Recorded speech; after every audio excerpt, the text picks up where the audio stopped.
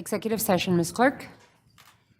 The executive session is noticed as item 1, executive session, potential sale, transfer, or other disposition of city-owned real property located south of West Cushing Street, east of South Melwood Avenue, and west of Diamond Street Loop, and is being held pursuant to ARS Section 38-43103A3, A4, and A7. Just for the record, I just wanted to note that Councilmember Fimbres is absent excused, and Councilmember Cunningham is on his way. So may I have a motion to go into executive session? Moved. There's a motion and a second. Any other discussion? Hearing none, all those in favor of the motion, please signify by saying aye. Aye. Aye. Any opposed? Motion carries. We will be back in half an hour.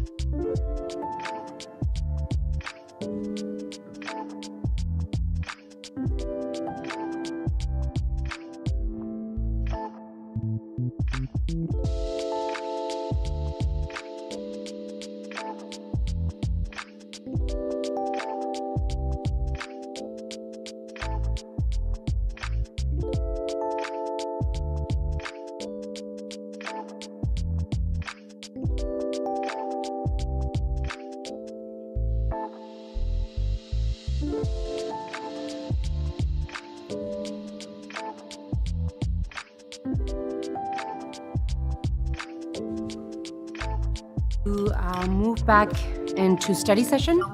Second. There's a motion and a second. For item 2, I usually and traditionally ask what the council's pleasure is. But before we make a motion, I just wanted to add a couple of words on this particular item. This item has been taking place for decades in our community. We're talking about the land on the west side, on the foot of a mountain. This particular piece of land has more than 4,500 years of history and archaeology that proves it. It is an ancestral Hohokam village where the city of Tucson was born.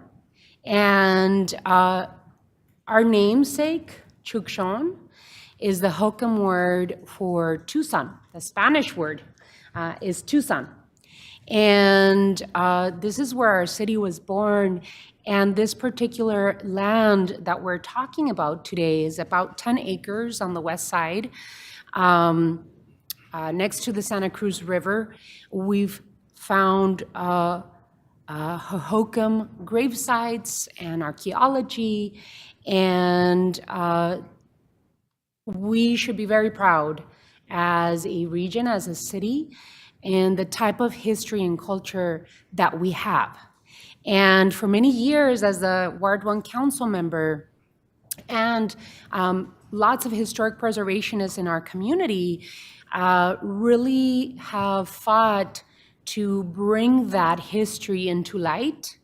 And I believe that with the passage of Proposition 400, which was the original Rio Nuevo concept, a lot of the historic preservation and the ideas on how to preserve that history and culture were very Eurocentric.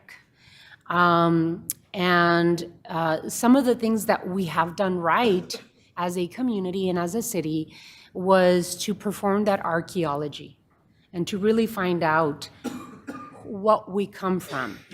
And part of that archaeological work was to see exactly where a Hohokam village was placed, where the convento, that Father Kino shepherded into this area was. And so we know a lot already.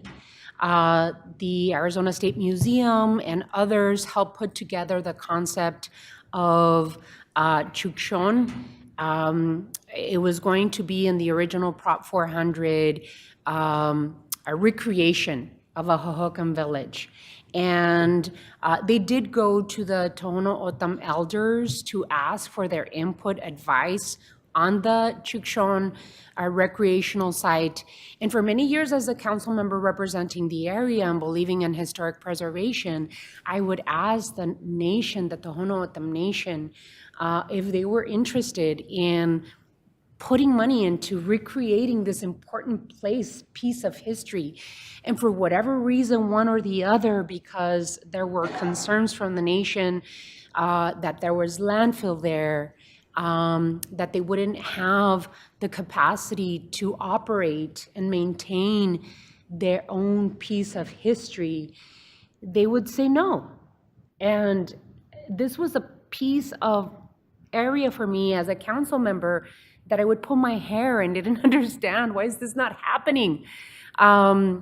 And, years passed, and I was lucky enough to become the mayor of the city of Tucson, and lucky enough to have a person that worked with me at Ward 1 become the council member for Ward 1.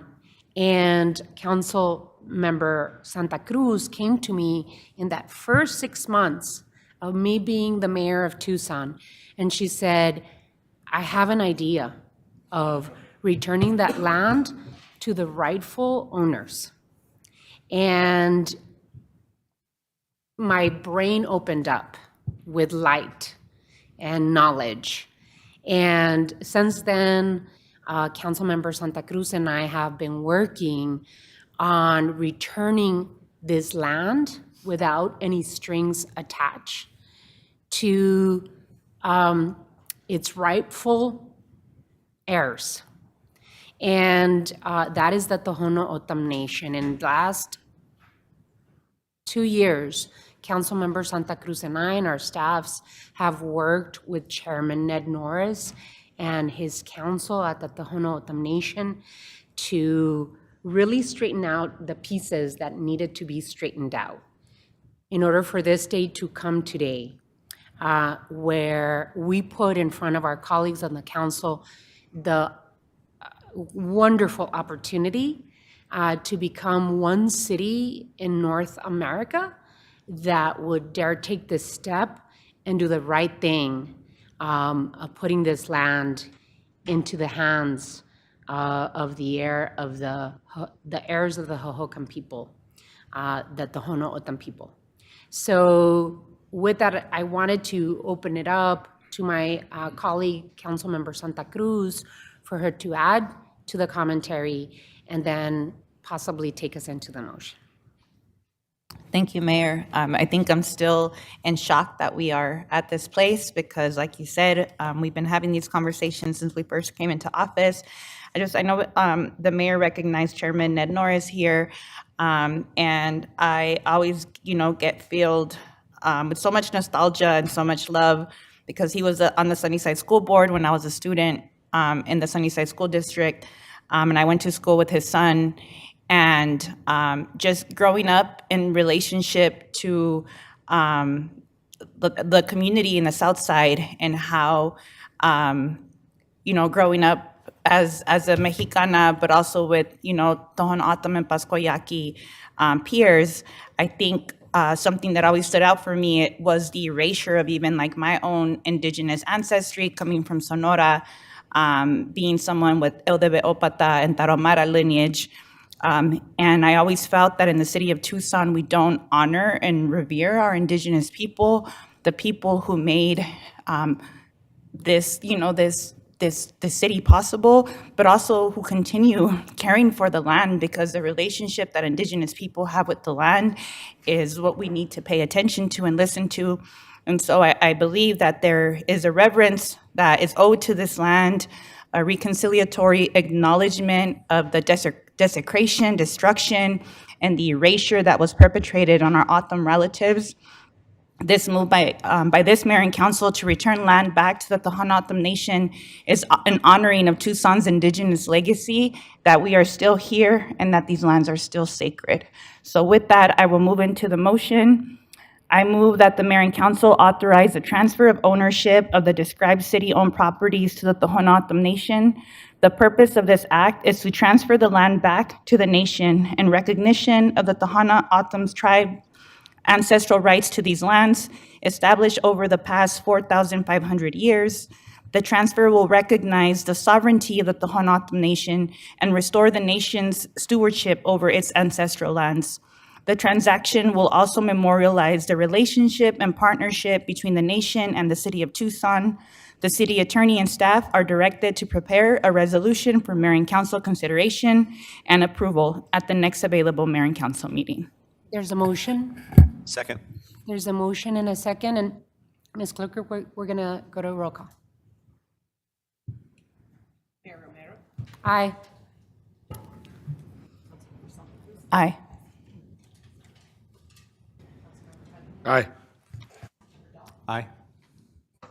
Aye. Motion carries 6-0. Congratulations. And Chairman Ned Norris is with us today, and I begged and pleaded, he honors us with his presence, and I begged and pleaded just to say a couple of words. He just wanted to witness the occasion, but since he's here, we're going to ask him to say just a couple of words to add to the occasion. Skukadamaju, Wusachamui, Sisapinta, Tiwumaji, Wahomo. Good afternoon to everybody that's here, and it's good to be here with you today. Just can't express what my heart is feeling by your actions today. On behalf of my tribal nation, we thank you for the consideration. We thank you for the time that we spent working together on this issue with the mayor, with the council members, with our legislative council. And, it's a long process that we've all taken. But on behalf of our tribal nation, on behalf of our ancestors, the Hohokam, we believe as all of them that we are descendants of the Hohokam. And the Hohokam are those that have gone on before us. And we also share a sistership with the Gila River O'atham, with the Akchin O'atham, with the Salt River O'atham. We all have similar language, we all have similar culture, but we all believe that we are descendants of the Hohokam. And I spent time walking Chumamak. People call it Tumamak, but it's in O'atham you call it Chumamak, Horn-Toad Mountain. And I've gone up there. I try to get up there at least 2-3 times a week in the morning. And if you think about, and I do it for different reasons. I do it because it's good cardio. If you haven't done it, you want to get a good cardio exercise, walk up Chumamak. I do it for, the other reason I do it for is because it gives me an opportunity to experience the strength of that area, to experience the strength of the ancestors and the remnants of our ancestors that are still on that hill, and the remnants of our ancestors that are all along the Santa Cruz River. And so by your actions today, our ancestors are pleased with your decision today, and we look forward to continue this relationship, continue working with all of you to make this action today become to fruition. So thank you, Council. Thank you, Mayor. Thank you, Vice Mayor. Thank you all for your consideration, and thank you for your decision. Appreciate it. Thank you, Chairman. Thank you so much. What's next, I would say, is one of the things that we talked with the chairman about was that before I would put words into paper in terms of land acknowledgement, and I don't know if you remember this, Chairman, because other organizations were doing land acknowledgements before their meetings and all of their ceremonies. I wanted to wait to do this land acknowledgement official for the city of Tucson because I wanted more than words on paper. I wanted to have action attached to that acknowledgement of our land. And so now the next thing is to figure out the legal logistics of this, to be able to raise proudly the Hono-O'odham flags in City Hall, and to do an official land acknowledgement to make sure that we are recognized. And every time we have a council meeting and every ceremony that we have in the city of Tucson, a land acknowledgement of who we are and where we are. And so now starts the wonderful part in figuring out all of the details. But I also, for your information, Chairman, talked to Congressman Raul Grijalva, who sits on the Natural Resources Committee as a ranking member, that there is a possibility in the future of possibly putting this land into trust. That he shepherded other other processes for the Pascuayaqui tribe, and could possibly, and that's something that you and your council will talk about. But I also called Senator Kelly's office to let them know both that this action was happening today. And both offer their congratulations and, of course, their support in the future. Thank you, Chairman, and thank you all so much. This is a historic occasion for all of us. Item 3, Council Member Nikki Lee requested a presentation by Pima Community College Chancellor Lee Lambert regarding the American Rescue Plan Act Cybersecurity Program Scholarship. Councilwoman Lee. Thank you, Mayor. It's really hard to follow that item, but we'll do our best, team, I know. So the objective of this item is I just wanted to inform my colleagues and the public about how the Ward 4 office utilized the first tranche of ARPA funding that we received. I want to educate everyone on the opportunities available to take advantage of these investments through the Arizona Cyber Initiative and through Pima Community College, and make sure everyone's clear on the next steps on how to access these opportunities if these are of interest to you. So just kind of setting the table with cybersecurity, you all have heard me talk about cybersecurity for a couple years now, but having a workforce that's ready to address the emerging threats that we have is not only important for us here in Tucson, but it's also a national security issue. A recent Gartner prediction in this year revealed that by 2025, a lack of talent or human failure will be responsible for over half of the significant cyber incidents that we'll experience as a country. So, you know, that, like I said, that affects us here locally when we're looking at our talent to come into the city of Tucson and to come into other critical infrastructure partners in the region, but it also goes up to the national level. And President Biden last month, they released the White House's National Cybersecurity Strategy, which, like a true nerd, I read through every word of it. And it's really great to see how the work that we are doing and that we have done with our partners is reflected in here, specifically developing a national strategy to strengthen our cyber workforce. Today, there are hundreds of thousands of unfilled vacancies in cybersecurity positions nationwide, and the gap is growing. Both private sector and public sector employees face challenges in recruiting, hiring, and retaining professionals to fill these vacancies, which negatively impacts our collective cybersecurity. So it talks about pathways, it talks about public-private partnerships, and I'm really happy to show that we are a little bit ahead of the game. And in order to implement everything that we're looking at nationwide, it starts here locally, and we're able to move the needle on that front. So I want to first, let's go first to Manny Felix. I think we have him virtually up here on the screen. Manny is the founder and CEO of the Arizona Cyber Initiative, and he has a great update to provide in terms of what he's been able to do last year and this year with some cybersecurity boot camps. So take it away, Manny. So much, Nikki, and I hope everyone can hear me well. I'm currently at a conference and taking this call out of the stairs to avoid any noise. So I apologize if there's any interruption in audio, but let me know if for whatever reason you can't hear so well. Again, thank you, Nikki, and thank you for the support. Thank you to the city of Tucson, because with that support, we've been able to accomplish great work within cybersecurity and offering workforce development opportunities for high school students, which is often unheard of.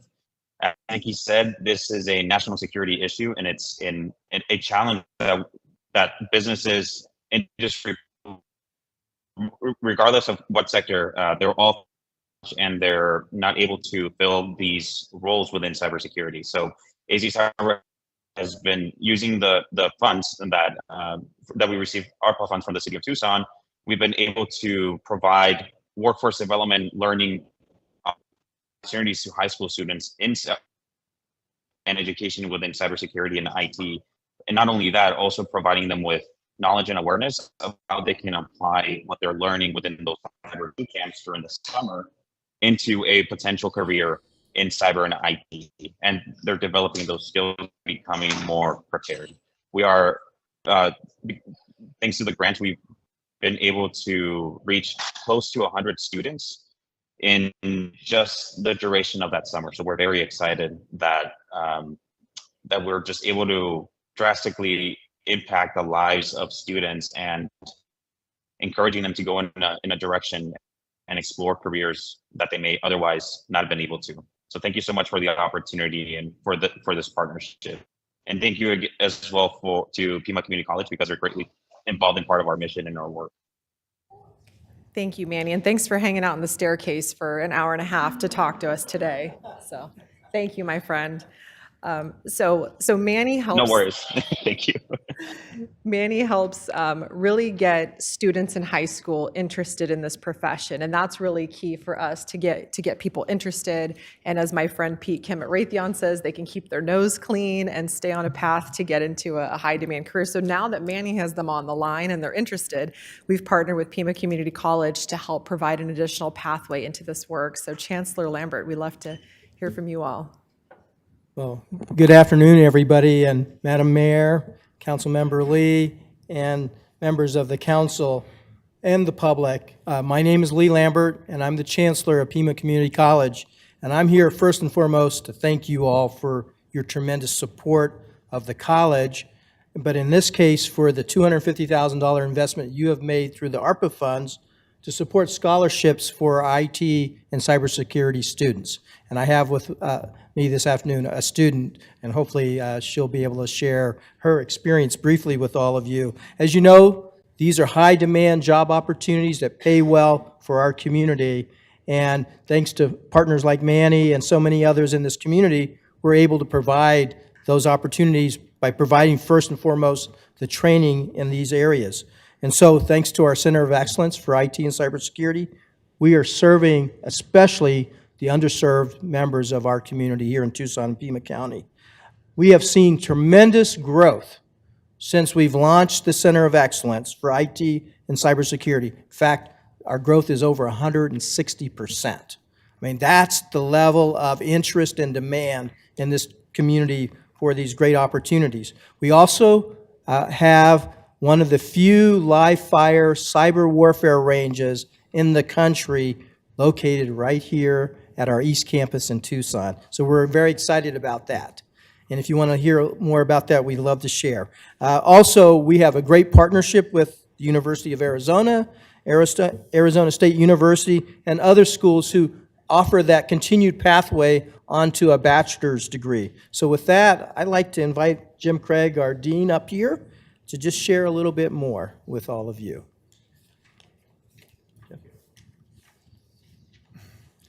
Good afternoon, everyone.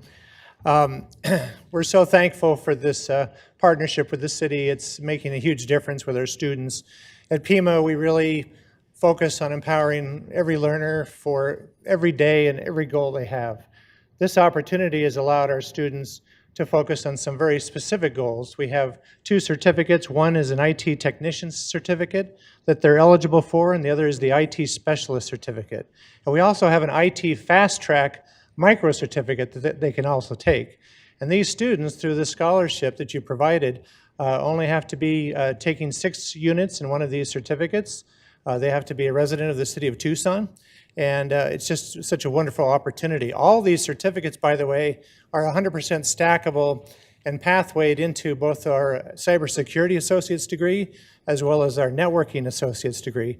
So it's a great way to get students into the profession, into the IT cyber profession, and to get jobs immediately while they're going to school, and then continue on in their academic profession with an associate's degree and beyond.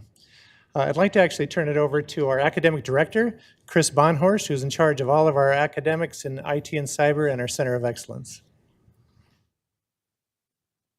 Thank you, Jim.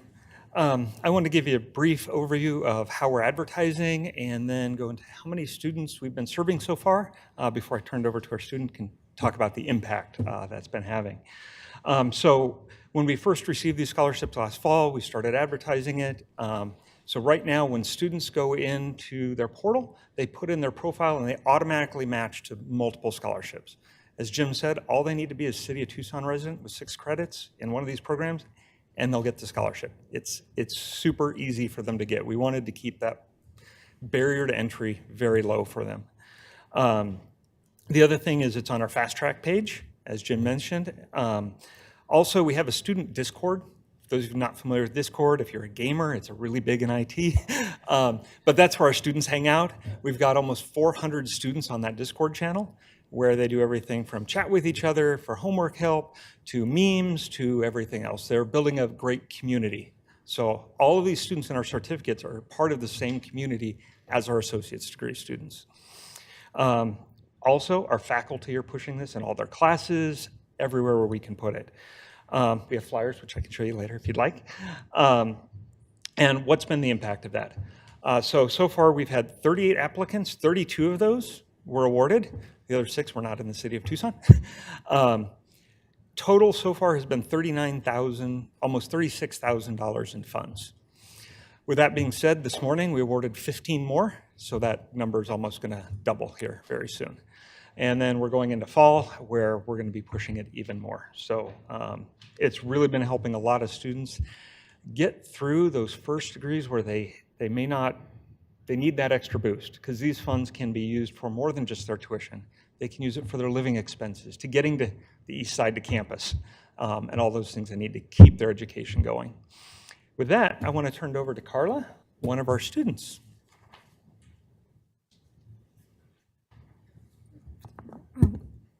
Hi everyone, my name's Carla Torres. I just wanted to talk about the impact of the scholarship and what the IT program has done for me. I'm a low-income single mother. My future has changed drastically with this program and all of the resources that it has offered me.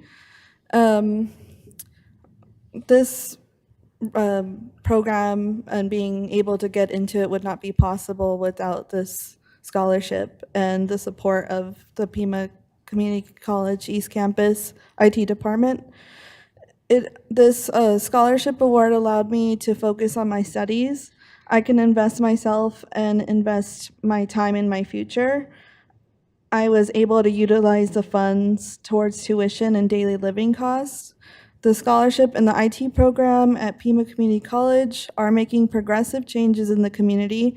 The IT department is very supportive in helping students set goals, make manageable plans for studies, and navigate career paths. The scholarship, the City of Tucson funds will also allow others to make this investment in themselves. This opportunity offered me the chance to obtain professional experience, will allow me to join a growing workforce and create economic self-sufficiency, breaking cycles of poverty. Funding for scholarships and grants will make room for innovation and creativity to break barriers and pave a path for women in technology. Thank you for your time and the impact you're creating. Thank you all so much. So I want to reinforce some things that were said. These are not just for Ward 4 residents. So I hope that you all can include this information in your newsletters. My goal is to get as many people as possible connected with this program from across the city, because cyber warriors, we need them everywhere and in every part of the city and in the world. So we have compiled all the information from Manny, who's finally left the staircase, and you all on our Ward 4 page. So you can go to tucsonaz.gov/Ward4 and find out information and digital media from each of our partners who came out and talked today. So again, thank you for this time and for everyone to come out. I hope that we can get the rest of the scholarships allocated and make sure that these funds are utilized in the best possible way. So thank you, Mayor, for the time. Thank you, Councilwoman Lee. This is such an incredible way to use member-designated ARPA funds to really expand opportunities in the world for many young people. Thank you so much for this. This is a very worthy program. Thank you to Pima College for all the work that you're doing. And yeah, let's get the information out and make sure that our young people are taking advantage of such an incredible program. So thank you so much for bringing this, and thank you all for coming. I really appreciate it. We move on to item 4. Item 4, I've requested this time for Mayor and Council to provide direction on the implementation of the city's climate action and adaptation plan, and it's called Tucson Resilient Together. We will have the city manager and Mr. Deputy City Manager Tim Tamir to explain to us where we are when it comes to the implementation strategy of Tucson Resilient Together. I'm super excited to have this implementation plan presented to us so quickly after we finished and just voted on passing the climate action plan. Just to go back a little bit, when I worked with my colleagues on the council to declare a climate emergency back in September of 2020, we all understood the importance of taking clear and bold action to address the effects of climate change in our community and to move fast. Through the declaration, we committed to developing and implementing a climate action plan that reflects Tucson's fabric. Today, we are taking a huge leap into implementing the actions and strategies that came out of this community-driven planning process. The climate emergency declaration also committed us to advance electrification and renewable clean energy in our city, and we are doing just that in partnership with Tucson Electric Power. One of the things that we talked about and that we put on the voters of Tucson to decide on is Proposition 412. That was referred by Mayor and Council to the ballot in May, and it includes a power sharing agreement with TEP that will make sure that 100% of the power supplied to the City of Tucson operations and facilities will come from renewable resources. This process is underway, and additionally, 10% of the community resilience fee will support the implementation of Tucson Resilient Together. Working to mitigate the effects of climate change has been and will continue to be at the forefront of my work with you all. So I just wanted to thank the council, the city manager and city staff, Borough Household, our consultants, and the community, very importantly, because without them, we would not be in a place that we are now. With that, I'd like to have our city manager introduce the item and then go through a brief presentation. Thank you, Mayor, and I think you did a great job of providing the overview. I think what's important here is this is the implementation plan. So this is our opportunity to really demonstrate how the overall and the overarching plan fits into the implementation, how we plan to get a lot of those pieces completed. As Tim goes over this in some detail, keep in mind that as time goes on, we will bring other action items to you, either for consideration or as updates, and we'll always reference back to the implementation plan and the master plan, we'll call it, as the Together Resilient. So, Tim. Thank you, Mr. Manager. Honorable Mayor, members of the council, thanks for the opportunity to present this initial strategy to implement Tucson Resilient Together, which you adopted just last month. At adoption, you directed us to come back with this plan for implementation at this date. And so we're going to give you an overview of what we've presented in the council materials. And I am clicking. Did you break it? I broke it. Nice. You know, if I keep clicking every button, maybe something else will happen. Do I point it at the Vice Mayor?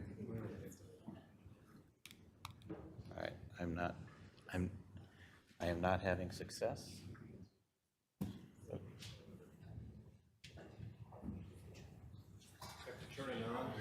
Everybody is suggesting that maybe turning it on would help. I am not used to remotes that you have to turn on, boss. Okay. So with that, I still click buttons. Always get somebody manually to do it. There we go. My gosh. All right. So without further ado, some of the plan. Yeah, we have a whole bunch of IT folks back there. The memorandum goes into a lot of detail about the actions that can be meaningfully advanced over the next year. And we did focus on the first year to make sure we hit the ground running and what we're able to do is achievable. So over 50% of the actions are proposed to be initiated or in many cases continued. There are 5 action categories, and we'll go through each category here during the presentation. They represent 24 climate strategies and over 100 climate actions. Mayor and Council provided strong direction on climate action since long before this plan was developed. Some of those examples include adoption of the EV readiness roadmap led by the mayor, the solar empowerment program championed by Ward 3, the Bifusion plastic recycling project championed by Ward 6, and a number of infrastructure investments approved by the voters under Prop 407 and Prop 411. And now the work continues. Under climate, going back. There we go. The implementation goals, including honoring the community input. This is a community-focused plan. Focusing and taking purposeful action. The goal is to take meaningful action, have the best return on investment. To pursue strategic funding. We know that we need funding from a number of sources in order to achieve the goals of Tucson Resilient Together. To communicate and partner. Climate action needs to be local and regional in nature. And will require a number of partnerships to make that work. We need to measure the impacts we're having, make sure that the actions that are purposeful are meaningful in the form of creating measurable impacts on the local environment and our ability to have strong adaptation, to be intentional and to be accountable. And we would suggest that this implementation plan achieves those goals. Under climate leadership and governance, we are focusing on 13 initial actions under the following programs. One is forming the climate action team, as shown on the slide. This will relate to one of the asks that we have at the end of the item. To proceed with funding and budgeting to advance these climate actions. And in addition, a lot of our climate leadership and governance actions can be meaningfully advanced through our development of Plan Tucson, which is our update to our general plan and is underway. In the energy space, we're initially focusing on 14 actions, including work in our city buildings and facilities, the partnership with Tucson Electric Power that the mayor mentioned in her opening comments, conducting an energy sources study to give us alternatives to getting to carbon neutrality in our energy sources, in addition to working with our TEP partners. The solar empowerment program, which we've already instigated and was already adopted by mayor and council. And then our landfill gas to energy project at the Los Reales Sustainability Campus, which we've done some initial work on. We've had consultants provide qualifications, and right now we have a short list of consultants providing detailed proposals to the city that we will bring to you by the end of the calendar year for decision making on moving that project forward. In the area of transportation and land use, there are 21 actions detailed in the memorandum. These include the investments in mobility safety under Prop 411.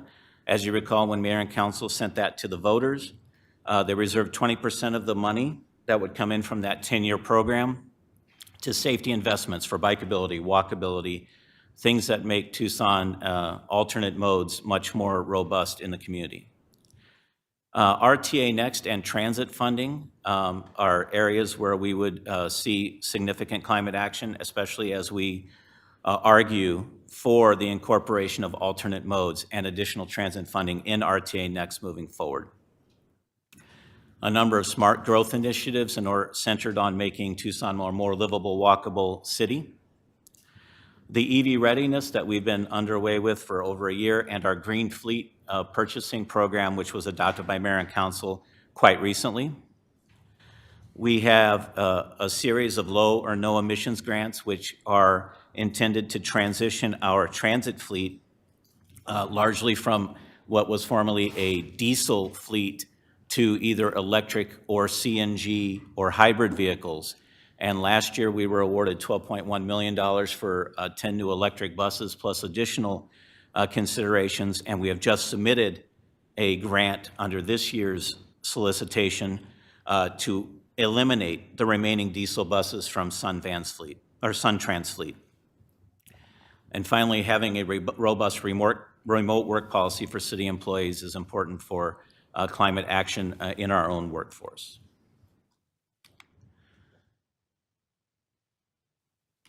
The next category is resource recovery and management, and with an initial focus on 10 actions.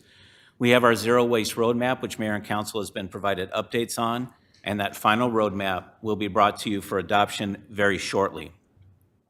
We've also submitted for federal funding under the Swiffer program in order to establish an organics recycling program and neighborhood drop-off points throughout the city for what we currently have struggles with recycling or don't have programs for. Our Storm to Shade program, or our Green Stormwater Infrastructure, has been up and running for 3 years, was just renewed by Mayor and Council and actually made permanent quite recently. So those programs will continue. And then I list One Water 2100, which is a separate planning process in the water space. And many people ask about our climate action plan and why is it so thin on water, especially when we're in a desert community. Well, there's two main factors there. One is Mayor and Council and Tucson Water have been excellent water stewards for decades, so it didn't need a climate action plan for wise water management to be the ethic of Tucson. And this has been supported by all Tucsonans who are known as global water leaders. It's actually the customers that do this work. It has not been waiting for this climate action plan. Current and ongoing efforts include the implementation and responses under our drought plan, which was adopted by Mayor and Council several years ago. Pursuing several Mayor and Council water policies that were directed within the last year, and an update memorandum on that is coming to Mayor and Council at the end of this month. And efforts such as low-impact development, water sense, and others that are being explored as potential code changes or other operational changes citywide. And then, of course, One Water 2100 itself, which is in development and will be coming to Mayor and Council later in 2023 to add additional climate resilience efforts in the water space. So water is not ignored in One Water in Tucson Resilient Together. It actually predates it and has been ongoing for decades and will continue into the future. Finally, the area of community resilience, there are 14 actions outlined in the memorandum, including developing a heat mitigation plan, which our effort as a city should be complemented across the region. So we're looking for that as an area for regional partnership and alignment. The development of one or more community resilience hubs, which would be locations, physical locations where people can get heat relief or cold relief, or have a place to go if there's a regional grid outage on the electrical system, or even just to find information or community services. The Mayor's Tucson Million Trees program, which has been ongoing for a little over 2 years now, and is well on its way toward reaching its goals for bringing additional tree canopy into Tucson and all of the benefits that come along with those urban trees, complemented by the urban forestry program that's now 2 years into fruition, and you'll have an update on that at an upcoming meeting.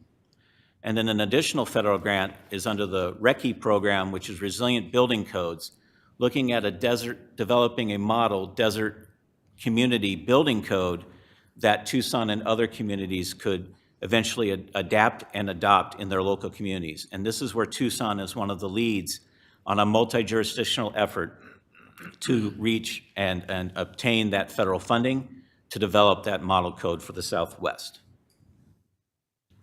So where we stand today is the memo outlines the initial focal areas, and it's time to invest and act.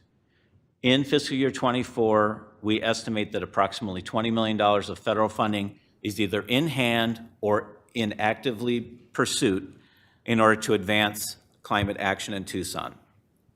There's about $300,000 of our state fund in the form of the HERF, Highway User Revenue Funds, that would go toward advancing climate action.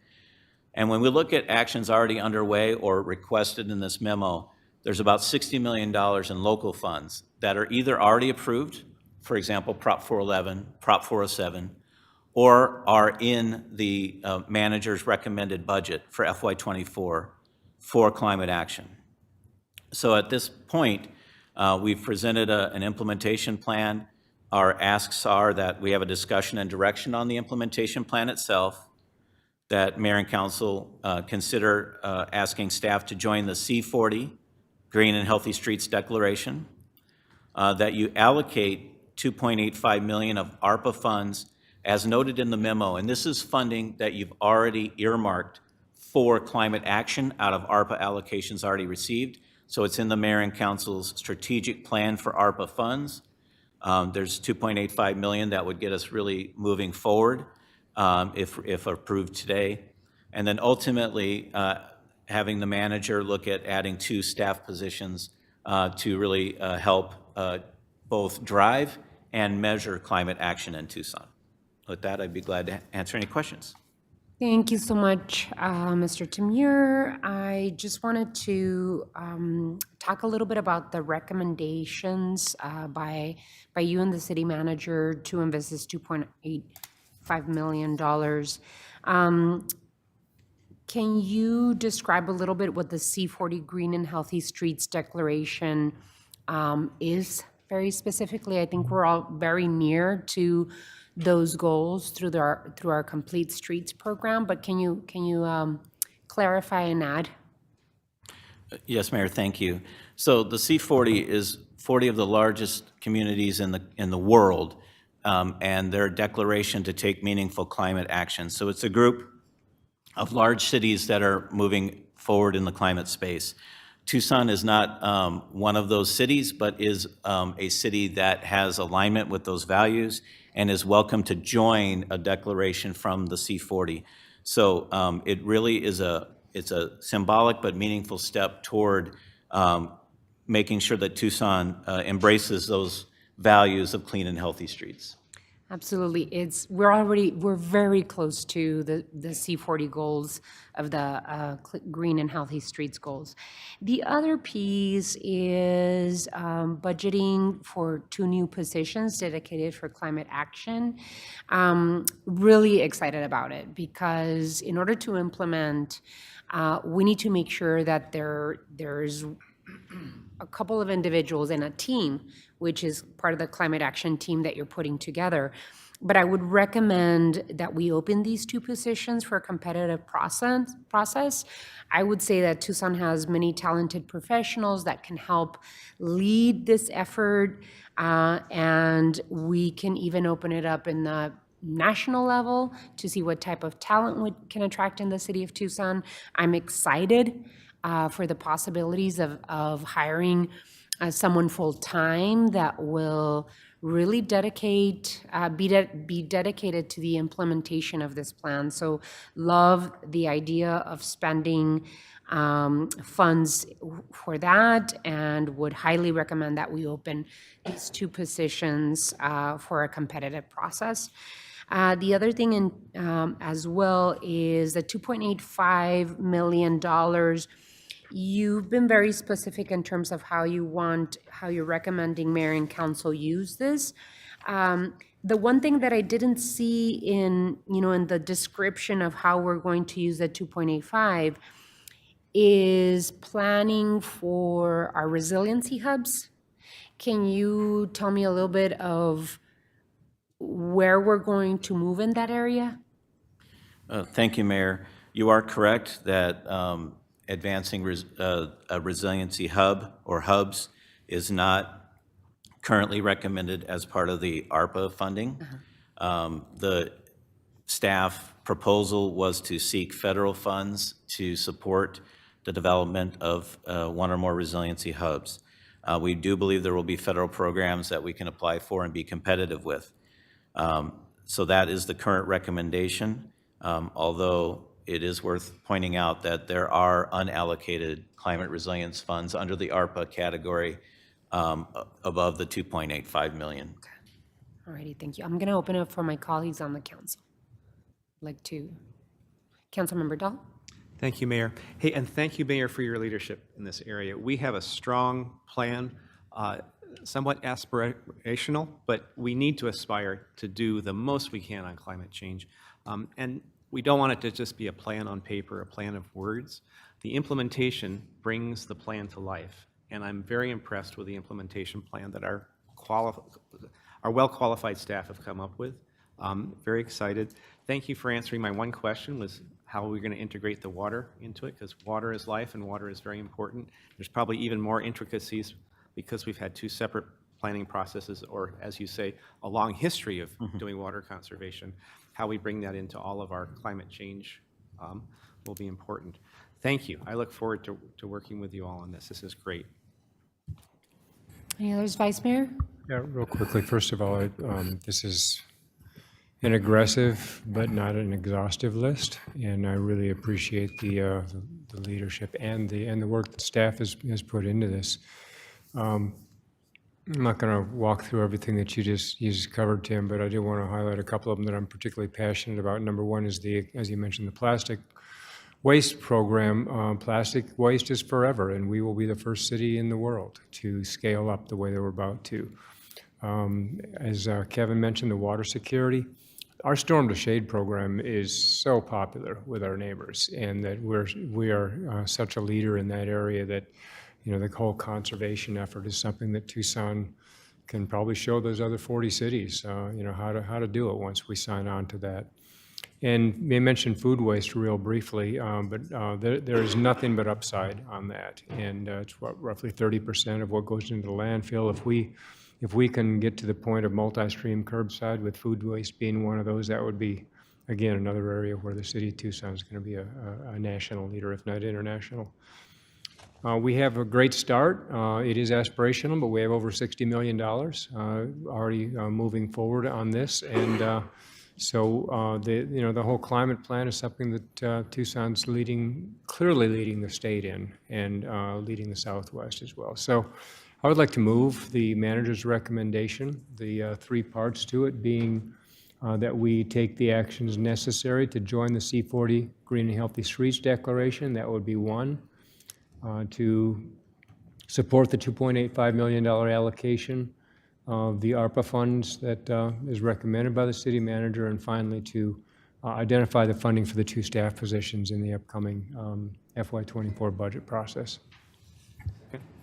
There is a motion and a second. Further discussion. Councilmember Santa Cruz. I wanted to, reiterate the importance of your leadership, Mayor, and the rest of the council in shepherding this process through. I know that there is a lot of resentment when folks feel like there's all this engagement in creating plans, and then they just kind of sit there. And so I think this next step of creating goals and metrics and tactics for how we reach those goals is important. And I know we've talked about how having strategies that promote weatherization and insulation to prevent greenhouse gases from getting into the air isn't always sexy, but it works and it's cost effective. And so I think it's important that, we support this implementation strategy as presented, and want to, continue to learn from it. And then how do we adapt to, continue that steady urgency that we have in our city to address climate change. So thank you all so much for this. Thank you all. Councilmember Cunningham. Let's just remember that this is a start. This is 20 years to evolve. I think we have to leave capacity for new technology. In the not so near future, and it won't be in the next 2 years, but it could be in the next 10, you'll be able to, hopefully, you'll be able to, say, take something like this size, and it could be used as a capacitor for a car or for a house for 3 or 4 days, maybe. But I think what's going to end up happening is we're going to have these changes that we can facilitate long term. It's something that we're going through right now with our TEP franchise agreement. I've endorsed that franchise agreement because it allows for undergrounding and solar and what have you. But the other thing it has in there is that there's a compete clause in there. And we can run a subscription service to service a battery like that and someone's panels. And that should be built into our plan as it evolves, because it's going to evolve with technology. The same way we've been adaptive in how we do water, and we've become the leaders in water, we can do the same thing with solar, and we can do it through the things developed in this plan. So I don't just see it as a great set of goals that is going to lower our our carbon footprint, which it is. And I don't see it just as a great group of goals to help our food supply, which it is. And I don't see it as just a great group of goals to help us with our water conservancy, which we already do excellently, and it is. I see it as a jumping off point as it evolves over the next 10 to 15 years so that Tucson's not only energy independent, but is water independent and is resource independent. So we have that opportunity to be leaders in that, and I hope we keep our eye on the ball.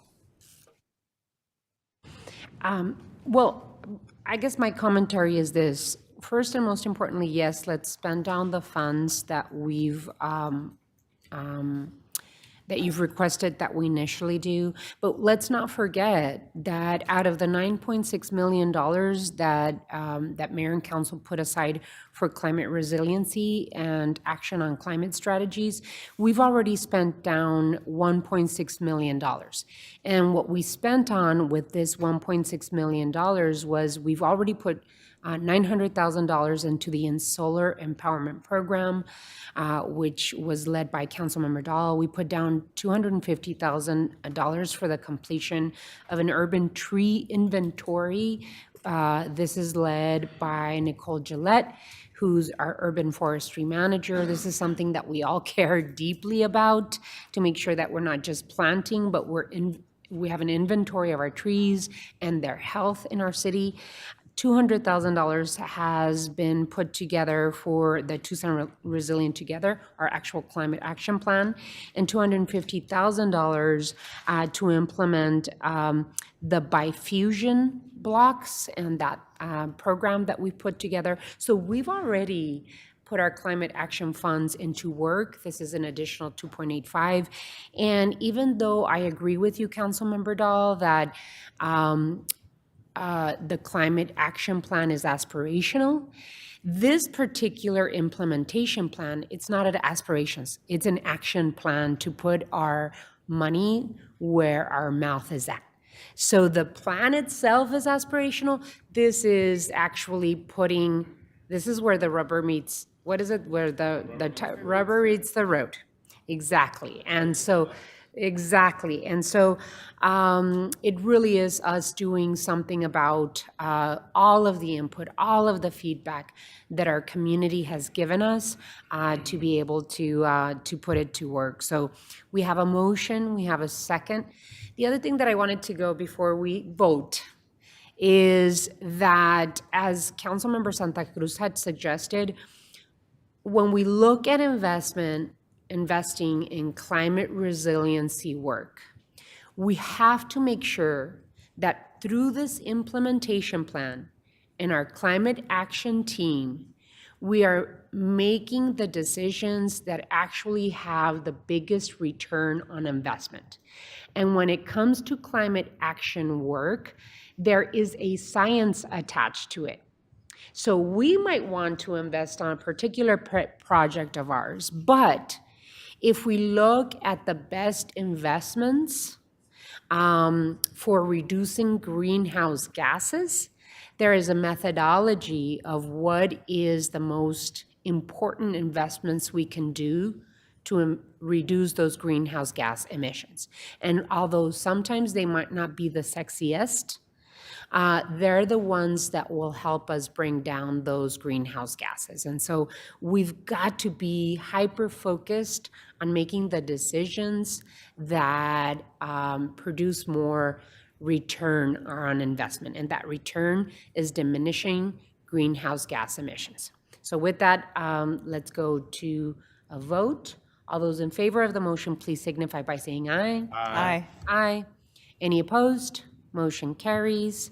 Thank you so much. Really appreciate your work, Tim. Wonderful, wonderful work. We move on to the next item. Item 5.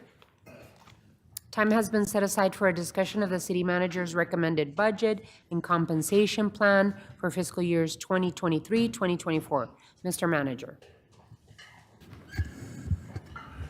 Mayor, members of the council, it's probably my favorite meeting of the year and certainly time of the year.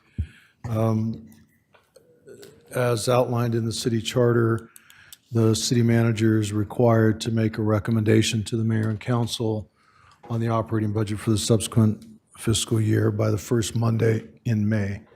So this is the last meeting where you gather before that, so here's the opportunity to present that. A few highlights, and then I'll turn it over to the team here to give you the detail.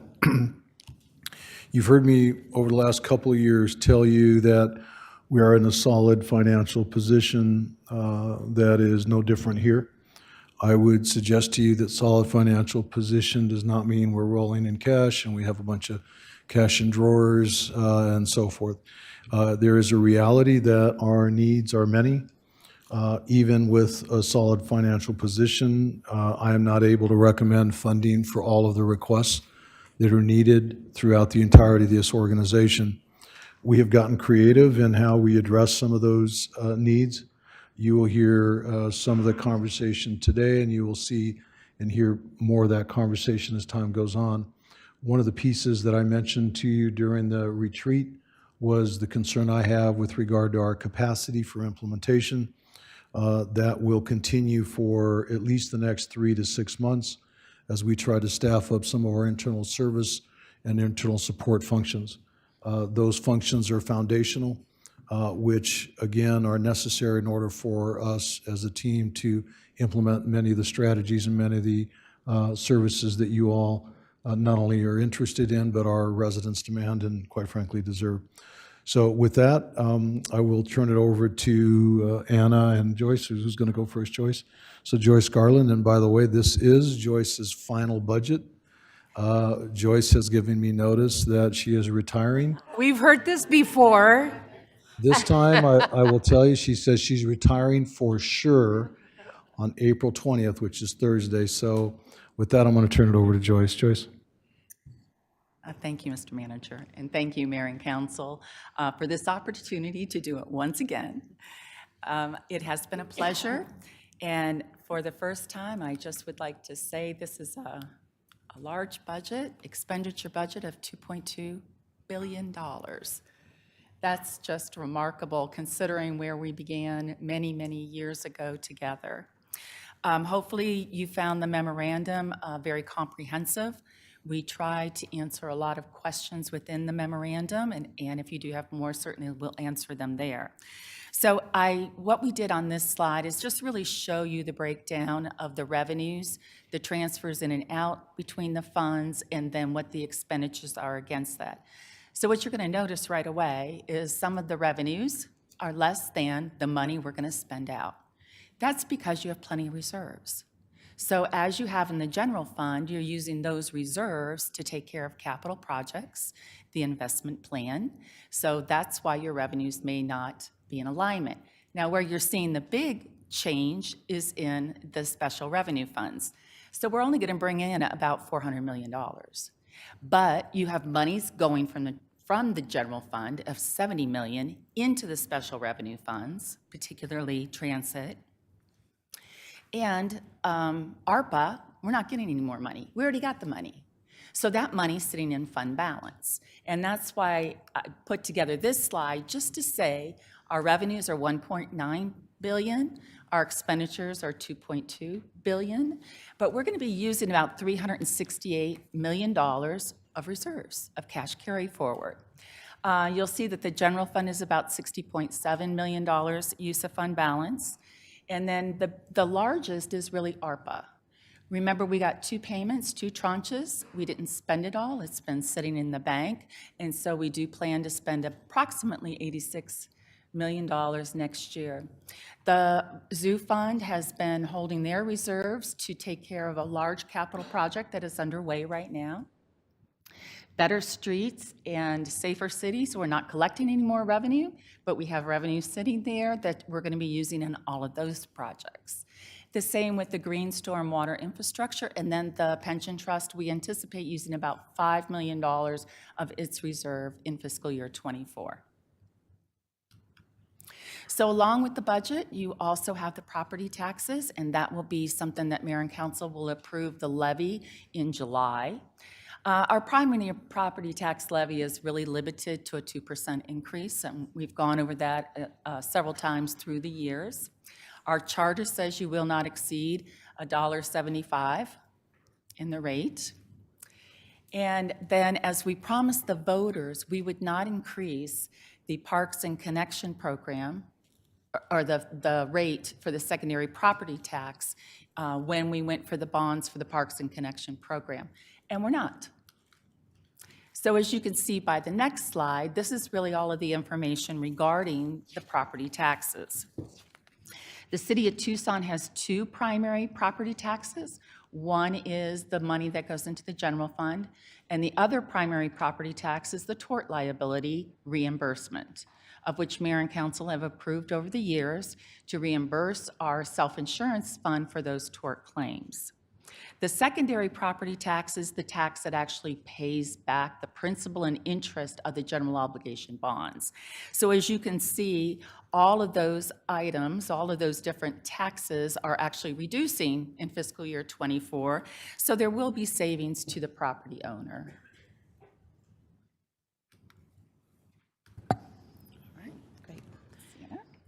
So also contained in the materials, starting on page 13, we've got a brief conversation of the supplemental requests that were received from departments this year.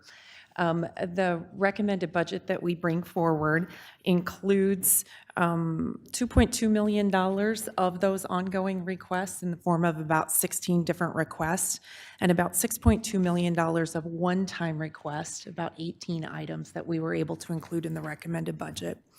And you really see those departmental budget details spelled out on page 18 of the document, and it goes for a number of pages describing those. Since we were in front of you on the 4th talking about the budget, a couple of items have changed within the general fund, and these are basically updates. We heard from the state that the Smart and Safe Arizona revenues will be coming in higher than we had originally estimated. So there's an additional $1.5 million from that revenue source. We also have included a strategy for fare-free transit of $4.5 million, and the city manager will talk more about that in a moment. And we have included the funds necessary to increase wages related to our compensation plan update.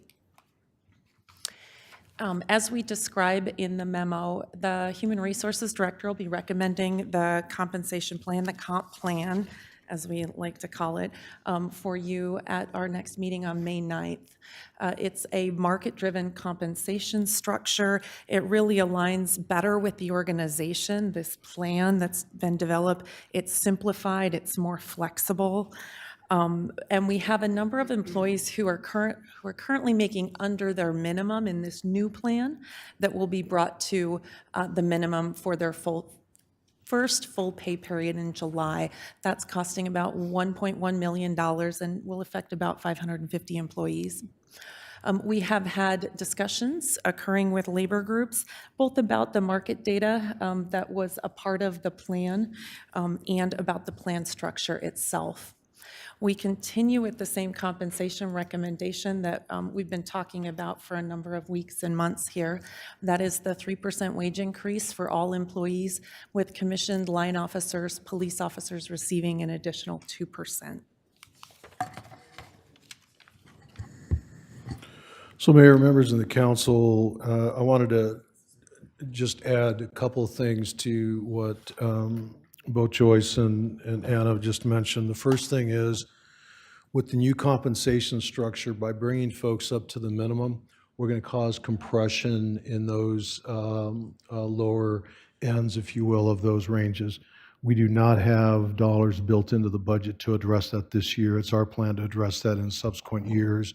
But I wanted to point that out to you because I think it's important that you know that.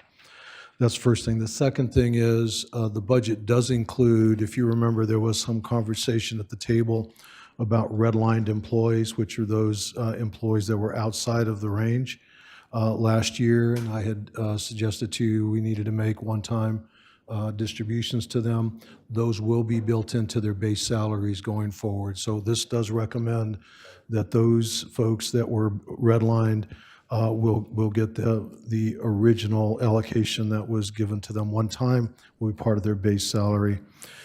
So Mayor and members of the council, this particular example of the public safety alternative response is putting action to some of the things that we talked about in the retreat, where I suggested to you we really needed to think about how we look at vacancies and maybe look at different ways of filling some of those vacancies to ultimately provide service. I won't go into all the detail I did in the memorandum, but this is an example. And what I'd suggest to you is think of it this way. Certainly vacancy savings is a resource, is an opportunity. We have to be very careful that we don't solidify or put all of those dollars to ongoing costs if there's an expectation that those monies will be available in the future, because that would clearly be a problem. So what I'd suggested in this particular instance, and I'll be working directly with the chief, is I'll probably take half of those vacancy savings and look at alternative response, some of which is listed on the screen there. And my idea there is that I would come back with a report in November, December timeframe, see where things are, both in terms of potential volatility of the markets that are out there, what's going on with the economy, but also our ability to fill positions and our attrition. If attrition is going great, meaning we reduce it dramatically, that may need a different strategy than if we don't change that trajectory, and we need to continue to augment the efforts in public safety. Next slide, please.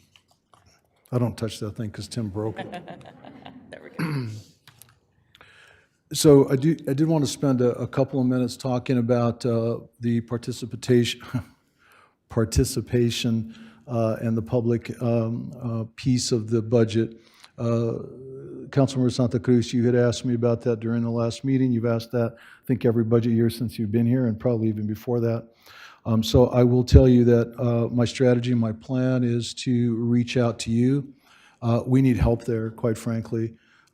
We had about 5 finance folks leave within the last several months, and so we had 2 people dealing with the budget. And so, quite frankly, without making excuses, it was very difficult for us to get out and help you with that public participation before now. However, what I would suggest is if you could help us with the notices, the team and I will be happy to go to your ward offices and make presentations, walk people through it, educate, happy to do that.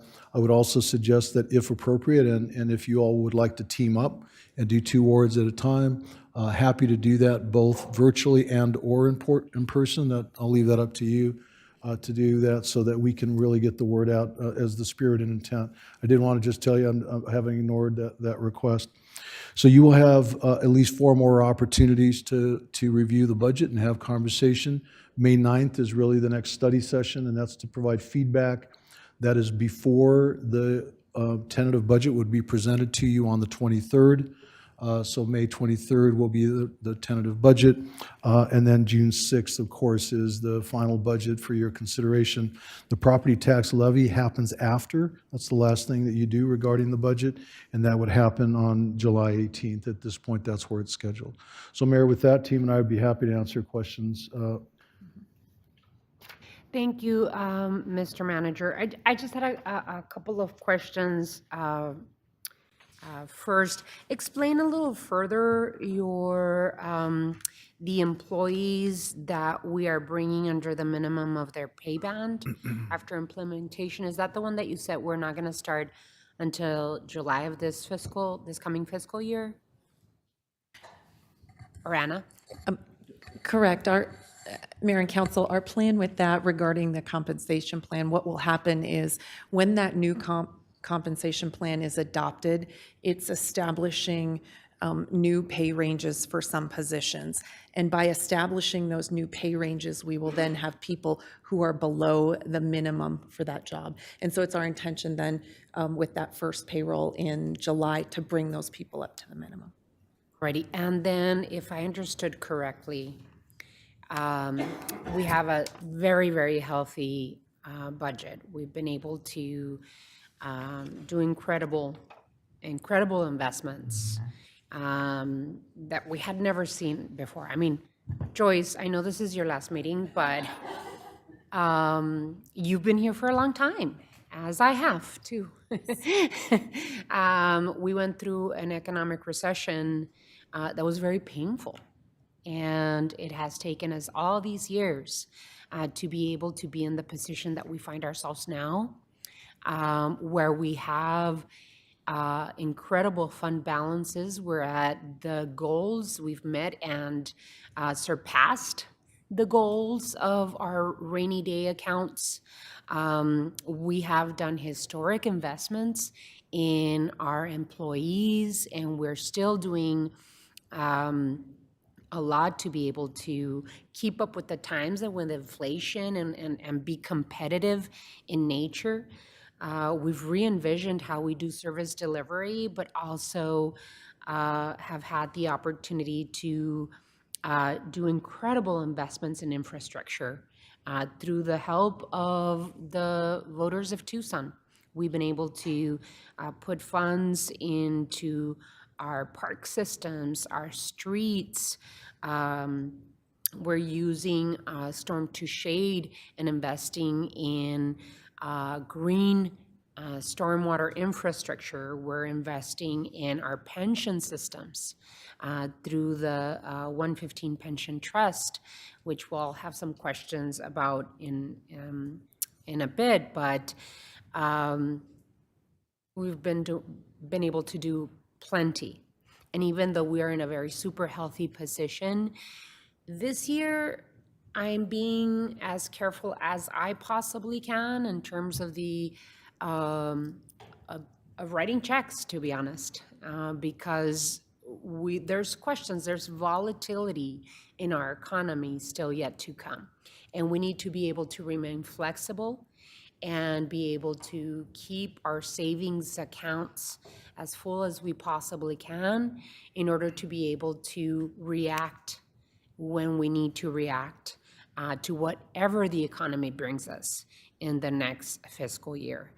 But, oh my goodness, the news for our property owners is that they're going to pay less. So all of the investments that we're doing, 88 re-envisioned positions at TPD, historic raises for our employees, and on top of that, we're going to save money for our property owners in the process. So we can actually say that we're reducing property taxes for the residents of our city because we've been able to manage our budget so well. So it is 88 re-envisioned positions at TPD, correct? It seems like it's 36 community safety officers, 20 professional staff investigators, 20 new experienced non-perm staff for the roles of instructors, investigators, and specialists, and 12 new national incidents-based reporting system record specialists. Is that what we should understand? Mayor, it'll be about half that. Oh, okay. So that's the full amount of vacancy savings. And by the way, I think you used a real important word, which is, rethinking the vacancies. So when you hear new, those are re-envisioning positions that we already have, including when we discussed earlier our climate plan. Those will be positions that we'll look for throughout some of the vacancies and reallocate those accordingly. So that way everyone understands that, yes, they're new in that role, but they're existing vacancies that we haven't been able to fill. And in terms of pay, it's 3% across the board so that we can bring everyone up and we try and avoid compression issues, and additional 5% for commission officers? Mayor, that's correct. So the 3% is really an ongoing effort to keep pace as best we can with inflationary costs and market costs, the market demand. It's not exactly perfect in terms of the market, but it is our effort at addressing that. The 2% is for line officers, commissioned lined officers. If you recall, those were the conversations that we had early in the year where we brought forth the recommendation, and I brought it to you, suggesting that we were still far behind on that entry level and in that officer level role and position. So we needed to continue to make progress above and beyond what we were doing for the rest of the employees. And the 115 Pension Trust Fund, the mayor and council made the decision to protect as much as we possibly could the PSPRS system, which is our police and fire pension systems, in investing, going out for certificates of participation, borrowing and putting those funds into the 115 pension trust. There are additional payments that we have to make this fiscal year so that we can continue making sure that we're investing in the pension systems of both police and fire. Talk to me about those payments that we have to deliver this year to the PSPRS system. So Mayor, I'm going to start off and then I'll turn it over to the team here. So just to refresh your memory, the way that we allocated those dollars, your leadership as a team really outlined a method forward in terms of addressing the shortfall and the unfunded liability. And the idea was to provide us with long-term predictable results. So we went out, we sold approximately $650 million in bonds. It was just just over 3%, with the expectation that we would use those dollars to make our payments, but we would also use some of that interest to make those payments as well. On top of that, we would have to make payments out of the general fund, keeping in mind that the unfunded liability doesn't necessarily change other than we have a source from which to pay it. But the key was that the long term, if you remember the graphs that showed a very significant increase within the next 10 to 12 years, upwards of almost $200 million in pension costs, we thought we believe we can take we'll call it the tip off of that. And so that was the strategy. What has also happened, so that two things have affected that. One is the market, and we have a meeting coming up with the PSPRS managers to talk about how we can partner even further going forward. But the other is they have changed their actuarial assumptions, and that change both in terms of return on investment as well as longevity. The mortality rates have increased the unfunded liability, which means that increases our cost. Now, one caution that I'll give you about vacancies, which is extremely important to remember, when we factor in our allocation on an annual basis to the pension, we distribute amongst all positions, whether they're filled or not. And so when we see a vacancy, we still have to make that pension payment for that vacancy. And so it seems odd, right? Because you would think, well, they're not there. But the way the formula works, the total bill is divided amongst all of the positions. And so if we don't make the payment now, we'll make the payment next year or the year after. And so we have changed that strategy about 7 years ago to make sure that any vacancy that we have, we're paying the full PSPRS pension contribution, which reduces the total vacancy that you would otherwise have because we still have to make that payment. So I just wanted to point that out. Joyce or Anna, do you want to add to that? But we get that back because by making that payment, we're not hit hard when we bring somebody in new and create a new position. So Mayor, Councilmember Cunningham, we don't necessarily get it back, but what we do get is credit for making the payment. And if we don't, then we get a bill for that plus interest going forward. So we're money ahead by putting those dollars in. So it's basically this. So, Mr. Manager, just to go back to my question, on the memo, you say that we have an unfunded obligation of $1.8 billion. Is that just for the city of Tucson? That's an unfunded obligation of $1.8 billion? That's correct, Mayor. That's for both police and fire pension. And that's for PSPRS, which Only. is fire and police. Correct. That is not TSRS, It is which is not. the rest of the civilian employees. That's correct. Okay. So again, my question is, how much are we writing a check for this year to help pay down the unfunded obligation at PSPRS? So Mayor, may I clarify, are we talking fiscal year '23? Yes. All right, so We will be paying about $95 million. So this year alone, we are paying $95 million into PSPRS. Correct. What is the funded ratio for PSPRS? If you have it. Sorry, I should have. Because one of the concerns that we've always had is that PSPRS has a very low funded ratio. They're like 32%. It was and 32, now I think it's a little higher. No? We'll check on that for you. Okay, can we check and see what the funded Absolutely. ratio? Because I know that TSRS, which is our civilian employee pension system, used to be used to have a funded ratio of about, if I am correct, 75% funded ratio.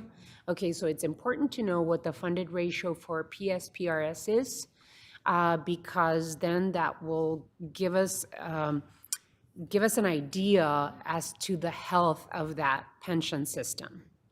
I just wanted to know that in terms of TSRS, our civilian employee pension system, what is the investment that we do yearly or that we will do in 23 for TSRS? Yes, I'll give you a minute, of course.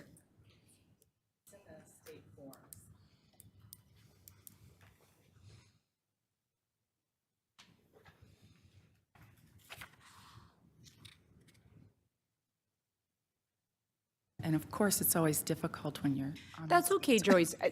Listen, you don't have to answer right now. You could get back to me. The reason I'm bringing this up is that even though, right, we all say, oh my God, we're doing incredibly well. We have a lot of money in our savings account. We have a lot of money, extra money that is coming in this fiscal year because things are going well with state shared revenue and with sales taxes in the city of Tucson. We have obligations, including healthcare benefits rising in cost, that we have to invest in. And so these obligations, because we're putting $95 million into PSPRS just this fiscal year alone, I think it's about $27 million in TSRS. I'm not too sure. I'm just trying to remember what I've read. We have more than $125 million in just putting into pension systems alone. And so it really is, when we're talking about our budget, there are for some people, some invisible to them, right? Not to us, because we're writing the checks, making sure that our pension systems are funded and our obligations are funded, but that a lot of money is going to be able to run the organization, keep our obligations to our retirees, especially police and fire, and making sure that we remain competitive by investing into our pay for our employees, into our healthcare benefits for our employees. And so even though we sometimes see, oh my God, we receive $50 million more in state shared revenue and all the others taxes that we collect, that money is really expended. And so I just wanted to make a point in terms of the obligations that we have and that we need to make sure that we're counting in our mind as we move forward with our investment plan and with the budget as we see it. I'm going to open up for my colleagues. Councilwoman Lee. Thank you, Mayor. Great work to the team, as always. I know I talked to Mr. Ortega this morning, and I have a lot of things highlighted and a lot of questions, but I'm not going to burden you all with the super nerdy things. Just some observations and some thoughts. One of the things that I know I've talked about is how are we utilizing our budget to connect to what we know our constituents care about. So things that I'm referring to specifically is our PDSD backlog and the throughput in that department. In looking at the materials, it wasn't clear to me how we're going to address that, whether it's resources. I'm not looking for a detailed project plan on anything, but just so that we can tell the story of how we hear the community's needs and we're taking that into account with this budget process. Another piece that I'm referencing is code enforcement. Right now, as of last week, we have 2,149 complaints that are actively open, with 504 that have been received and haven't even been able to be worked on. And that's for 10 people to do all that work. And so that's the number one complaint that we get in our office, along with speeding. And I would love to be able to tell the community, we hear what you're saying, we understand the frustrations and the challenges, and here is how we're going to allocate the proper resources to help with that. Same thing with our TPD records backlog. I had the privilege of going over there last week and touring and seeing what the folks over there do, and it's a lot of work. The backlogs are long. It's traumatic work in nature on what they're seeing and interacting with every day, and how do we enable that department to be successful, and what plans are in place that we just need to unlock with funding and resources and support to move those folks forward. And then, of course, as you said, City Manager, HR, Finance, and IT investments to enable all of those changes to happen. I know we have funding, $500,000 for HR and $750,000 for IT. I think it would be helpful to just kind of have an idea of what we think we may do in terms of utilizing those funds, so that we can understand if what we're doing is working, or if we need to pivot. So that's just kind of the themes I think would be helpful to tie into what our goals are, and be able to tell the story that we're working to solve them, and here's how. Thank you, Councilwoman. Councilmember Cunningham? So a few things I think I want to start. Can we go back up to that slide where we're going to spend the capital improvement slide, 3.68 million, 368 million, I mean.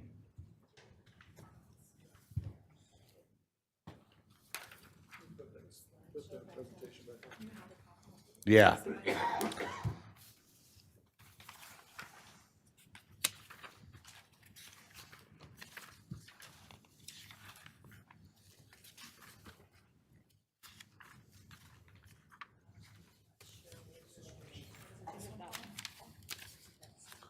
No, next one after that. I think there's one more. This one? Planned use of fund balance, 368 million. So my biggest issue on the planned use of fund balance is I'd like to get a better understanding of how that breaks down. The reason being is that we just talked about how understaffed we are. I don't know how we're going to be able to staff spending that kind of money. I really don't. I can't even get, I'm wondering if the Ridgeside property, the changes in the Ward 2 office, some of the impact fee purchases we're going to make, I wonder if all those projects are included in this thing. And because those are projects that that are all running about a year behind. So I don't know where, I'm excited to do these improvements, and I really want to deliver them. I just don't know if we're going to have enough people to do them. So that's one piece. So that's kind of why I'm, I'm just kind of skeptical whether we're going to get there. The other thing I wanted to say is, for the third year in a row, our expenditures are not meeting what the projections are, and our revenues are exceeding what the projections are. This is a good thing. This is outstanding. Each of our revenues from the previous year's budget, if you go down to our general fund revenues, line by line, we're are indicating a surplus. We're doing better than our projections from the original budget are better, and our expenditures are lower from the original budget. So there's a delta every single time. This is a good thing, but a lot of this is because we can't fill positions. And I don't think it's because we're not good at filling positions. I think it's just that the workforce has changed and what people want has changed and whatever. So I want to just kind of point that out, that this budget probably has some fluidity to it, in which we're going to take things as they come, and we may need to add an answer. But I want to be sure that the two things I mentioned are included in this budget, because come hell or high water, I want to get those done. I think we're happy to help our Ward 2 office, and I think all the council is happy to help to make this happen. But we've got to get the ball club fully stacked, which means we've got to get all the people we need. And that's it isn't a challenge of any single department. I remember a year and a half ago, man, it was tough for police. They were having trouble bringing people in, but now it's everybody. And so that's kind of where, that's the big, I can't believe we're having a budget discussion, and it's about how are we going to get people to come work for us when we're increasing, we offer a very competitive package at the city of Tucson if you really look at it. But that's kind of what I'm getting from this budget. I want to talk really quick about the 1.8 billion. So the 1.8 billion of the actuarial sent, the actuary, did they include the the 540 and change that we have in the 115? Did they back that out, or did they just say you owe 1.8 and it's unfunded? They do not include the money that the city has. So, I mean, there's a delta there. I mean, and also, let's remember that in 22, that 115 trust gained $88 million in interest. That's almost equal to the 95 we're shelling out this year for police and fire pension. That fund was as low as some 31%. It's all the way up to 36, 37%. We've been chipping it away at it every year. And if you back out the 115 stuff, that's another 28% increase. So I think we're doing pretty well. Look, here's what's going to happen. We hit the camel hump early on that one. In other words, we already peaked and we're kind of coming back down the mountain, but all those cities in Phoenix are going through the growing pains that we went through about 7, 8, 9 years ago, and they're running to the legislature for help. So I just want to make sure we're going to get some of that money when it comes. So I'm very less, this is one of the few years where the PSPRS doesn't seem like the big albatross it's made out to be every year. This is one of those few years that I'm a little less concerned about it. I know it's a big chunk for us. I know it's a big ERE expense, but that's part of the game. And this year, the hit isn't as bad. One of the things I wanted to talk about is, so trust fund's going to project out at 3% next year, and that's cost. We're projecting what, 2.5 in interest? What did I read? On the 515, what are we going to pick up? Are we projecting 35 mil again, or are we going to do a little better than that? It'll take us a little bit to find that, but we'll get you that information. All right, because I mean, at the 5% after whatever taxes we have to pay on that, I'm actually pretty comfortable with those projections. The other piece I wanted to talk about was with regard to transit. I'd really like to take a look at what we can do for paratransit. And then finally, with the ward offices, we have some discretionary funding for ward offices to deliver some constituent services.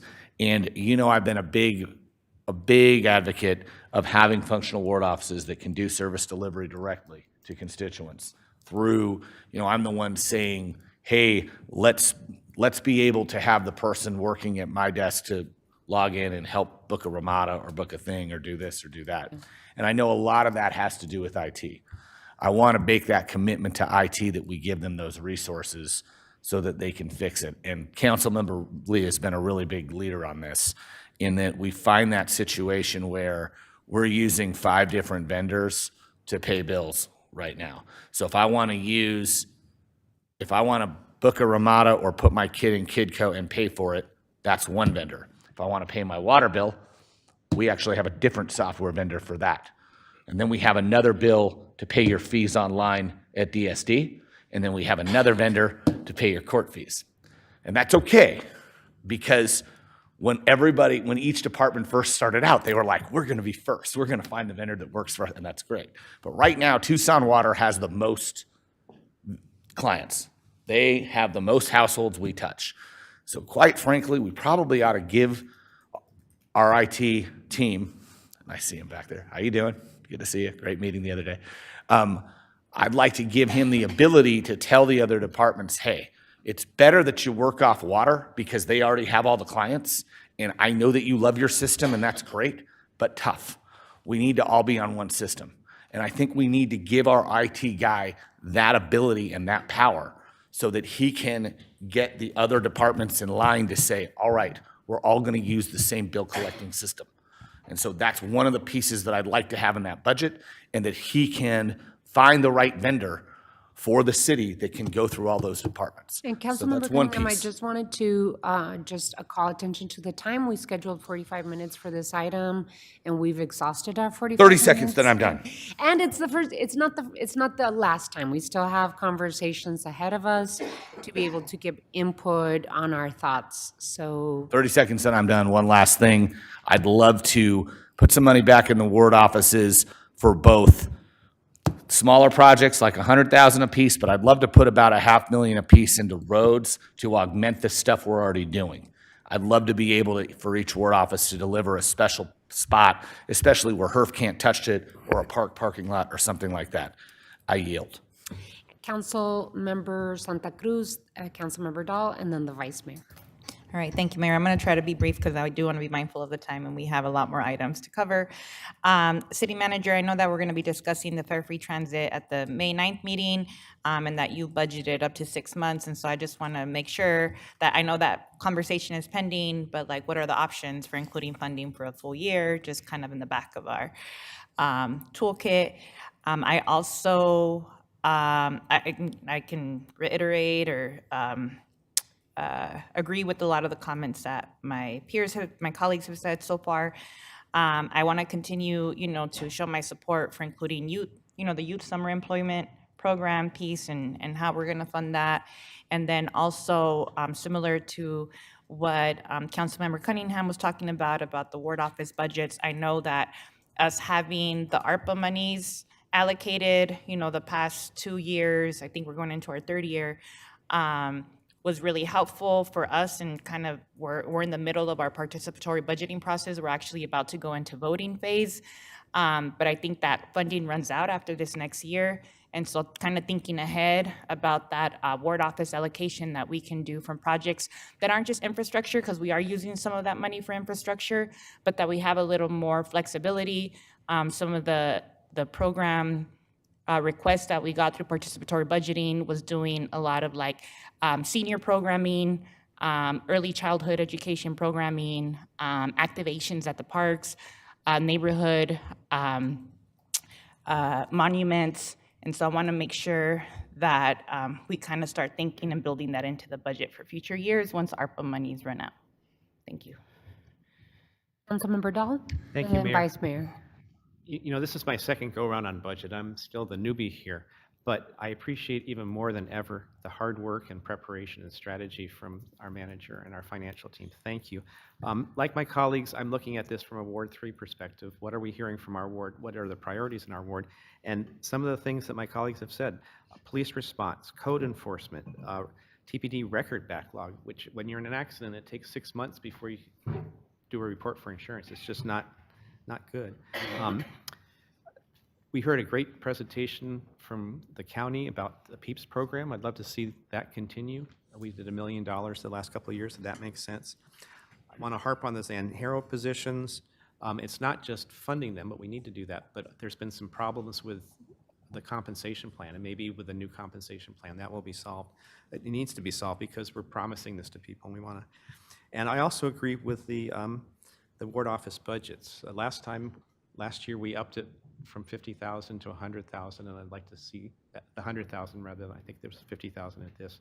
In addition to some of the other programs that my colleagues, Councilmember Cunningham and Councilmember Santa Cruz have mentioned.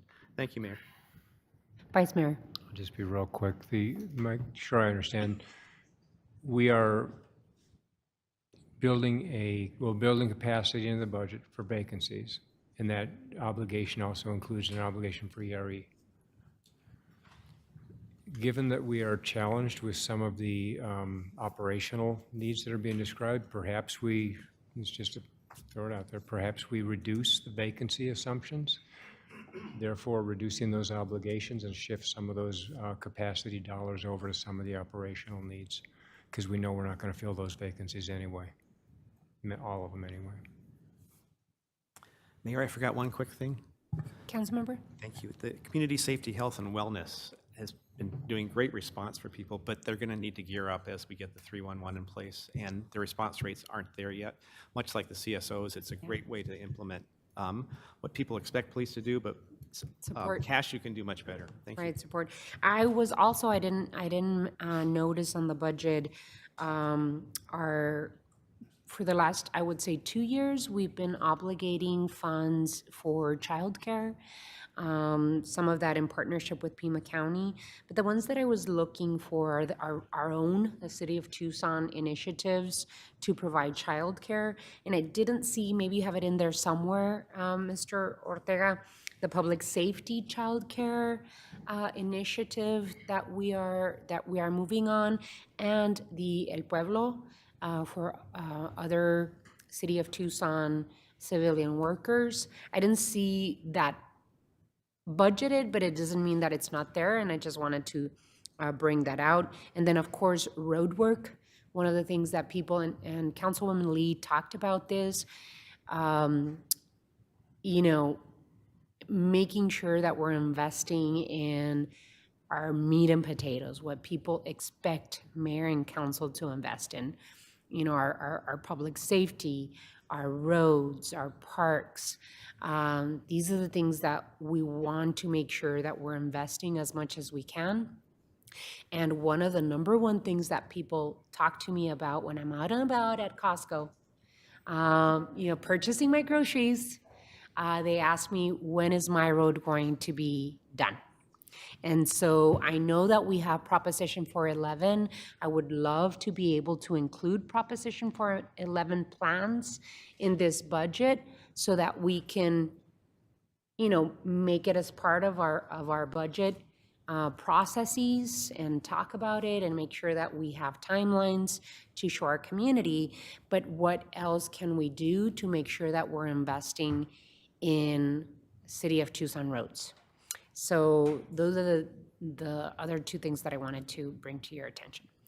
We're going to move forward. We still have a bite at this apple in the coming presentations from the city manager, but thank you all so much. Super comprehensive budget. Looks incredible, and looking forward to additional conversations. And I would really want to make sure that we're giving the right information to the community to let them know that they can still participate in terms of their feedback to us, either I call to the audience, or if there's public hearings that we can, invite people to, just let us know so that we can share that information out to others. Thank you all. Thank you so much for the presentation. That was incredible. That was great. Our next item, did you all want to just continue moving, or take a little break? Okay, let's continue. I don't see a lot of pleading over here. We are moving on to item 6. Time has been set aside for a discussion of the Equity Office and its one-year update. Welcome to the dais, Larice, and Mr. Manager, if you'd like to present this item. Sure, Mayor, thank you. So this is our 1 year-ish. It's actually a year and a couple weeks, 3 weeks, I think, since we hired Larice Walker as our equity officer. Larice has gone around and met not only with a lot of you, but with departments and developed strategies and ideas and thoughts, and thought it would be good for Larice to be here and give you a thumbnail sketch of what they've been working on. So with that, I'll turn it over to Larice. All right, thank you, Mr. Manager, Honorable Mayor, and members of the council. Thank you for the opportunity to come back 1 year later. It's truly been a pleasure to serve as your first Chief Equity Officer and just to be a leader in this space to help lead this work in the community. I have Laura Sharp, my colleague from my team, here, so we're going to tag team the presentation with our updates today. So to get started, we're going to walk you through a series of how do we get to this point. So moving forward for our presentation, we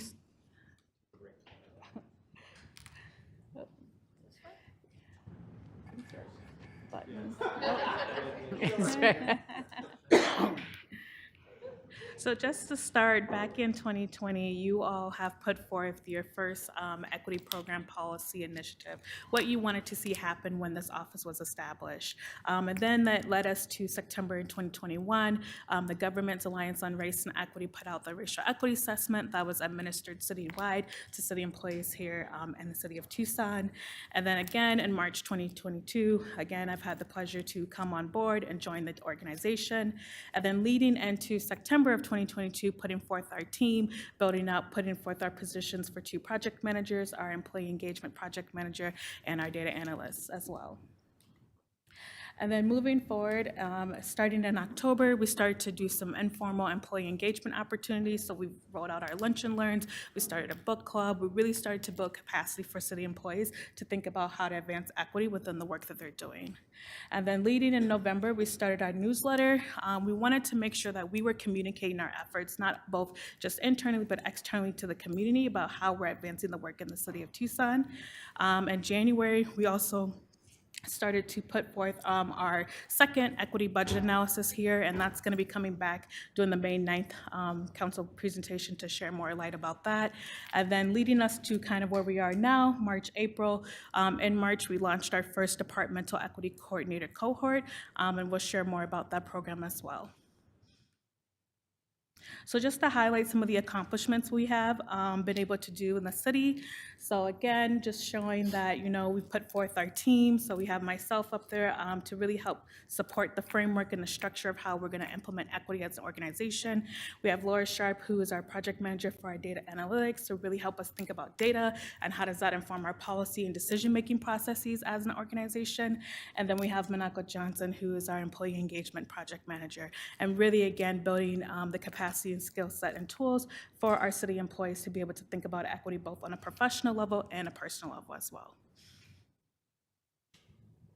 Some of our programmatic support and accomplishments, we have definitely been touching so many things since we've been here at the table. And again, it's been a pleasure to work with some of my colleagues behind me from various different departments and also working with our community partners. Just to highlight, we submitted our report right before the meeting a couple weeks ago, but just showing that we've been able to support Plan Tucson, the climate action, looking at other programs that working with Ward 1 has been super amazing with participatory budgeting and being a part of that process. And we're looking forward to continuing to support the city to think about our budget processes as well.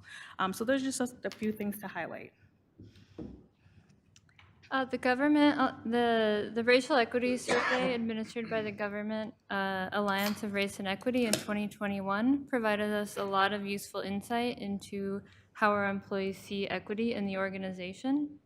Going forward, we'll be updating the survey by broadening the focus to include dimensions of equity other than just race, using stratified random sampling to make sure that the voices of all of our employees are represented, and conducting the survey every 2 years so that we can track progress. We've also been working with the data team at the IT department to develop an analysis methodology that will provide a better understanding of answers broken down by employees' intersecting identities and create opportunities for focus groups to explore topics further. Our analysis and plan for the new survey will be out in May, and the new survey will be administered in September. And so just coming back to the departmental coordinators, so this is the 2023 to 2024 Departmental Equity Coordinator cohort. So if you see any familiar faces, please just give them a round of applause, congratulate them for taking on this cool opportunity to be departmental representatives to share and embark on this journey of advancing equity within our department. So we're super excited to have them. Our job as the equity office is to support them with tools, resources, and opportunities to continue to advance equity and what they're doing, no matter whether if it's in public transportation or if it's in housing or if it's in water. We want to make sure they have the tools necessary to think about policy and programming through an equity lens.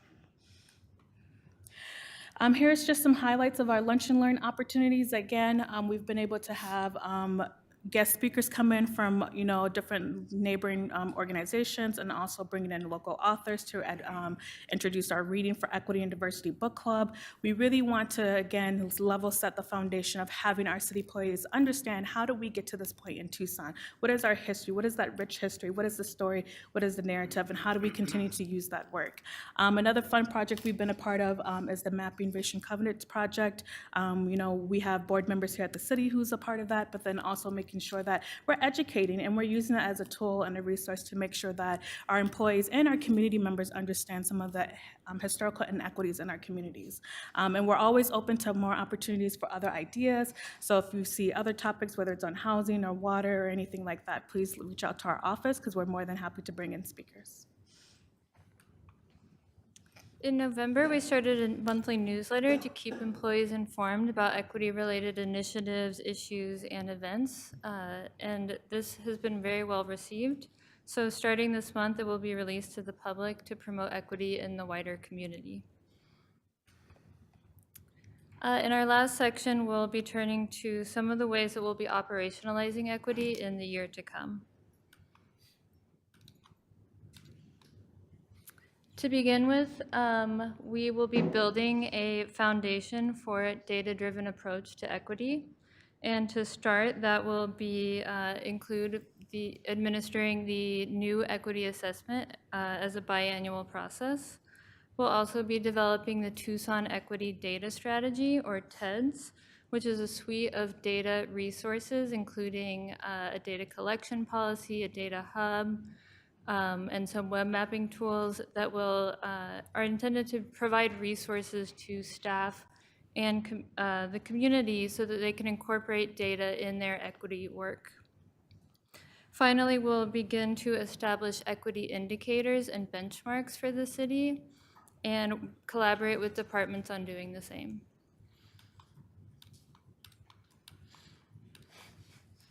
So moving on to the next category, we want to talk about what does this work look like in the implementation phase, long-range planning for the city.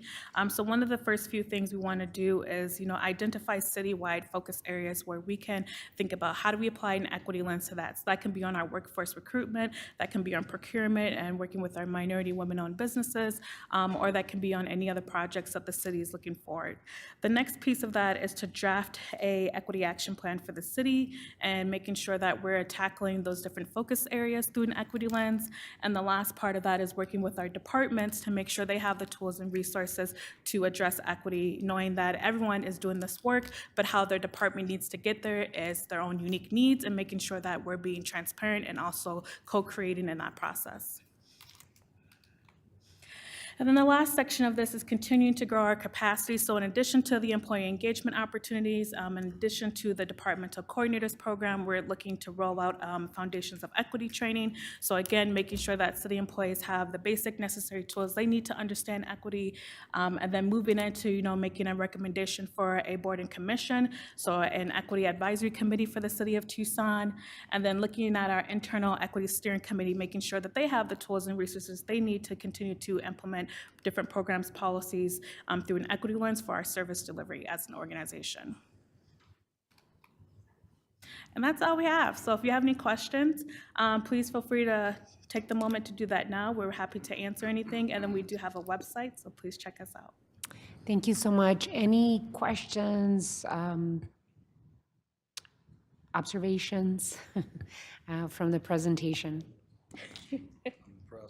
I'm really happy with the work that you're doing. Very happy with the work that you're doing. Congratulations to forming the team with the coordinators in the department. It's really nice to see the engagement with internally and externally in the community. Your participation with Plan Tucson and the climate action planning efforts just really are invaluable. So thank you all for the work that you're doing. I don't have any questions, and I don't know if my colleagues have any questions at all. I think my only comment is congratulations and wishing Larice the best for you and your new baby. Thank you so much. Really appreciate it. Thank you for the great work. We're moving on to item 7. Item 7, I have requested time for mayor and council to receive an update on the efforts to supporting housing unsheltered persons and how the city is addressing the concerns expressed by residents and business owners. And today we have a couple of wonderful presenters.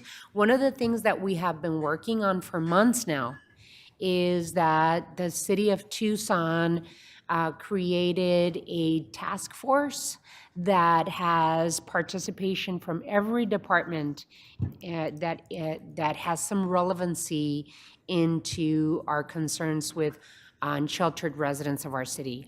And one of the incredible things that we have been doing on the task force level and with mayor, city manager, and chair of the Board of Supervisors, Adelita Grijalva, as well as the county administrator, is working together to find holistic solutions to the unsheltered homeless dilemma that we are seeing throughout the country, but right here in our backyard. So I'm going to open it up and send it right to you, Mr. Ortega, so that you can present the item. Thank you, Mayor. So we are proceeding as we've updated you, and we've committed updating you every month. This is our opportunity to give you a thumbnail sketch of the partnership, and every time that we do meet, we will have someone from Pima County here as well. And so today we have Deputy County Administrator Steve Holmes with us. So we'll start off with Mari Vasquez, and she'll make a presentation, and then we'll turn it over to Steve for some more comments. Thank you, Mayor. Honorable Mayor and council members, thank you for letting us provide you some updates. I also wanted to say thank you to have all of your offices sent liaisons over to our third workshop to learn about the dashboard and also how to do assessments in the community. So thank you very much for having that involvement. Deputy County Administrator Steve Holmes and I have been meeting with subcommittees, as we discussed earlier, justice services, encampment protocol, substance misuse, and housing and shelter services. And so we just wanted to give you a couple breakdowns with some of that, and then some information that we shared with Board of Supervisors this morning. First of all, wanted to give a great thank you to EGSD that is helping us with property handling. They have taken charge, so if there's any camps that are being cleared out where they find valuable materials, like documents, photos, IDs, things like that, they have taken the role of holding that for us for the 30 days. It is a pilot program. We have a meeting coming up to see how it's working, but right now no news is good news. So we're very excited that that is going on. It's being held at the Thomas Price Warehouse, and we have a systematic program for people on how they are able to retrieve that kind of information or those articles. Also wanted to say thank you to TC3, who's been out doing Tier 2 encampment monitoring. They've been able to give out 664 homeless outreach bags, as well as make those touch points with the people in the encampments, handing out things like COVID kits, Narcan, socks, food, water as needed. We have also been in contact with Hope Incorporated, Kodak, La Frontera, and other service agencies to give information and outreach to those Tier 2 encampments where they constantly need that monitoring, and we may not have enough staff to go out all the time, but they're helping us out with those as well. And then, last, just talking a little bit about housing and the shelter services update, what we really wanted to do is get a better grasp as to how the city, the county, and Tucson Pima collaboration to end homelessness work together in the continuum of care. So I'm going to pass that on to Steve to get that information to you. Honorable Mayor, Mr. Ortega, members of the council, thank you very much for the opportunity to collaborate with you all on this important work. I think what's become clearer to us as we've been collaborating is that Tucson Pima Collaboration to End the Homeless has been doing great work, but they've been doing it in isolation with the resources they have and not necessarily with collaborative efforts that are much more directly involving our Board of Supervisors and staff and city staff, right? And so I think there's, particularly as COVID hit and they were doing a lot of that great work, things got exacerbated in the homeless space, and quite frankly, the housing market changed, right? And so I think this idea of collaborating closely with the Tucson Pima Collaboration and Homeless is essential, because they're going to be key partners in how we move forward, particularly as we look at their work in the continuum of care. I think what's been fascinating to me just on a personal level is just trying to understand the complexity of how folks get housed, right? And the reality is that it's a pretty sophisticated system, but it's imperfect, right? It's imperfect on many levels. A, first and foremost, there is not enough housing. And then B, the process by which people get housed can be wonky, right?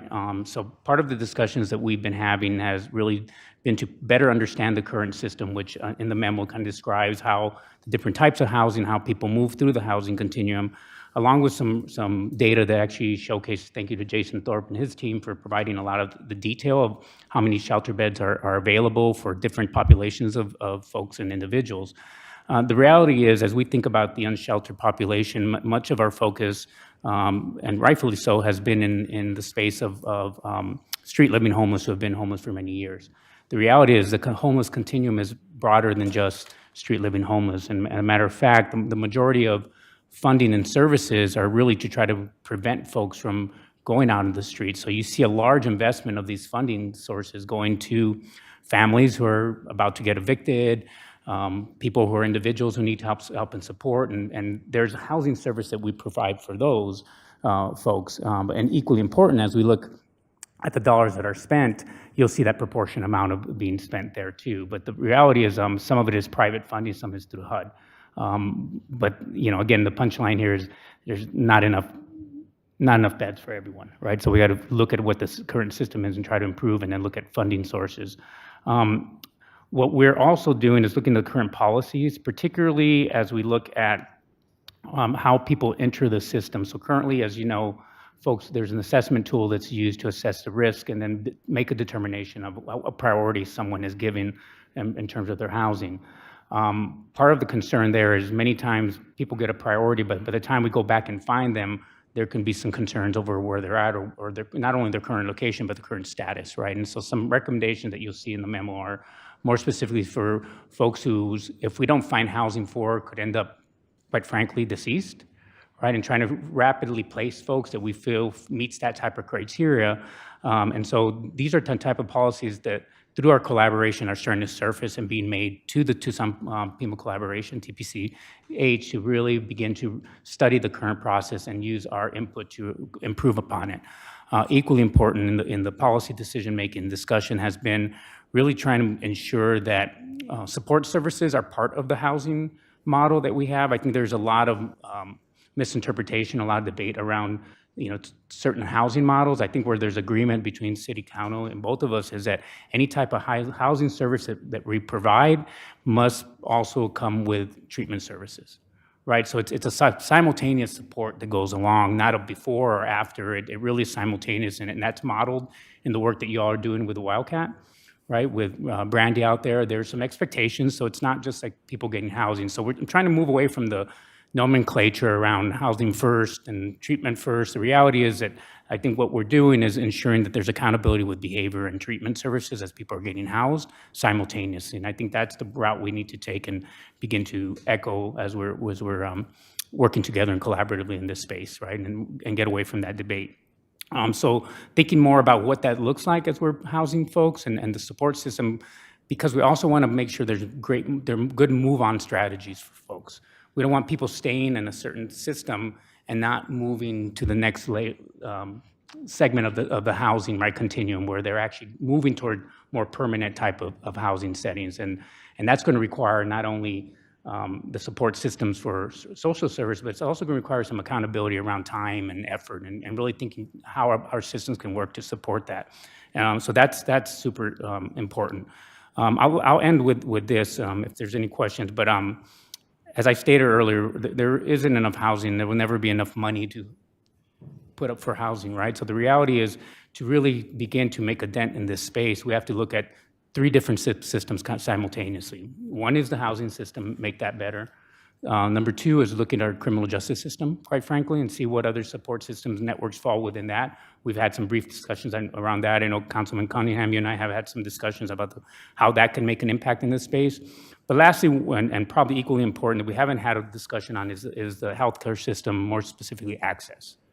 That's an area where we need to dive a little bit deeper around how people are receiving services through access, because that's the support systems that sometimes are delayed, right? And they're not absent, but delayed, and having people continue within those services throughout is a big issue, right? Particularly those who are having severe mental illness, right, and need those support systems. If there's breakdowns in those systems, people are ending up where they're at, right? And so I think we need to think of this as a three-pronged approach and figure out what space we fit in that collaboratively, and then try to work towards some solutions. So thank you. Thank you so much. What is it, deputy, or I'm He's really fine. bad with titles. He's fine.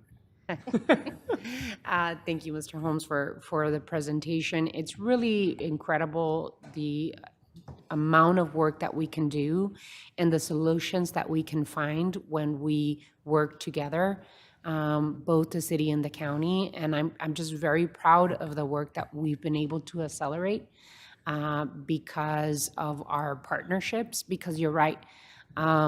It really is not an issue that is in isolation, right? Unsheltered homelessness is about prevention.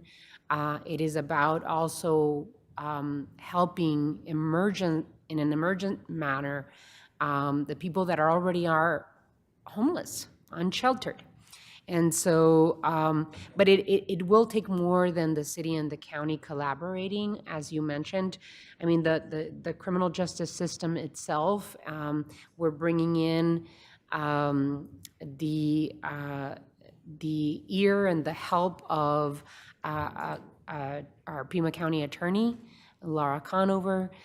We have talked about the possibility of holding hands and putting a strategy together so that we could go both to the federal government and the state government. This is not an issue that just the region and the local municipalities can solve and can fund. And so glad to hear that for the last, I would say, 3 to 4 meetings, we've been able to have the city show up at the Board of Supervisors meeting, and this is the second meeting that Pima County shows up to our mayor and council meetings. And so with that, I'm going to open it up to my colleagues if there are any questions on this matter, or anything else that you'd like to ask, please. Now's the time. Councilmember Santa Cruz. Thank you, Amaris and Dr. Holmes, for the presentation, for the update. I was kind of curious why a lot of the numbers that we were looking at were for January and February and not, more March and April current. So when we have to turn in the memo, it's 30 days prior, but I do have some numbers for you for March. I'll pull them up right now. Let's see. So we're looking at 126 new participants for April and March. 90 have moved into housing over the last 90 days. Wildcat has, current census is at 81, Notel is at 21, Oracle is at 20, and Desert Cove is at 25. The Milagro and Oracle will be starting soon, and we do have Jason Thorpe if you have questions on that, because there will be a closing of Oracle and Notel soon so that they can start that. And then another input on the shower update, it was at 4 sites. However, we had to give that one back to the Salvation Army in Phoenix, and we should be getting ours in the next 2 weeks. So it's on hold for a couple weeks. So, but those are the current numbers as of right now. Okay, thank you. So do we have any new shelter, whether it's non-congregate or congregate, coming online in the next couple of months? And then do we have a plan for increasing our shelter capacity? I know that Mayor and Council had allocated about $1.5 million to put towards congregate shelter from ARPA. And have we made any progress with that? Do you know anything about congregate? I'm going to pass that one to Jason. Councilmember Santa Cruz, Honorable Mayor, and members of council. There has been some movement. I know that $250,000 was obligated in the last mayor and council meeting to the physical expansion of the Sister Jose Women's Center, their overnight shelter program. And then there are ongoing conversations with partner organizations. And unfortunately, our director, Liz Morales, is out ill today, but would probably be able to provide a better update there at a later time on kind of what's being looked at for longer term use. I think as council is aware, we were awarded funding through a congressional appropriation this year to support the conversion of the fire station in Amphi, so Station 8, to potential reuse as both congregate and non-congregate shelter. So congregate in the facility, potential non-congregate in the adjoining area. So there is that movement, but I unfortunately don't have details that I'm able to share. Mayor, Councilmember Santa Cruz, in addition to that, we have been working with the county, with Pima County on their efforts in the same space. 1.5 million won't buy us aggregate or congregate shelter, but certainly could partner, and I think that's what Jason's outlined. And so, we are working with the county, just giving them support as they're going down that path. Yeah, and then just to kind of bring up, and this partnership with the county, I think really gives us an opportunity to look at having a congregate daytime shelter that's daytime and nighttime, because I think the challenges have been the expectation that people got to leave, during the day and come back, and then unless you're in a place where you're constantly getting not only getting support but access to services, and making sure you have your healthcare paperwork taken care of, and your doctor's visits. Your IDs, all the things. It's almost like we're just going to give you a place to sleep, and then you're on your own. I think we're going to need to do a lot of more work on that front, and we know that the city of Phoenix used some of the ARPA monies last year, to really get something off the ground, and at a year in, they might have a lot of lessons learned that we could go into it, not having, to start from scratch. I think from the memo, the only other questions I had is, in, the crafting of the procedure for property retrieval, like how are we making sure that unsheltered folks know that there is a process for retrieving their items? I know that the hours are limited, just kind of the reasoning behind that. And then I think I was just concerned hearing about a pay station use, to call in, looking for their items. Is that going to cost money? Like, how are we, not creating more hurdles or challenges for people? I did appreciate that there's, a bus stop there that folks can take to retrieve their items, but making sure that once they get there, they can actually get the support they need. So if there's items found, what happens is a paper is left there with somebody nearby. They usually have connections, with if they're in a bigger encampment area, to let them know the day that it was taken or the day that it was collected, where it would be at, and the number they can call, the address, and the times that they can pick those up. For the most part, if they're there when the encampment is being removed, the officers can ask them, because usually TPD is there on Tier 3 removals. The officers can ask them if there's anything, that they have left over. If they say no, they're on body-worn camera, and that's kind of like our, just kind of the backup for that. But we are letting them know that they're there, as well as information on the website to let them know that they can pick that up there. And all they do when they get to the building one is they go past the windows to the phone there, and that they have a number that they call the warehouse, and the warehouse meets them in the lobby. So no, it's not a payphone. Sorry. Any others? Councilmember Cunningham?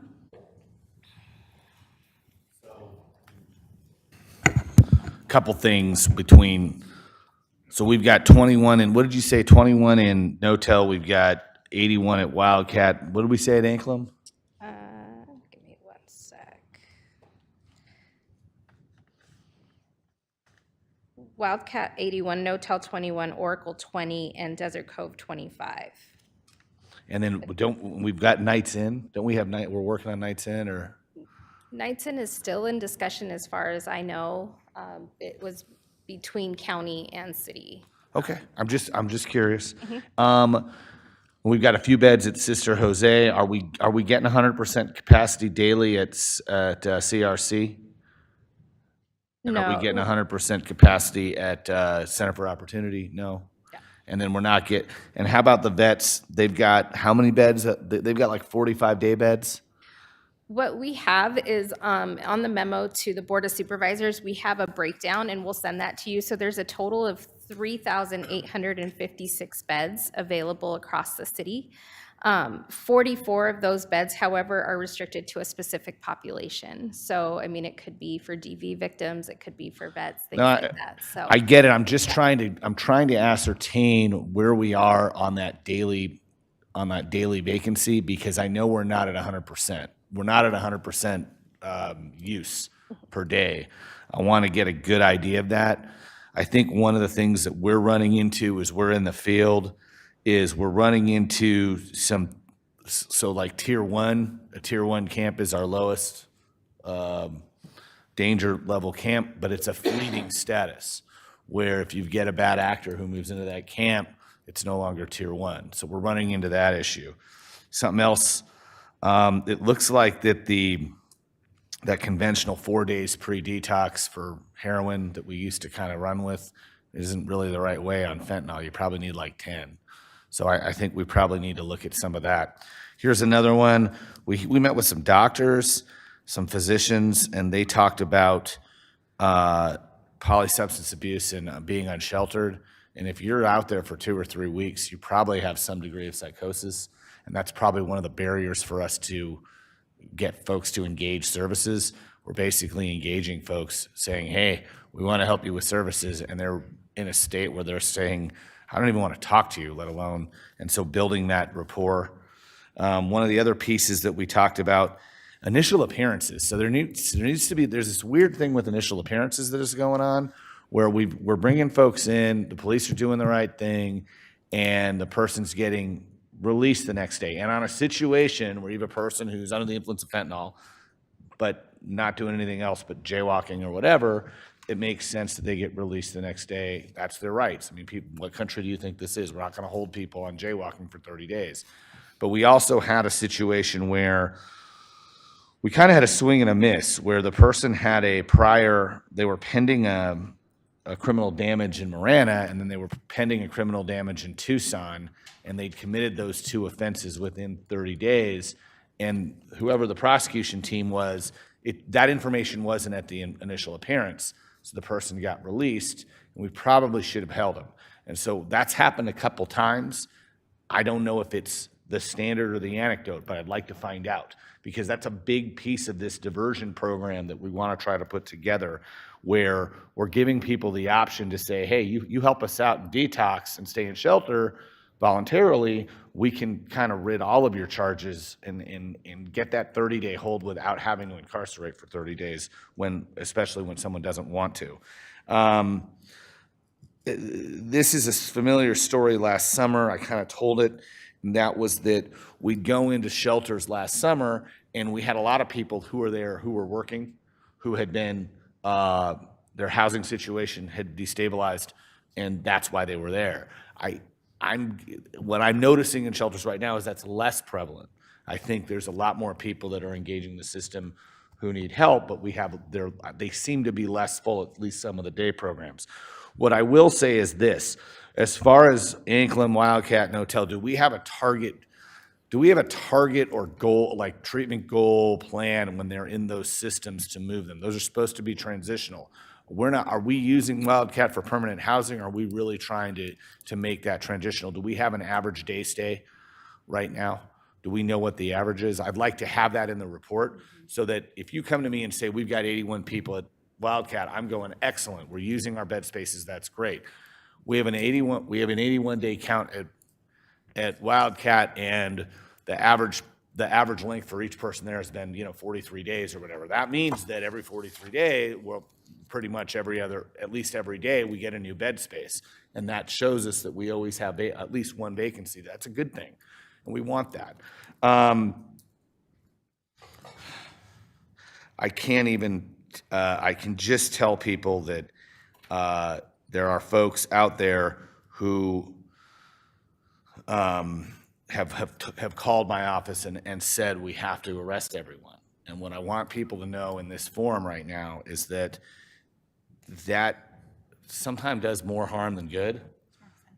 And the idea that by taking someone down to an initial appearance and having an officer give up 3 hours of their shift, so we pay the county $600 in jail board for them to get released 6 hours later on a very low offense, doesn't help that person at all. That doesn't do anything for them. It's more expensive as well.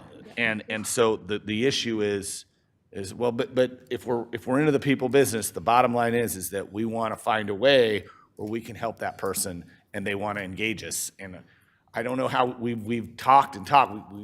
There's no silver bullet for that. But I want to say that everybody's working and everybody's listening. And I think, one last thing. Wow, this is a big one too. Gee, okay.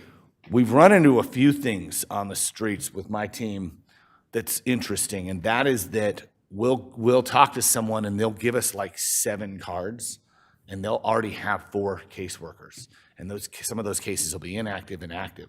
But we'll literally go to a team meeting, a team decision-making meeting, a TDM, and there'll be 5 caseworkers in the room for one person, and all those caseworkers are carrying like 90 cases.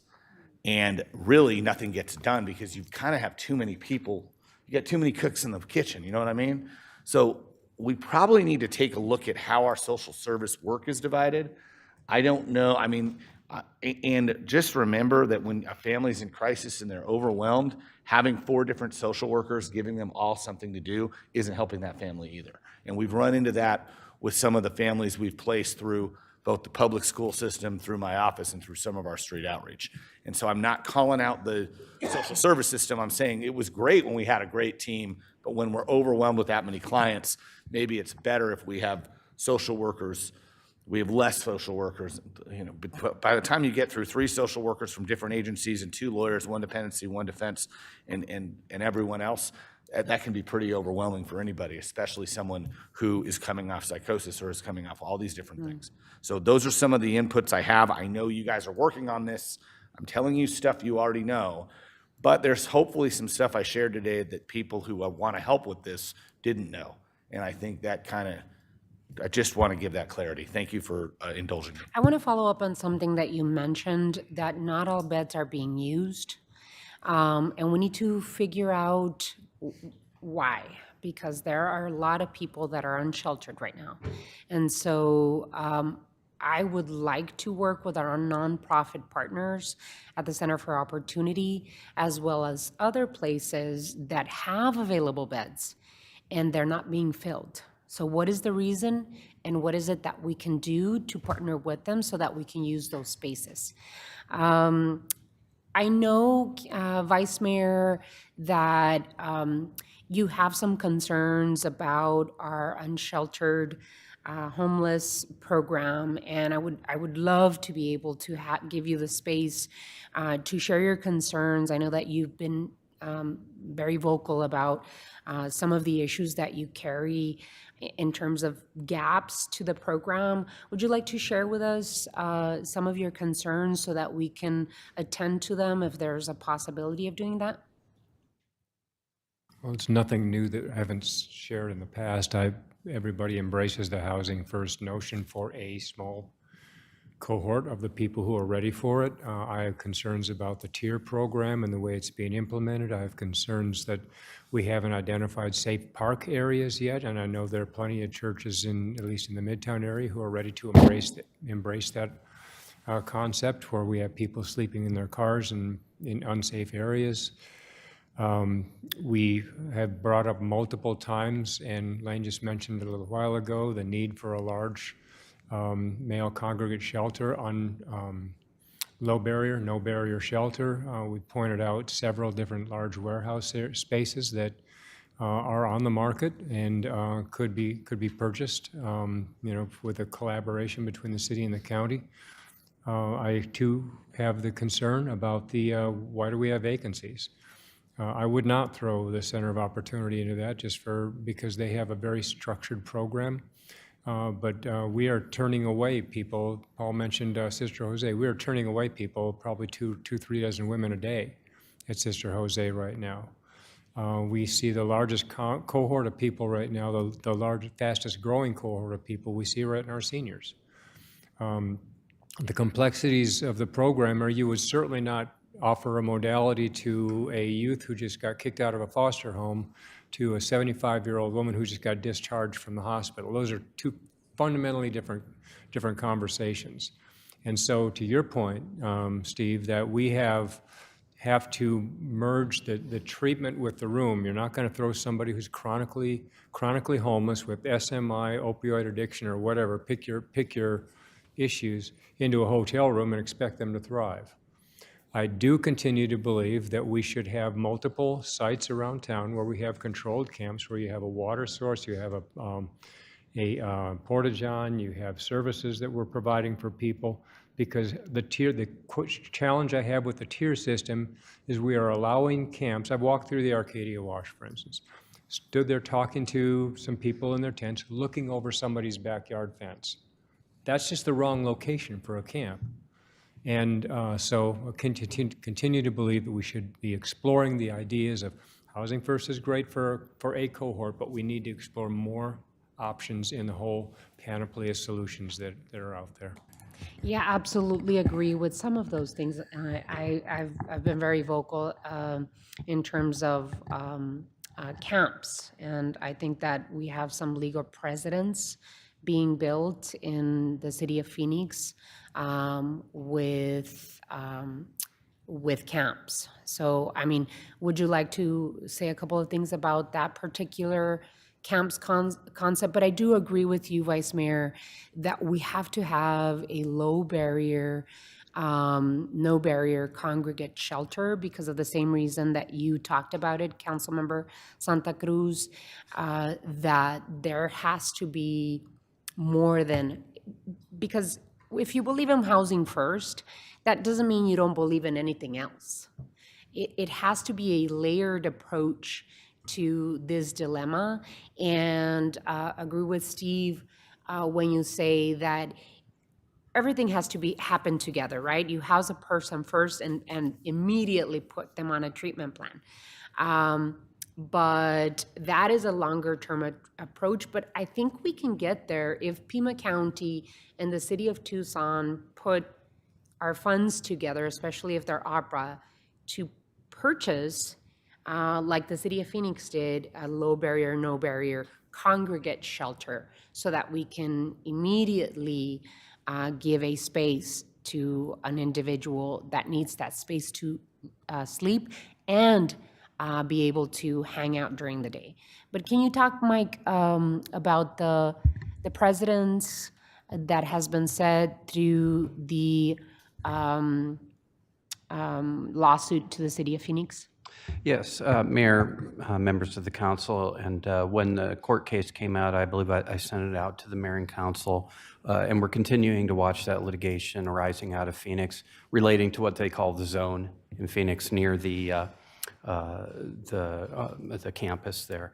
And in that particular case, the essentially sanctioned camping area involves more than 800, I believe, unsheltered, unhoused persons, and had created a whole series of issues in terms of increased criminal activity and nuisance consequences to the surrounding area.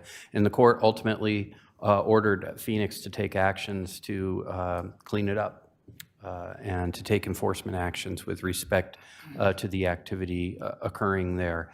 So it does have implications as we consider the proposals of safe areas or other permitted areas for folks to encamp, if you will.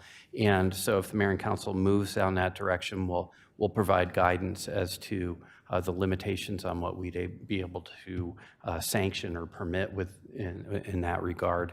At a minimum, we'd have to be certain that we can address nuisance activities that may spill over into surrounding properties, particularly those that present a threat to public health. Thank you for that feedback and input. I too want to make sure that we're exploring all possibilities, and one of the areas is parking in churches that want to be able to allow for parking. We've talked about this for some time now. I think it's been a year and a half, and it would be wonderful if staff could follow up on it. But thank you so much, Mr. Holmes and Mari, for your input and update. Really appreciate all the work. What we'll do now, since this item, we don't have to take any particular action, I'm going to give you guys a 5-minute break. People now are looking at me like, please give us a break. We're going to break 5 minutes, and then we'll be back for the next item. Thank you all.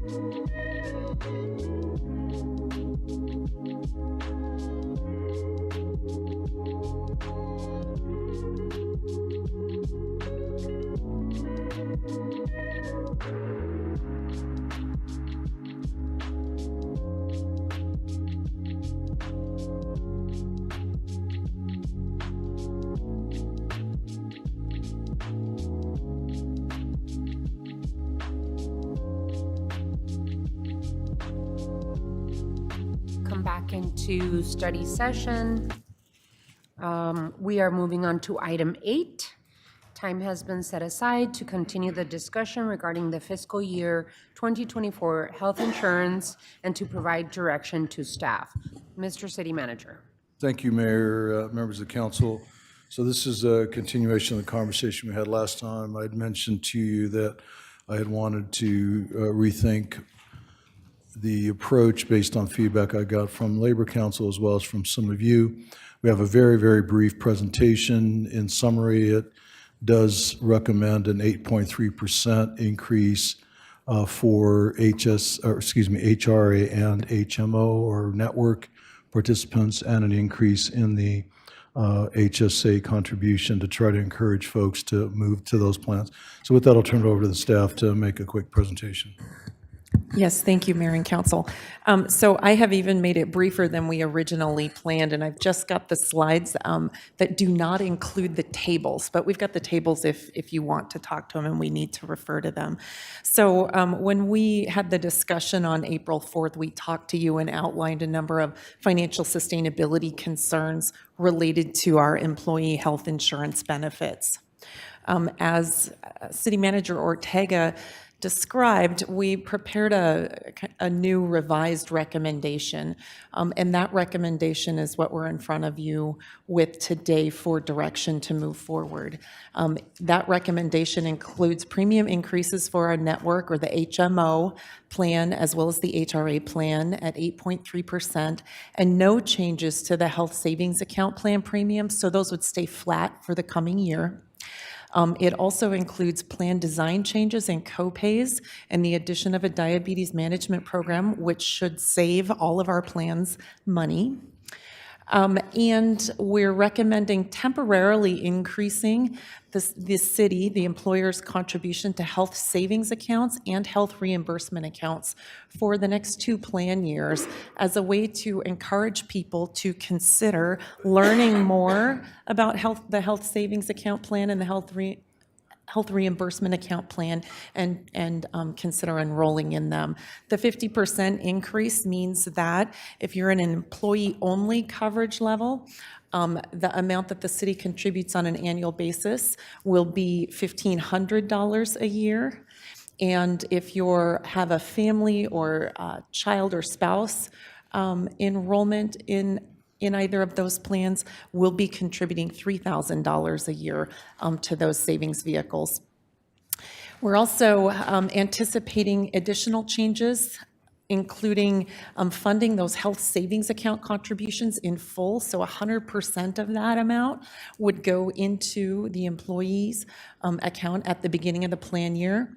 We're recommending forming a health benefits committee that can work on making cost-sharing recommendations for the coming plan year. So looking ahead to this question next year. And we're moving the open enrollment period from May. We had originally described it as the entire month of May, but because we've taken a little bit more time to get this recommendation in front of you, that period would be from May 8th to June 7th, so trying to get a full 30 days in there. That's twice as long as we've had in the past. We'll be requiring all employees and retirees to enroll in the plan for the coming plan year. Mayor, before we open up to questions, I do want to mention that one of the pieces that we had discussed and we had heard was interest in an HSA for the retirees. That will be one of the things that I will task the Benefits Committee with addressing for the next plan year. So it wouldn't be this plan year, it'd be next plan year. And that is an opportunity for us moving forward. Thank you, Mayor. Thank you, Mr. Manager. Councilmember Cunningham? So this is, first of all, for this year, on what we needed to do, this is fine. This is what, I mean, we all agree on that. But let's talk really quick about the delta. Now, the delta right now for 2022 for a single person is $16.47. If you're in the HSA, you pay $16.47 less per check than if you did if you're on the network. And if it's an employee and just their spouse, it's the delta is $41.04. And the delta right now for employee and children, the difference is $30.78. And right now, the delta is $48.60. And they're all going up. The delta for, as we go down the same list, the single person is going up 15% for a single person. It's going up 18.4% for a employee and children, or employee and spouse. It's going up 17.5% for employee and children, and it's going up for a full family 18.9%. That's the delta. That is the difference you pay. Right now, you pay, the network and the HSA. Network and HSA is what I'm talking about. So if you're a single person, you pay $29.97, and if you're in the HSA, you pay $13.30. That's what comes out of your check. Does everybody understand what I'm talking about? This year, with our changes, the delta on that is $16.47. $29.97 minus $13.50 is $16.47. This year, we've changed it. The new proposal, the single person on the network is going to pay $32.46, and the HSA is still going to pay $13.50. So now the delta is $18.96. $16.47 to $18.96 is 15%. That's the delta. That's what I'm talking about. I'm trying to explain this so everybody understands. Our goals for the delta have to expand a little bit if we really want people to switch to HSA. You're not, and that's kind of the piece.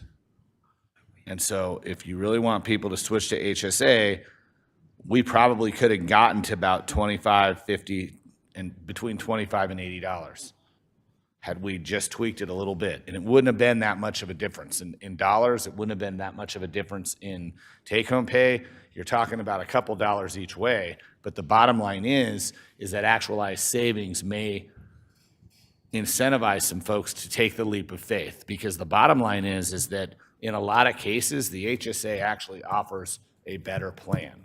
I just went through this with my wife, who's in the Pima County HSA. She broke her leg. She had to get x-rays. She had to get 3 surgeries. She had to do all this stuff. And that was bad. But I really learned a lot about HSAs. And so it's one of those things that when you look at it, it's counterintuitive. You look at what the city's spending and what you're putting in, and you're going, there's no way the HSA is a better deal for me, or if it's such a great deal for the city. And the only way we can get folks to kind of at least begin to take that leap of faith is if the actualized savings they get per check is significantly increased. So what I'm saying is next year, we shouldn't just be looking at it exactly by percentage. We should be looking at it, the delta. And that delta can be as much as, 50. It could have been, had we gone $2 each side, it could have been 25, 50, 60, and 80 in delta. And some people would have said, hey man, $80 a check or $50 a check is worth that, at least looking into it. Look, I'm not trying to, I actually think the HSA is a better deal for the individual. And to demonstrate that, I'm going to switch this year. This year I'm going to switch. But I think, again, we probably had an opportunity to sit some folks down and say, hey, look, this is what can happen. And the change this year is very, very nuanced. It's just all we did was apply a 1.83% increase to the employee payment on the network side and then left the HSA employee payment the same. We probably could have done like 10% and negative 5% and probably gotten to where we were going. That's kind of what I'm saying. That's kind of what I was asking for, but it's okay. We'll get it next year. That's why it's such an important thing that one of the recommendations by the city manager is to do a few things. One, that there's educational opportunities for employees and their families to hear about. I think a lot of it is fear of the unknown, including my own, right? I'm used to a particular plan, and I'm fearful that I will not have enough in my HSA to be able to cover an urgency or an emergency that would happen in the family. And so that education will have to happen year-round, to be honest with you. And then, of course, recreating the healthcare benefits committee and having labor sit at that table to help us find solutions for what's going to happen next year. Because what's happening this year might not be what's going to happen next year. So anyway, point taken. Vice Mayor, I think you had your hand up. Any others after the Vice Mayor? Councilwoman Lee. Mirror her. Okay. So the concerns that I'm hearing, I understand what you're saying now, Paul, about the delta between the change. The concerns that I'm hearing, though, are what is the actual increase in my premium? And I'm looking at a chart that that staff provided, And for the highest increase in a per paycheck premium is $11.23 for an employee who's making over $100,000 a year for both the employee and the family.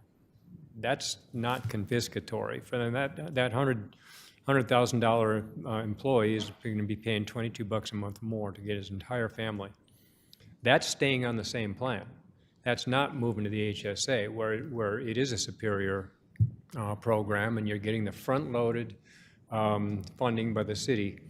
The second thing that the team is recommending is a 2-year 50% increase in the employer contribution. That adds an incentive, and so I think this is, my sense is that we have done right by our employees throughout COVID, and now we've got a runaway fiscal freight train in front of us. It's a very similar conversation to what the mayor was pointing out earlier with respect to PSPRS and the cliff that we were facing there. If we don't act, we're going to be facing the same kind of thing here, and it's going to hit our general fund big time. So I would like to make the manager's recommendation as a motion, the 8.3% in the HRA and the network plans, and the 50% increase in the employer contributions front-loaded, and make that in the form of a motion, and we move forward with this. I'll second. There's a motion and a second. Councilwoman Lee. Thank you, Mayor. I'll be super brief. I'm just grateful for all the collaboration with putting this together and the adaptation as we learned more. I too will be jumping off of the leap of faith you said, Paul. We'll be switching over to the HSA, which I know that is a thing that we're talking about, but want to also lead with the team and make those changes myself. And then moving forward, I know we've talked about education, and I think what would be helpful for me is to know what our objectives are year over year in terms of enrollment, so that we can kind of measure our progress toward that and really, as the Vice Mayor said, get ahead of this freight train a little bit. So I think that will be helpful, and I'm excited to do my part to help champion the change. Thank you. Council Member Santa Cruz. Well, I'm going to be a brat and say I've had an HSA since HSAs became a thing. And I have 4 children, and I've never felt like it was a deficit. If anything, it gave me more flexibility. I do a lot of preventative medicine, and being able to actually pay for those things instead of waiting for something bad to happen has been really helpful. So I encourage everybody. I have a large family, and it's been good for us. Excellent, excellent. Mr. Manager. Yes, Mayor, I'd like to just point 2 things out. Councilmember Cunningham's analysis and calculations actually are in the materials on their split between page 4 and 5, and they actually give you the delta if you were to change from either an HMO or HRA to an HSA. And it's kind of hard to see just because it's split between those 2 pages. And so your numbers are correct, 1647, of course they are, right? So I wanted to just point that out. And he was talking about the difference in the HMO, HR, and the HSA. The other point I wanted to make, and just a point of clarification, the Vice Mayor moved the item on my recommendations. I assume that also includes the plan design changes that were a part of that.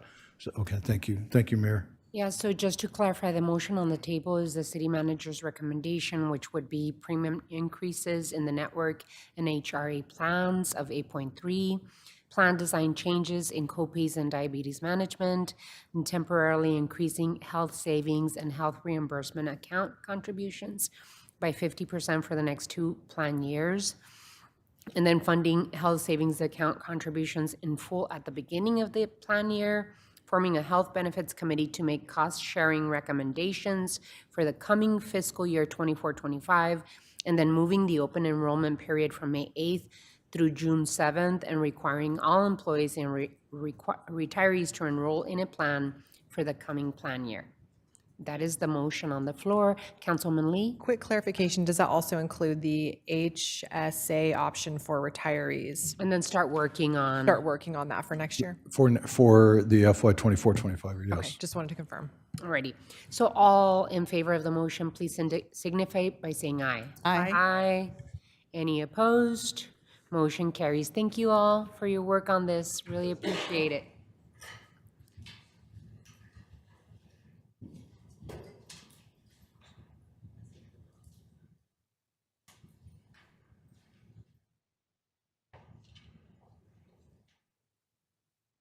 So we're moving on to item 9. Councilmember Santa Cruz and I requested this item to discuss goals and potential tools to facilitate redevelopment of underutilized sites. One of the reasons that we brought this item to our colleagues on the council is that we have both been really intentional about how we plan for the future of our city, how we make sure that we take advantage of underutilized spaces, parking lots, vacant lots, and areas around the city so that we can have much more opportunities for infill development in our city. Rather than have paved impervious surfaces contributing to urban heat island effect and overgrown vacant lots, we want to make sure that we look at every space of our city as an opportunity for mixed uses, for transit-oriented development, and to make sure that we give private owners of these lots and parking lots and vacant lots throughout the city an opportunity to redevelop, an opportunity to see investment in very specific corridors throughout the city of Tucson where we want to see good development practices in our city. So I just wanted to share the space with Councilmember Santa Cruz because it is an item that's near and dear to her heart as well and something that we asked for together. Councilmember Santa Cruz. Yeah, awesome. Thank you, Mayor. I think my remarks were mostly going to be, showing a video, and I know that y'all humor me when I bring these videos to y'all. I was a university professor, and I always knew that the best way to get folks engaged and to see what we were talking about was to see watch videos and have discussions about them. And I think this video is important because it is talking about parking, it is talking about the legacy of parking minimums and how we've designed our city. It's important to know the history about why our cities look the way they do so that we are better able to make better decisions. I know that when the public has issues when we talk about density, I think they think of places like Phoenix that plan density around cars and highways and not density around people, and also looking at the desert and the design to make it sustainable and not create more heat island effects. So I think it's important to say that. I've also just been encouraged to be able to visit cities like San Jose or even Philly that have their areas and their designs and having these conversations and making sure that we're centering people and walkability throughout the community. So with that, we can play the video. Before we play the video, I just wanted to bring a couple of things into focus. One, that according to a recent study, because a lot of people are conflating infill development with concrete, and or displacement and lack of affordable housing. That is not the case. It's especially because this particular mayor and council will not let that happen, right? I mean, this particular mayor and council is interested in mixed income, mixed uses, and thoughtful infill development. But according to a recent study by Smart Growth America, as reported by the World Economic Forum, building more walkable urban areas will increase tax revenue for cities while easing the affordability crisis. This is not just my words. This is a study that is based on evidence. And so when people say, oh my God, infill is the four-letter word that we don't want to see, the evidence is showing that it is better for cities to create infill development.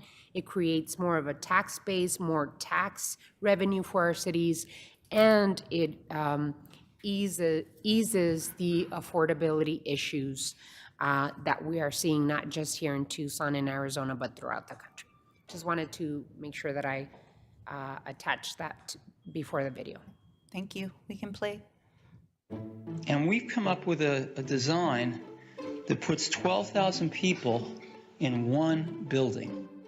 4 months before he died in 2011, Steve Jobs made his final public appearance, pitching Apple's new campus, which opened this year. Central to his vision was turning existing parking lots into a green landscape. The overall feeling of the place is going to be a zillion times better than it is now with all the asphalt. So we'd like to plant a lot of trees, including some apricot orchards. But Jobs didn't mention that the new parking structure on campus would have more floor space than the office building. That's because it wasn't Apple's plan. The decision came from the city of Cupertino, which demanded 11,000 parking spots for the campus. But Cupertino is hardly unique. It's estimated that in America, there are 8 parking spots for every car, covering up to 30% of our cities and collectively taking up about as much space as the state of West Virginia. The more parking we have, the more we're able to drive. So the rules that manage our parking not only influence the way we move around, but also shape our urban landscapes.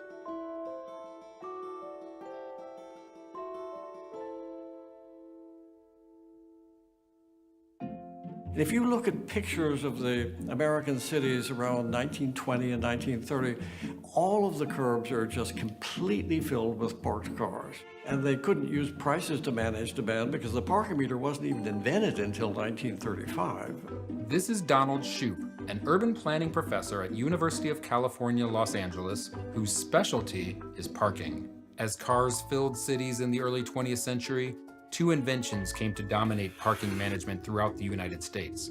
The first was the parking meter. The meter manufacturers popularized the parking meters, so they offered them free to cities, and they kept the revenue until the meter was paid for in about 6 months, and then the city got all the revenue. They offered to install them on one side of the street only, so people could see how it worked on one side and how it worked on the other. At the same time the parking meter was invented, cities invented the idea of off-street parking requirements. Off-street parking requirements, also known as mandatory parking minimums, are the second invention.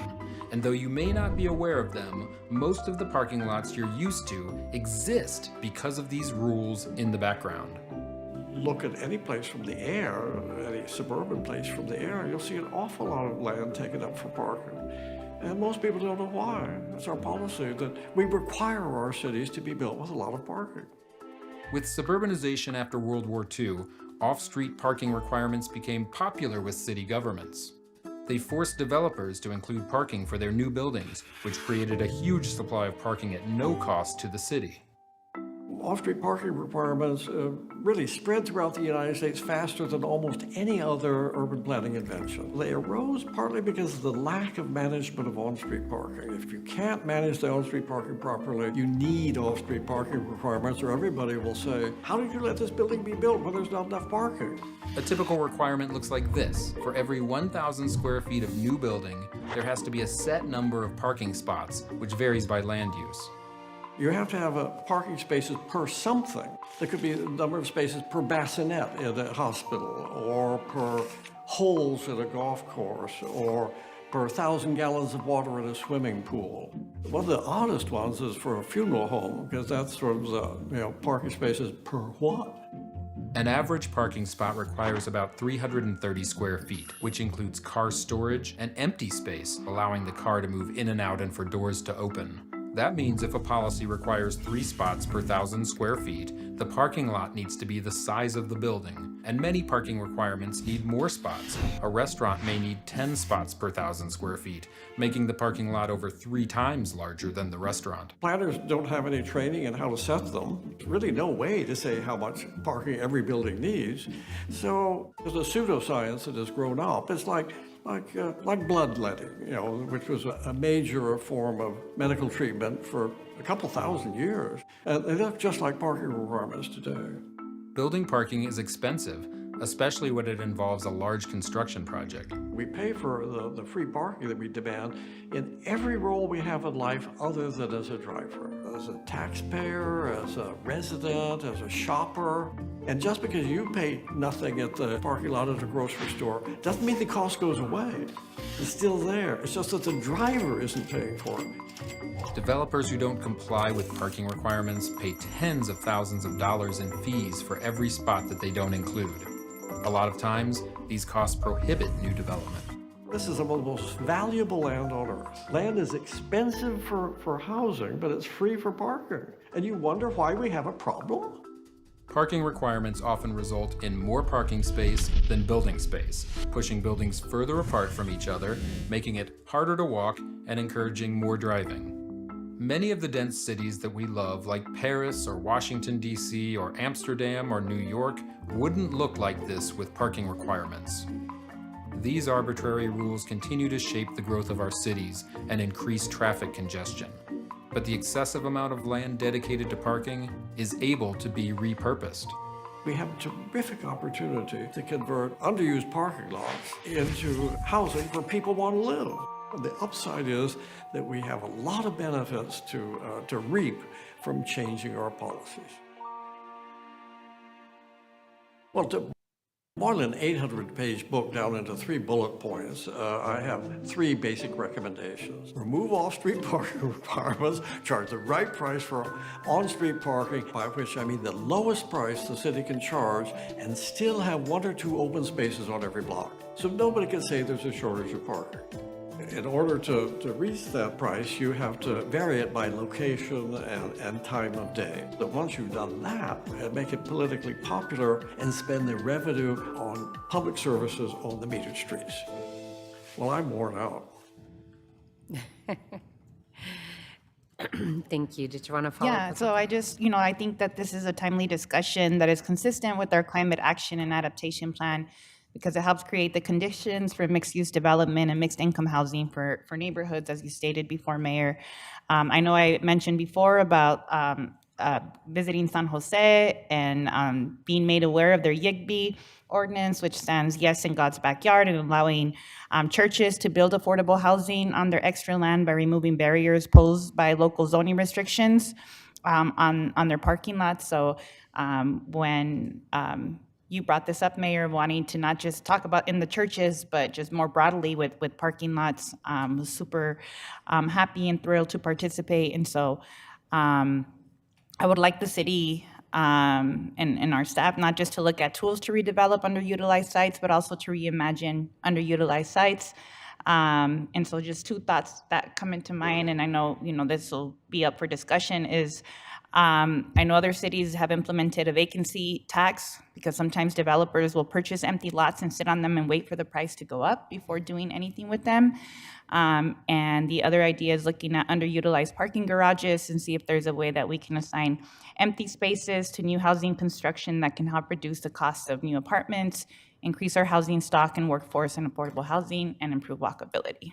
Yeah, and it's not only timely for our climate action plan and that we're implementing a lot of strategies to become a much more sustainable, resilient city, but this could also be an opportunity for us to align the possible policies and zoning changes that we can move forward with this and align it with our housing affordability strategy, which is an initiative that has been really guiding our affordability strategy to make sure that we're creating much more affordable housing at every income level. So I know, Mr. Manager, that there's a presentation or a conversation that's going to be presented today.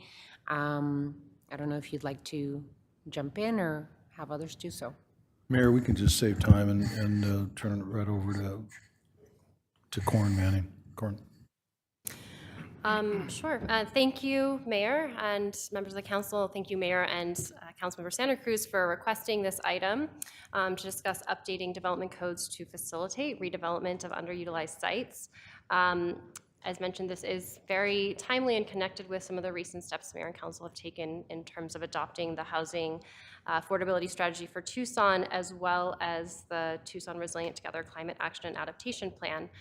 We have, as you just saw in the video, Tucson is no different than a lot of other cities that has a large supply of vacant, underutilized sites, often parking lots along a lot of our main corridors. And these can be an opportunity for redevelopment with a mix of uses and affordable and workforce housing to support some of our city's climate action goals and affordable housing goals for more transit-oriented development and more walkable neighborhoods. We have a number of tools already to support redevelopment, including the infill incentive district and urban overlay districts that Mayor and Council have established and mapped in specific locations across the city. So this effort could build on those tools, look to utilize some of the pieces that we have found to be very successful in other parts of the city. As mentioned, this is one of the big goals that I think aligns with housing affordability and climate action is for more transit-oriented development. That's been a really central goal in both of those plans. But there's some barriers to achieving those goals broadly in our community, and some of those barriers are in our development code and zoning codes. Things like high parking requirements, height restrictions, setback restrictions, et cetera. So this effort could be an opportunity to look at those barriers, examine some of the existing conditions in terms of where do we have underutilized sites, what are the barriers to redeveloping those today, and look at where we have those barriers in our zoning code. And also taking a look at our market, look at where there is opportunity for redevelopment and support in market conditions to build more affordable and workforce housing along our corridors. Based on direction from Mayor and Council today, we could begin that analysis and also begin some community engagement discussion with stakeholders in our community who are involved in development, as well as the affordable housing development community, neighborhoods, other stakeholders. This is a large effort, so I think what we would want to do is do some of that analysis and develop a range of options for Mayor and Council and the community to consider for how we could move forward with removing barriers to redevelopment of these sites and facilitate redevelopment with the type of housing, affordable and workforce housing that the community has expressed interest in. Some of those tools could be reducing parking standards, reducing parking minimums, looking at places where there's opportunity for more height and density along transit corridors. Again, this would be a process where we would want to develop options for Mayor and Council to consider and the community to consider. And additionally, this would also involve very close collaboration with our Department of Housing and Community Development, Department of Transportation, and Office of Economic Initiatives, who would be key players in this effort. And also look at ways to align our zoning tools with some of the financial incentives for affordable housing and workforce housing. That would be one of our primary goals as well. We're ready to begin that effort, should Mayor and Council request it, and we look forward to your direction. Happy to answer any questions. Corin, thank you so much for bringing the presentation. I know that this is going to be a big effort in changing our codes, and we want to be very deliberate in making sure that we're working with stakeholders, neighborhoods, and businesses, and organizations that that really care about what we're doing as we move forward. As you said, I said, we've said. It's very important that we align this type of effort to being able to provide affordable housing opportunities in the city of Tucson. And then, of course, using not just because when I first started thinking we need to change this was when I was on the council. We created the infill incentive district. But then I asked myself, how do we expand this infill incentive district? Tucson grew in a car-centric society, right? Back in the 30s, 40s, 50s, even 60s, the roads were created to, just have cars in it. And it was, the development was to expand versus grow up and provide infill. but we're in a different time, and I think that as we move forward and we're creating the, you know, the city of the future, the sustainable city of the future, then we have to change the codes that are getting in the way to do this. So I know it's going to be a long effort. I know you said in the memo anywhere from 12 to 18 months. We're going to absolutely ask you to engage with stakeholders and the public. There's a market assessment that you all want to do. There's developing options for the mayor and council for development codes, refining proposals based on public input and draft amendments, and then of course coming back and making sure that we have public hearings, et cetera.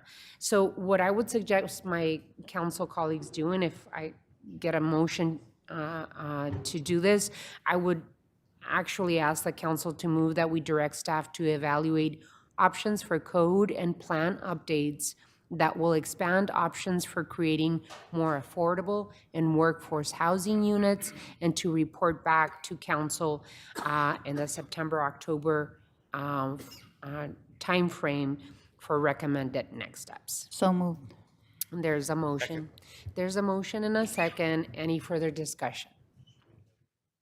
I'm sorry? Move to direct staff to evaluate options for code and plan updates that will expand options for creating more affordable and workforce housing units and more infill development, and report back to council in September-October timeframe with recommended next steps. So in September, October, it would be like, okay, here's the plan as we move forward, not a plan. Okay. Didn't even mention the word parking in that motion, though. That's part of it, unless you want me to put that. Well, maybe we can Because it flesh would some be of that out in parking, discussion. it would be Yeah, that's- unused parking, unused garages, and also vacant lots. If you want me to add, The do you want me to add? whole notion of parking is subsumed under that motion, so, I mean, that Yes. is really broad, what you just Yes. read, and it's got, so we have, I believe that we are generally overparked in our codes, and I also know that Donovan Durbin has tried to implement and study on-demand parking, largely in the downtown 4th Avenue area, where what the guy in the video was saying is that let's make sure everything's full except for one or two. And that means that for certain times of day and for certain locations, the rates are different. And so he's done that analysis, and so that could maybe shorten some of your studying. And again, I said the dynamics are going to vary depending on where we're talking. I mean, the issues about, you know, vast parking lots out on the east side are going to be a whole lot different than when we're talking about parking out in front of Caruso's on 4th Avenue. You know, very different dynamics, very different conversations. We just did do some of this on the Sunshine Mile overlay, where we are incentivized reduced parking by greater height and density. Hopefully, we're going to see some more of that on the Grant Road overlay when we have that conversation. But yeah, there are going to be a lot of players who are going to want a voice in this, and so yeah, start the process. But it's not going to be a sprint. Councilwoman? Thank you, Mayor. This is obviously really, really important and impactful work.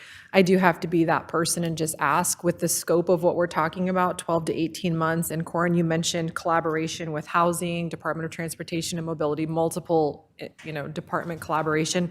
What has to come off of the plate if we're going to put this on your plate? Do you have any thoughts on what we're going to adjust? Honorable Mayor, members of the council, I know that was directed at Corin, but we've discussed this as a team, and when Corin discussed the fact that we wanted to take it as kind of a broad approach, that is actually helpful to us, and it would be similar to the code changes that we just did quite recently. We can't move quite as fast on this one as that one, because this one's going to have a lot more public input and a lot more probably controversy associated with it.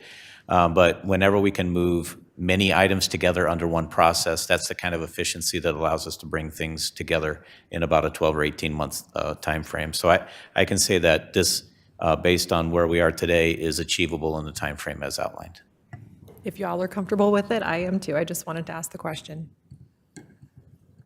Councilmember Cunningham, and then Councilmember Dahl. A few things on this item, and it's really exciting. I think that there's a couple pieces here that I'm kind of just trying to read the tea leaves, all right? I want us to be flexible in the idea where we're going to have two types of evolving changes we're going to make. We're going to have unilateral changes across the city, but we're probably going to have some specific areas that will make sense, where it will really make sense. Buildings that are overparked,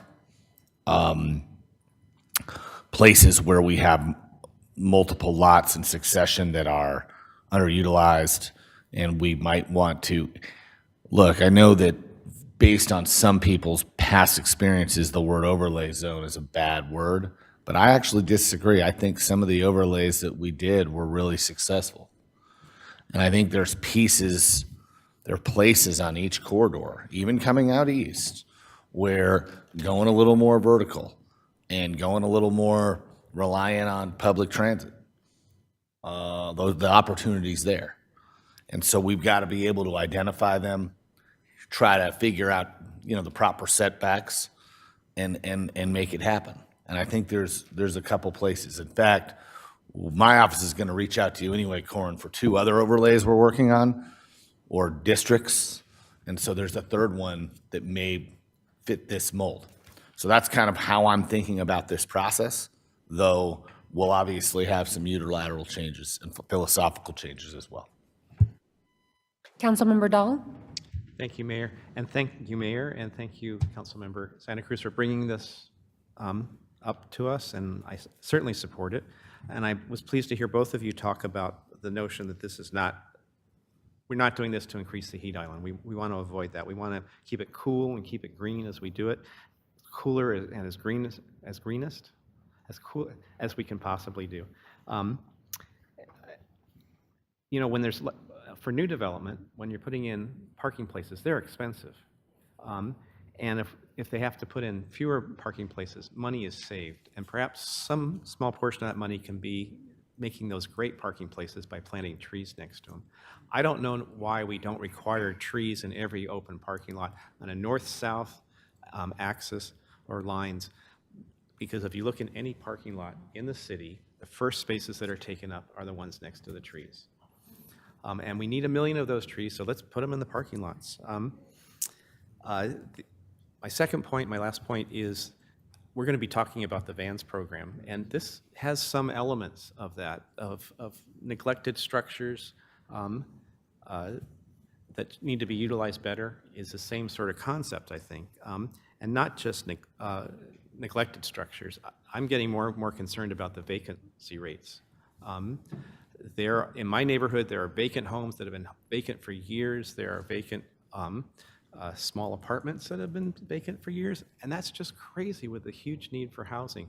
And I don't know if we can work it into this work plan, but if there are some ways where we can discourage vacancy or incentivize getting those vacant properties useful for families, I'd like to see that as well. Thank you again. Any others? Alrighty, so we've reached the time allotted to this item. We have a motion and a second on the table. All those in favor of the motion signify by saying aye. Aye. Aye. Any against? Motion carries. Thank you so much. Really appreciate the presentation and the work ahead. Thank you. We move on to item 10. Time has been set aside to provide direction to the city attorney relating to litigation concerning reproductive rights, and also to hear an update on the state and national legislation and regional committee issues. Wanted to have first Andrew present.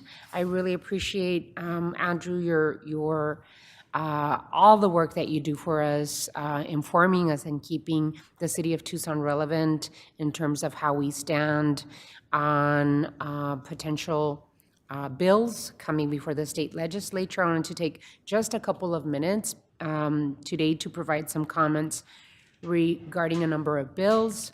So if you want to do your report, and then we'll go to Mike Rankin, and then we'll provide some time for our colleagues on the council to talk about what's in great. front of us. Yeah, thank you, Mayor. Honorable Mayor, members of the council.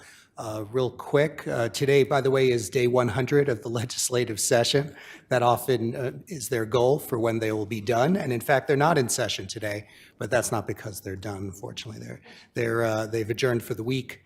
Although that hasn't stopped the work, there's still a lot going on up at the legislature. I have one bill for Mayor and Council consideration today. It's actually a good segue from the previous item that Mayor and Council just discussed. The bill's in front of you, Senate Bill 1313.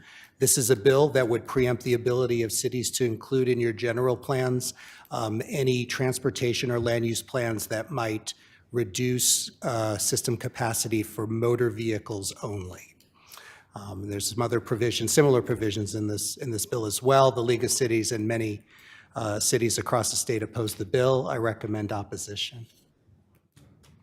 With that, I'm happy to answer any questions or look forward to a motion on the particular recommendation on the bill. Thank you.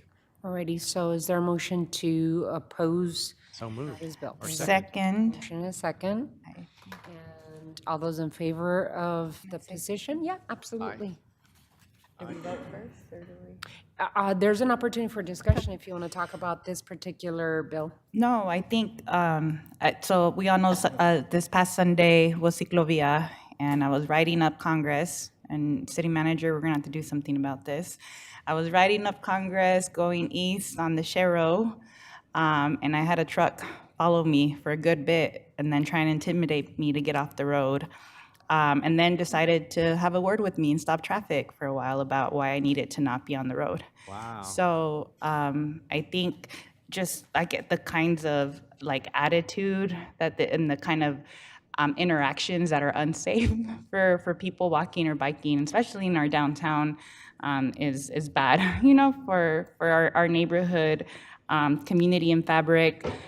So definitely in opposition, and of course, we need more safe infrastructure so that we can get around safely in our city. Wow, I'm so sorry that happened. That happens a lot, actually. And that's why people get killed on the road. Alrighty, so there's a motion, a second. Without any further discussion on this particular position, all those in favor of the motion signify by saying aye. Aye. Aye. Any opposed? Motion carries. I just wanted to, before I send it over to Mike, I just wanted to report that I'm really proud that the city of Tucson is standing in opposition to bills that are negatively targeting our trans and LGBTQ plus residents in not just the city of Tucson, but in Arizona. We are also opposed to the action being taken against the Arizona School for the Deaf and Blind up in the state legislature. I was happy to provide also direction to Mike Rankin, our city attorney, to sign on to amicus brief in the Fifth Circuit U.S. Court of Appeals regarding a stay pending the appeal of the order staying the effective date of the U.S. FDA's approval of mifepristone, one of the drugs used to provide a medical abortion. I'll ask Mr. Rankin to update on issues related to litigation concerning reproductive rights. I know that we've stood solidly in support as a mayor and council for reproductive rights, and I want to reiterate my support of bodily autonomy and reproductive rights for people around the country and around the world. So, Mr. Rankin, did you want to update us on what's happening? Sure, Mayor, members of the council. I've tried to keep you up to date as able, but this has been a fast-moving litigation relating to mifepristone with the conflicting orders that came out of the federal courts back on April 7th. First, you had the ruling in the Texas court essentially overriding FDA approval of mifepristone. That's been in place for some 22, 23 years. And then within hours of that decision, a conflicting decision out of Washington ordering the FDA to keep the status quo with respect to the access to mifepristone. For Arizona, that Washington case was the one that was controlling, because Arizona is actually a party in that litigation. But the Texas order, at least as written, was attempted to be applied nationwide. So there was an immediate conflict. I was contacted by the public rights organization that we've often participated in amicus briefs with, and they were seeking cities to sign on to amicus pleadings in the Fifth Circuit, which is the appellate court from the Texas decision, as well as in the United States Supreme Court, because it was clear that this was going to be on a fast track to the Supreme Court. Based on prior actions of the Mayor and Council, including the resolution that you adopted last year with respect to reproductive rights, I felt comfortable signing on behalf of the City of Tucson. I, of course, consulted with the mayor first, and she gave me the go-ahead. And so participated as an amicus and signed on to the pleadings both in the Fifth Circuit Court of Appeals and then subsequently with the Supreme Court of the United States. That Fifth Circuit Court then narrowed the decision that the district court had issued in Texas, but still left in place restrictions with respect to the access to mifepristone and prohibiting any access by mail order, for example, and shortening the period of time for which it can be used or prescribed. The Justice Department has appealed that issue to the U.S. Supreme Court, which last Friday issued an administrative stay, which I think expires tomorrow, to at least allow the DOJ to make its further arguments with respect to a more extended stay while the litigation is ongoing. So I'm expecting we'll hear from the Supreme Court today or tomorrow with respect to whether the stay will be extended. I do think it's important to note that with respect to Arizona, though, it's the Washington case that for now is controlling, and so the rules here with respect to FDA approval and the access to mifepristone remains as it was before these rulings came out, but obviously we have to keep a close eye on it. The mayor and council have given the prior direction that I mentioned, but I at least wanted to add it to the agenda here today because there will be substantive briefing in the United States Supreme Court on these issues going forward. And I wanted to make sure that the mayor and council had the opportunity to give me direction to continue to participate in support of ongoing access to health care and the access to these types of drugs and medicines for pregnant persons. Mr. Rankin, do you need additional, additional direction so that you, like you said, there's going to be a lot of activity. Do you need additional direction and support, like some support? I would take the absence of any contrary direction to say continue on as I am, but I didn't want to make assumptions in terms of any particular actions. And I just wanted to use this opportunity to keep it on your radar, especially because this is going to continue to evolve. And then there will be related issues, I'm certain, as legislatures across the country are examining different types of bills to further restrict access to these types of rights. Well, I don't know if my colleagues want to add anything, but I mean, the mayor and council have been very, very clear about where we stand on reproductive issues in healthcare as an issue of healthcare. So I don't know if anyone wants to add, but I mean, you go ahead. And I also want to make sure that my colleagues on the council feel comfortable if our city attorney reaches out to me and says, I think you've made it very clear, but I just want to, have a thumbs up from you, and just want to make sure that you all feel comfortable with that as well. Now that we have Andrew as well, I just wanted to switch topics a little bit. Thank you so much, Mr. Rankin, for the update. You do what you need to do to make sure that it's clear that the city of Tucson is very much so in support of bodily autonomy and reproductive rights for people. On a different item, there are particular bills in the state legislature that I think it's very important that we make it clear and put on the record about how we stand. There is a back and forth in terms of the conversation of affordable housing in the state legislature. And we all remember SB 1117, which was defeated earlier in the session. There are new bills, 3 bills, HB 2536, SB 1163, and SB 1161. The first 2 bills mostly contain elements of SB 117. These elements include by right development, no local authority over residential zoning, significantly reduced parking requirements, which, by the way, we're talking about as a city already, limitations on public input, and limited opportunity for adjacent property owners to demonstrate that new development could harm their property use and values. I just wanted to make sure that we put on the record that increasing affordable housing and workforce housing stock is a high priority for me, and I know that for this council as well in the city of Tucson.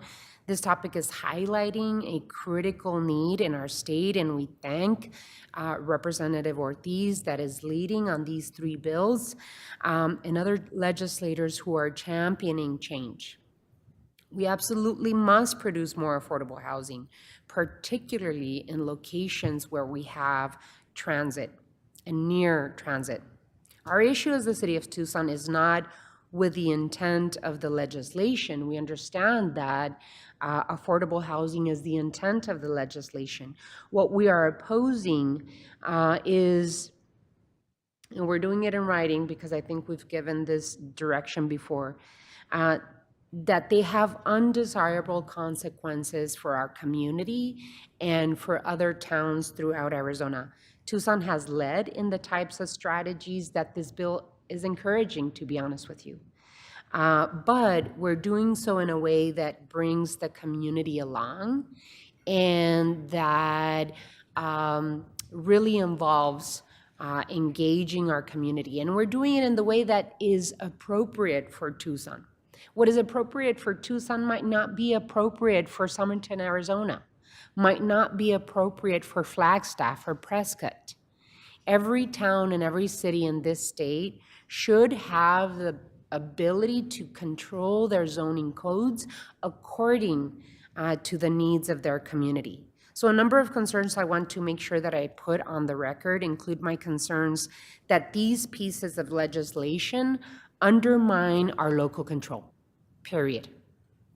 I encourage all jurisdictions to take a look and take quick and concrete action to increase housing stock that is affordable and accessible for its residents.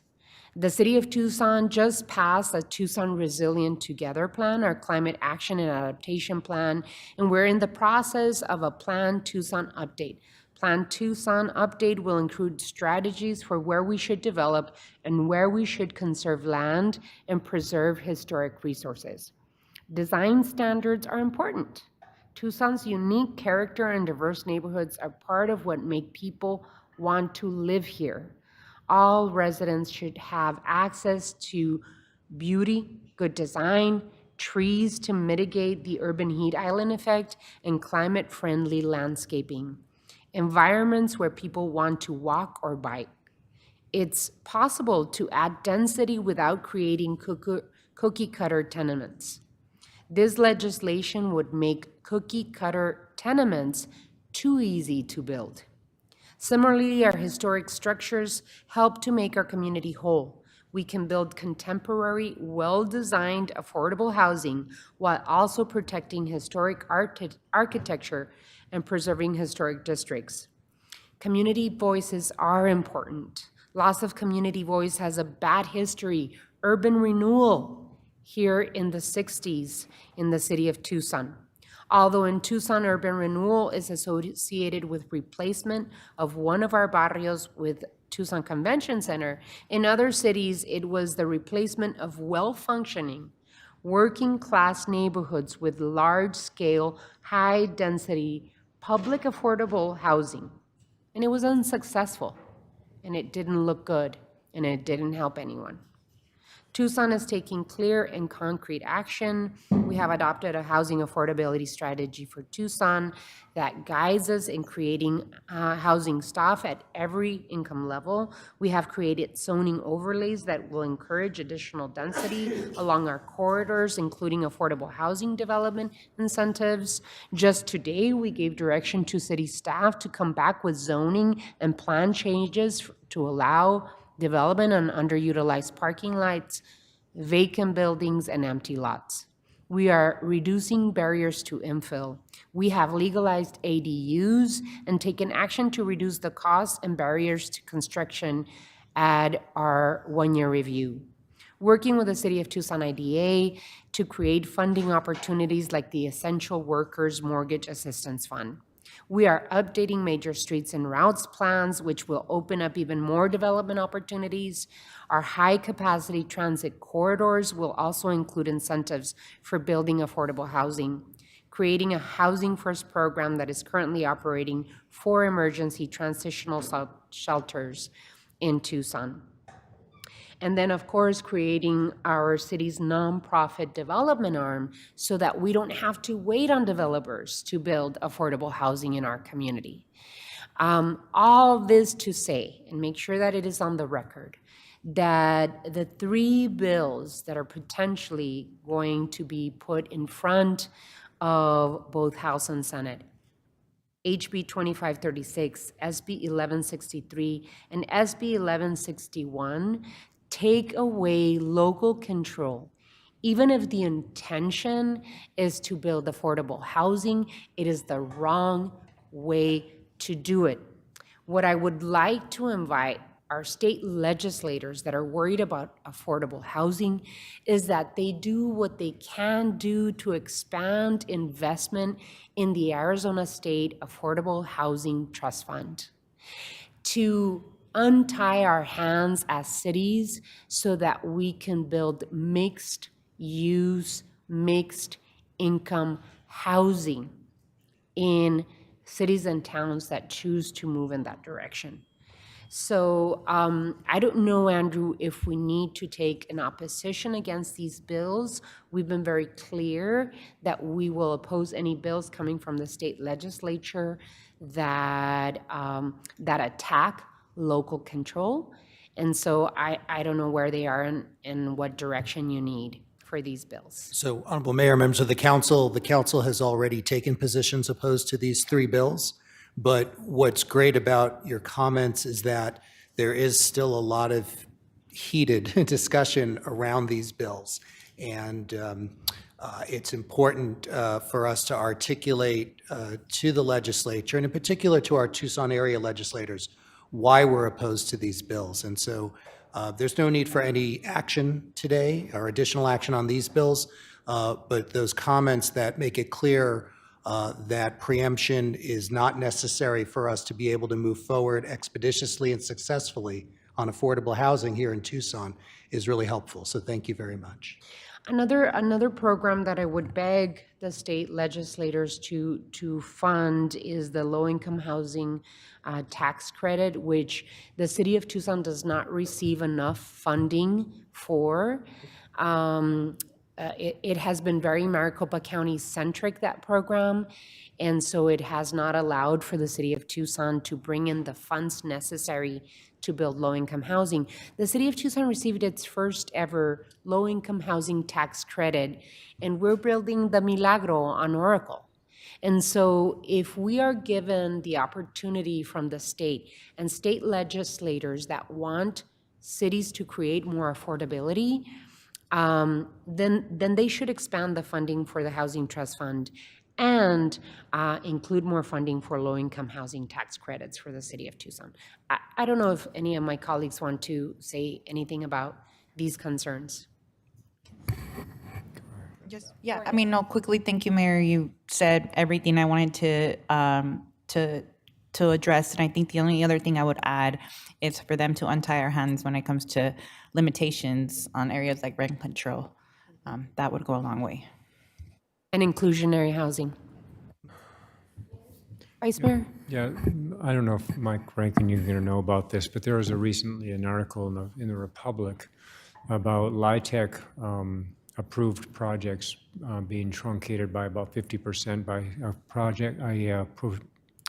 process called qualified contract provisions, where they're effectively cutting the 30-year commitment in half or less. Are you familiar with that? Is there a position that we should be taking or is there anything we can do, or is that just a legally allowable way to truncate LIHTC projects? Vice Mayor, I don't know. I'm not familiar with it. I think Andrew had something that he could add. Yeah, Honorable Mayor, members of the council, Vice Mayor Kozaczek. Yeah, I saw that article, and as I understand it, what's happening is there are certain LIHTC projects that have been approved in Arizona over the years, and there's a provision in the federal rules around them where I believe, even though they're supposed to be 30 years guaranteed, maintained affordable housing, that at that 14-year mark, there is some kind of escape clause that some property owners are starting to take advantage of.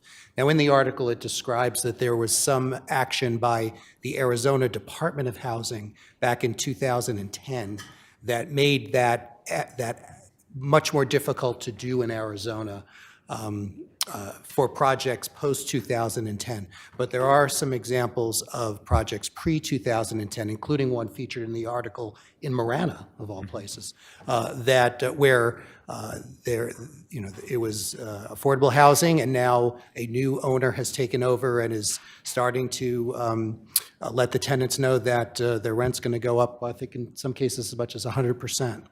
But those are federal rules that guide that. There were some efforts by the previous Congress to try to close that loophole. If mayor and council want to give me direction as far as federal legislation to support closing that loophole, then I welcome that direction. That would be wonderful.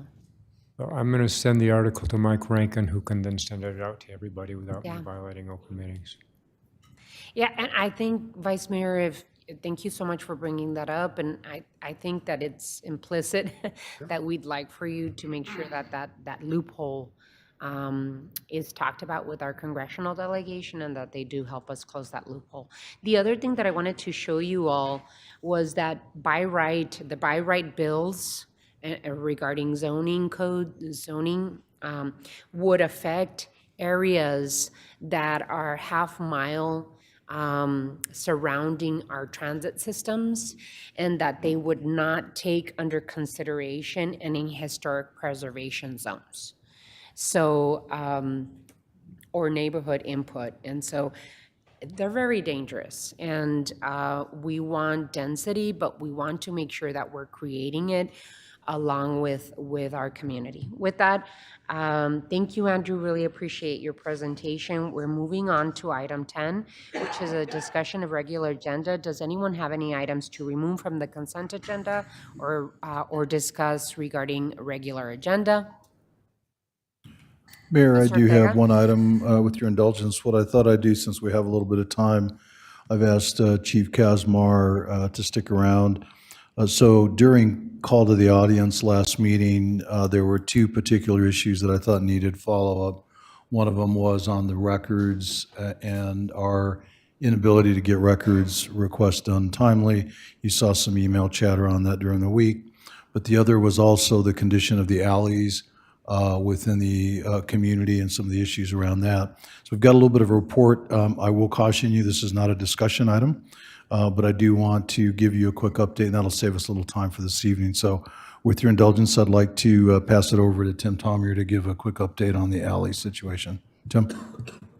Thank you, Manager and Mayor and Council. We are preparing a memorandum for the manager about the issues brought up about alley service and safety concerns in environmental and general services. We have not yet had a chance to review those findings with AFSCME or the solid waste equipment operators yet, and once we've done that, we'll be able to issue the report to the manager. There are three main items. One was, it was stated in those comments that 98% of disciplines come from environmental general services. So HR did pull data for the last 3 years from Environmental Services, Water, and Transportation Mobility. Those 3 departments are all similarly sized, and they all do similar work in the field. In disciplines upheld by the department, both EGSD and Water were generally higher than Transportation and Mobility, but no department, including Environmental Services, dominated the disciplines, certainly not at 98%. In 2020, Water and ES were 43% and 45% respectively. The ratios basically flipped in 2021, and that's just for those 3 departments. So those percentages are not reflective of citywide discipline, just for those 3. So there are disciplines in environmental services, but not out of scale with the other departments that are similar. Regarding alley service, environmental services has been actively working to address those concerns, at least since 2019. Those were brought forward by operators in their experience in working in alleys. So the department's been working to address the complaints and or convert from alley service. There is a documented workflow that the department uses to address the complaints. Since 2019, for vegetation, there's been 4,800 vegetation complaints submitted for action. As of this moment, all but 18 have been addressed. So there are a couple thousand a year. They're all addressed within the same year. Right now, we have a backlog of 18. Letters were also sent to all alley customers to remind them of their responsibilities to keep alleys clear. And we know those were effective because we received feedback from some customers about those. Since 2019, 14 alleys where we previously serviced in the alley have been converted to curbside service based on requests from the operators. And an additional 25 alleys have been converted to curb service based on supervisors who noted the alleys needed to be converted. We currently have 3 alleys currently in the process of conversion. And in addition, even though those are operator reported or supervisor reported, I've chatted with my colleague Anna about seeing if the city safety group could conduct an independent review of alleys and see if they're seeing something that neither the operators or the supervisors are seeing, and then provide some recommendations to us if there's additional work needed. The third area was about incidents or accidents involving environmental services. So risk management reviewed incidents for the past 2 fiscal years, FY22 and FY23, noting that FY23 is only 75% complete, so they're projecting trends through the end of this fiscal year. They're currently projecting 65 incidents and this is just within EGSD. 65 incidents would occur by the end of this fiscal year, which would be a 26% decrease from last year. They're projecting a 19% decrease in striking a fixed object, a 29% decrease in striking another vehicle, an 8% decrease in loading and unloading incidents, and a 28% decrease of going straight ahead incidents. So overall incidents are down year over year as reported by risk management. There were 7 total injuries in FY22 in environmental services. And year to date, there are also 7. So there is a slight upward trend in injuries, 7 last year, 7 so far this year, noting that the highest injury type is in both of the years was lifting or moving an object, not actually in the operation of a vehicle. Again, this memo will be presented to the manager once we've had a chance to review and address any comments from ASME and the operators themselves. Thank you, Tim. And I'd like to then call up Chief Kazmar to talk a little bit about records and our ability to get back to folks.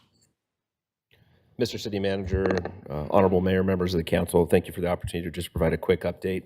As you saw, documentation from my Chief of Staff, Mr. Jeff Whiting, in reference to the call to the audience complaint one of our community members made on April 4th of this year, who was understandably and justifiably upset on the amount of time that it took him to get his collision report. Nothing's more frustrating than being in a collision, dealing with the insurance company, and then you can't get your report. We work really hard to be transparent within the city of Tucson and the Tucson Police Department. This is certainly an area we've been struggling really since 2016 when body-worn cameras were worn out. So we have since made things right. That report actually did go out on the day in question to our constituent. but he's one of many. It's probably like you, like we heard earlier, one of the biggest complaints that you receive in your council offices, in the mayor's office, city leadership. I certainly received the same amount of emails on those complaints. We have provided a comprehensive plan to City Human Resources and the city manager with structural, technology, personnel changes. We believe that we've outlined the solutions that we need to actually solve this problem. And just to be clear, it's not just with collisions, it's with any type of records request, which includes technology, reports, emails, you name it, there's backlog. So I'm confident with working with the city manager and his leadership team that we'll be able to provide solutions that provide the right services to our community. Thank you, Mayor. I just thought it might be good for you all to hear that. When we do hear calls of the audience that have concerns, we immediately go into action. A lot of times you don't hear a report, but since you had a little time, I thought there would be value there. Thank you, Mayor. Thank you. Thank you so much, Mr. Manager. Item 12, does anyone have any items for future agendas? Hearing none, the study session is adjourned. The regular session begins at 5:30 p.m. We will see you in a little bit more than half an hour. See you soon.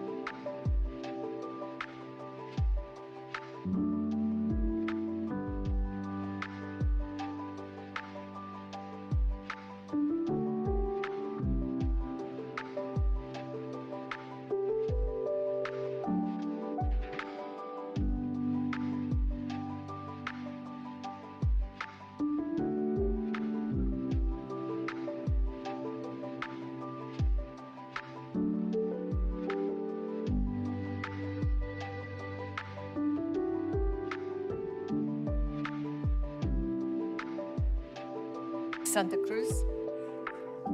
Here. Mr. Cunningham. Here.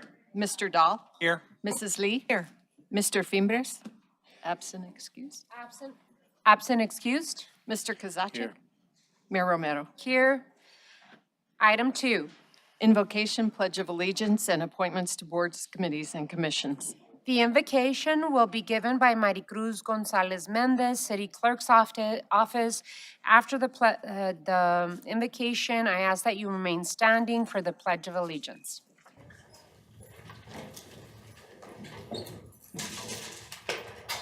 Good afternoon, all. I ask that we deepen our love for our city and our desire to serve it, strengthen our power of self-sacrifice for our city's welfare, teach us to uphold its good name by our own right conduct, cause us to see clearly that the well-being of our city is in the hands of all its citizens. Amen.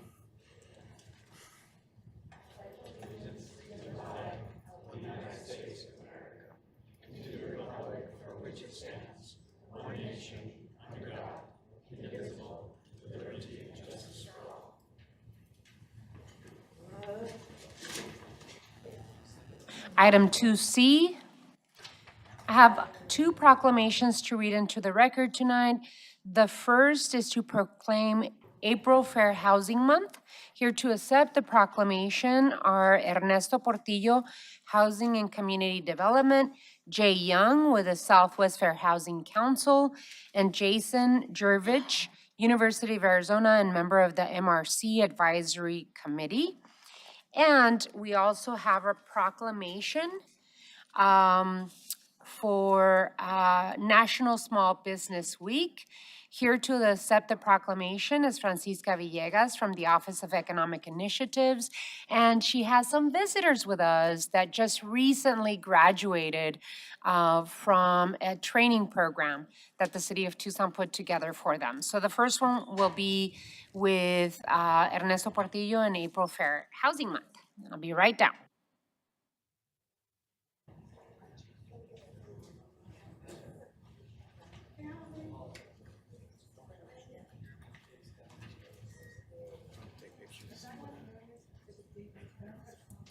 Thank you, Mayor. Good to see you too. Thanks. Thank you. All righty. So on behalf of the City of Tucson and the Office of the Mayor, I'd like to read a proclamation. Whereas President Lyndon B. Johnson signed on April 11th, 1968, the landmark Civil Rights Act, which Title VIII included the Fair Housing. And whereas the Fair Housing Act stated that a nation of citizens and government would set the values of equality, equity, and dignity in our public housing policies and practices. And whereas the Fair Housing Act targeted inequities in housing and aimed to eliminate racial segregation and guarantee that all people in America have the right to secure safe and decent housing free from discrimination. Whereas Tucson recognizes that past practices of lending and sale of homes, including racist covenants, conditions, and restrictions, created inequities and segregated housing patterns. Whereas those CCRs remain on deeds of Tucson homes despite their illegalities. Whereas Tucson's communities of color and marginalized families and homeless individuals continue to face discrimination and obstacles to safe and healthy housing. And whereas Tucson remains committed to remove existing barriers to housing and to strive that all residents have access to housing. Now, therefore, I, Regina Romero, Mayor of the City of Tucson, Arizona, do hereby proclaim April 2023 to be Fair Housing Month in this community and encourage all our residents to reflect on the importance of housing for all and to work towards the goals so that individuals and families and children can live in securely and safely. In witness whereof, I have hereunto set my hand and caused the seal of the City of Tucson, Arizona, to be affixed this 18th day of April 2023. Congratulations. Thank you for your hard work. Would you all like to say something to accept this proclamation?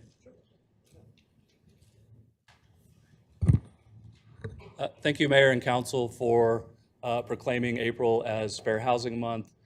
We really appreciate the city's continued commitment to supporting the Southwest Fair Housing Council and fair housing in the city of Tucson.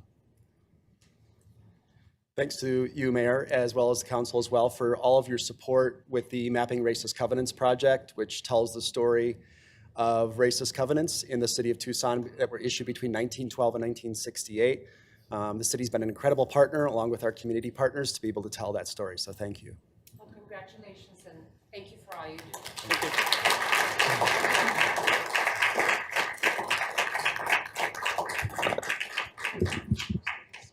Okay.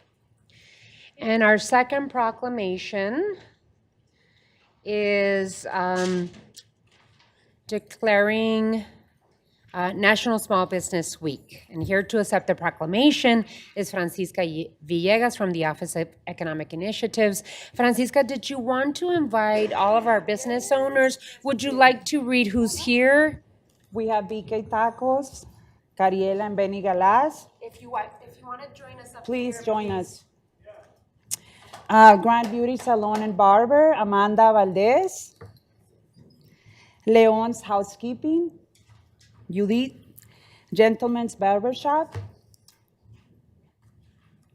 Andrea's Retail.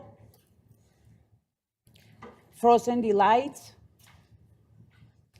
Coctelería La Palma, Wild West Carnicería, and Petroglyphics.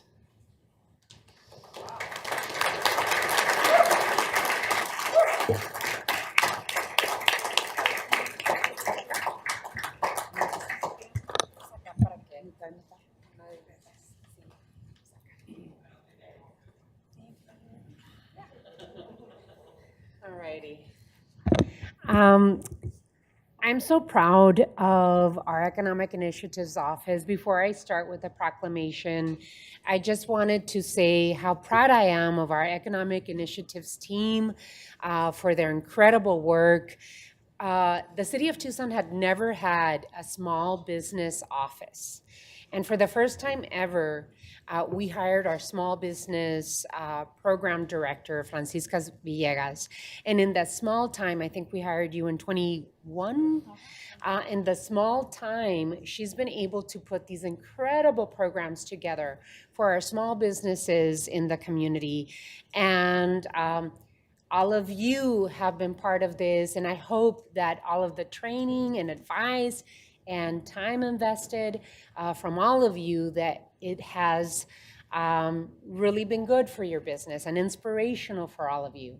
Espero que todos hayan sacado bastante de provecho del programa que hemos creado para los pequeños negocios en la ciudad de Tucson. Estamos muy orgullosos de que ustedes estén aquí para recibir este reconocimiento de todo el trabajo tan arduo que hacen en sus pequeños negocios y todo lo que agregan a nuestra comunidad por su trabajo. Muchas felicidades, y ahora voy a leer, nomás que no tengo la traducción al español, así es de que va a ser en inglés. I'd like to read into the record a proclamation of the City of Tucson on behalf of the Mayor, Office of the Mayor. Whereas from the storefront shops that anchor our main streets to the high-tech startups that keep America on the cutting edge, small businesses are the backbone of our economy.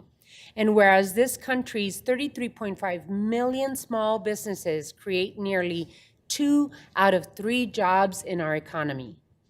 And whereas when we support small businesses, jobs are created and local communities preserve their unique culture.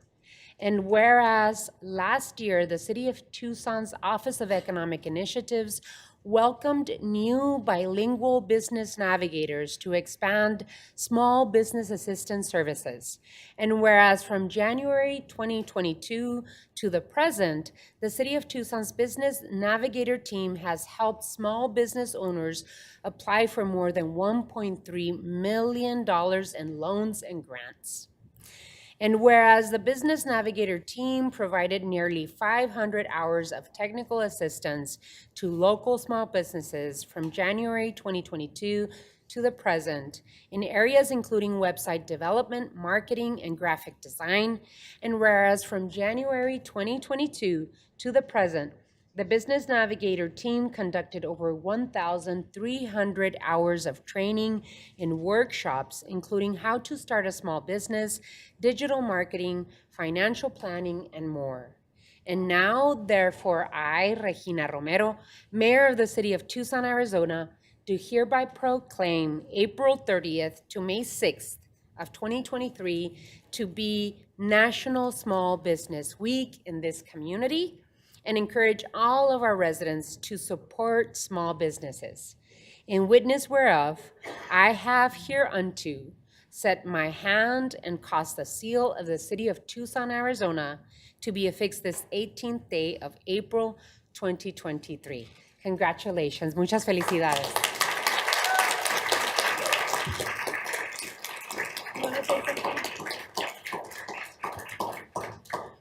Thank you, Honorable Alcaldesa. Thank you, council members.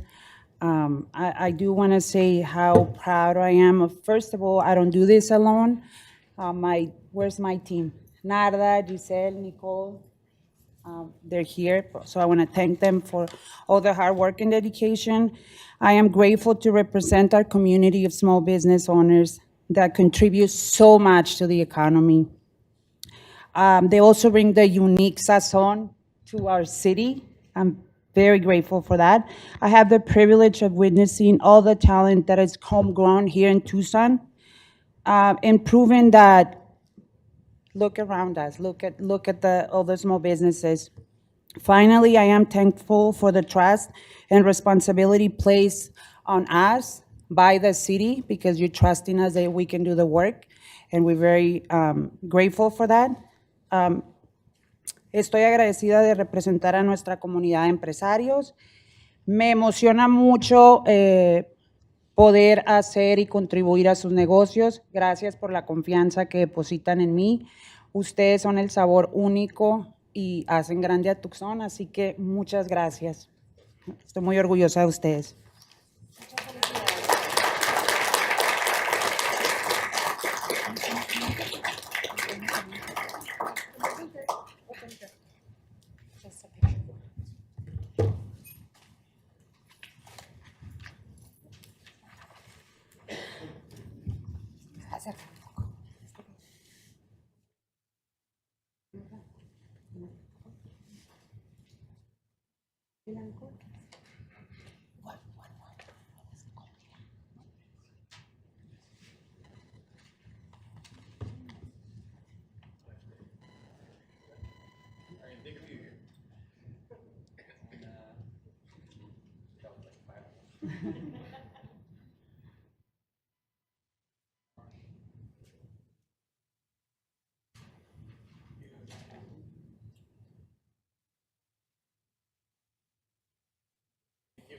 Thank you all. Thank you.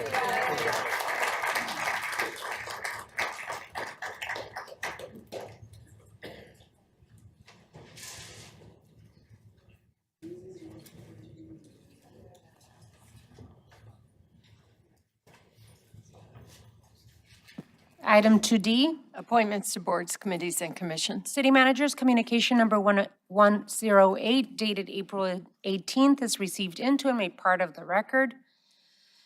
May I have a motion, please? I think there's a motion to approve the appointment of Adrienne Ackerman to the Public Art and Community Design Committee, Ray Winch and Tisha Tallman to the Commission on Equitable Housing and Development, and Daniel Sleeter to the Outdoor Lighting Code Commission. There's a motion and a second. Before we vote, I would like to thank you all for your willingness to serve our city in these commissions. Is there any discussion? Councilmember Santa Cruz. Hi, Mayor. I just, I'm going to support the appointees today. I think the only thing I wanted to bring up on the housing and equitable development piece. Early on in the conversations, we had talked about making sure that folks that were appointed were community members, and not in the sense that not everybody is a community member, but not necessarily folks coming in from the nonprofit sector, that they would be ex officio to provide, their guidance and their expertise, but that they wouldn't necessarily be voting members. So I just kind of wanted to just bring that to light, and not sure if we're setting a different kind of precedent in appointing a nonprofit organization ED into that commission. Again, I'm going to support it, but I think it's valid to bring to light. So thank you. Thank you, Councilmember. Any further discussion on this item? All those in favor of the item, please signify by saying aye. Aye. Aye. Any opposed? Motion carries. Are there any other personal appointments to be made at this time? Hearing none, we move on to item 3. Mayor and council report summary of current events. City Manager's communication number 109 dated April 18th is received into and made part of the record. This time has been scheduled to allow members of the mayor and council to report on current events. These are to be current event of activities within the community, not position statements on policy issues. Does any council member have anything to report at this time? Alrighty, so we'll start with Councilwoman Lee and then take it down the bias. All right, thank you, Mayor. So for Earth Day this Friday, join the mayor, the Thrive 29 team, and me and my team this Friday, the 21st, from 8 a.m. to 10 a.m. at Freedom Park. We'll be helping our community clean up Freedom Park and around the perimeter. The following Friday is Arbor Day, so please join us for our 3rd annual award for Arbor Day tree planting. That will be at 9 a.m., and we'll be planting 67 new trees in Purple Heart Park with the community, Trees for Tucson, and Tucson Parks and Recreation. Information about both these events can be found on our website at tucsonaz.gov/ward4. Councilmember Dahl? Thank you, Mayor. Earth Day, Earth Week, Earth Month. I hope everybody finds some time to celebrate your life and the beautiful life on this planet that we share. On Saturday, I'll be at Armory Park across the street at the Children's Museum where Earth Day will be celebrating. 2 other items. I'm proud to announce that the great work of the Tucson Parks and Recreation Department with help from Tucson Water. A giant cistern has been placed at the southern end of the park I believe it's off the basketball structure. 10,000 gallons of water it can collect, and it will serve the community garden at the southern end of the park. That will go into it's been constructed and it will be hooked up soon. I'm also real pleased to announce that we've achieved a milestone in our Choice Neighborhood Implementation Grant proposal. This is a huge grant proposal for Thrive in the 05 area and for rehabbing Tucson House, $50 million HUD grant. We are a finalist. So we'll be doing some more work with a site visit, and we should hear about the final results in July. Thank you, Mayor. Thank you, Councilmember Cunningham. Last week, April 12th, we had our town hall, or our open house about homelessness. I want to thank everybody who showed up. It was a very intense discussion, but it was a good and healthy discussion. It's a discussion that we need to have in Tucson. I want to thank all the neighbors for participating. It was very productive. Second piece, I want to thank all the neighbors who also participated a couple days later when we actually went out and cleaned up a site. We're doing that every week as part of the Ward 2 Day of Service. If you want to participate in a day of service, you can call my office at 520-791-4687, or you can email us at ward2@tucsonaz.gov. But every Friday afternoon, Ward 2 staff gets out of the office, it goes into the field, and tries to participate in a day of service. That ranges from cleaning up a park, filling potholes at a parking lot, a public parking lot, owned by the city, of course. It includes serving food to either people in need, or I think we're going to be serving breakfast at a firehouse to city employees in a few weeks. So we have all these different activities that we're doing every Wednesday as a day of service.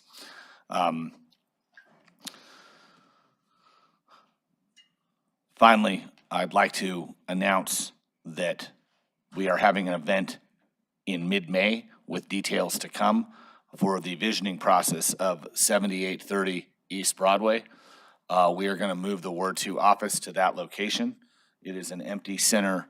It was an empty corporate center for a long time, and where the vision process is to set up instead of multimodal transit, which could be there someday, but actually have multimodal government there, where you can do different government functions from different entities, from the county to the state to the federal, right there at Broadway and Pantano.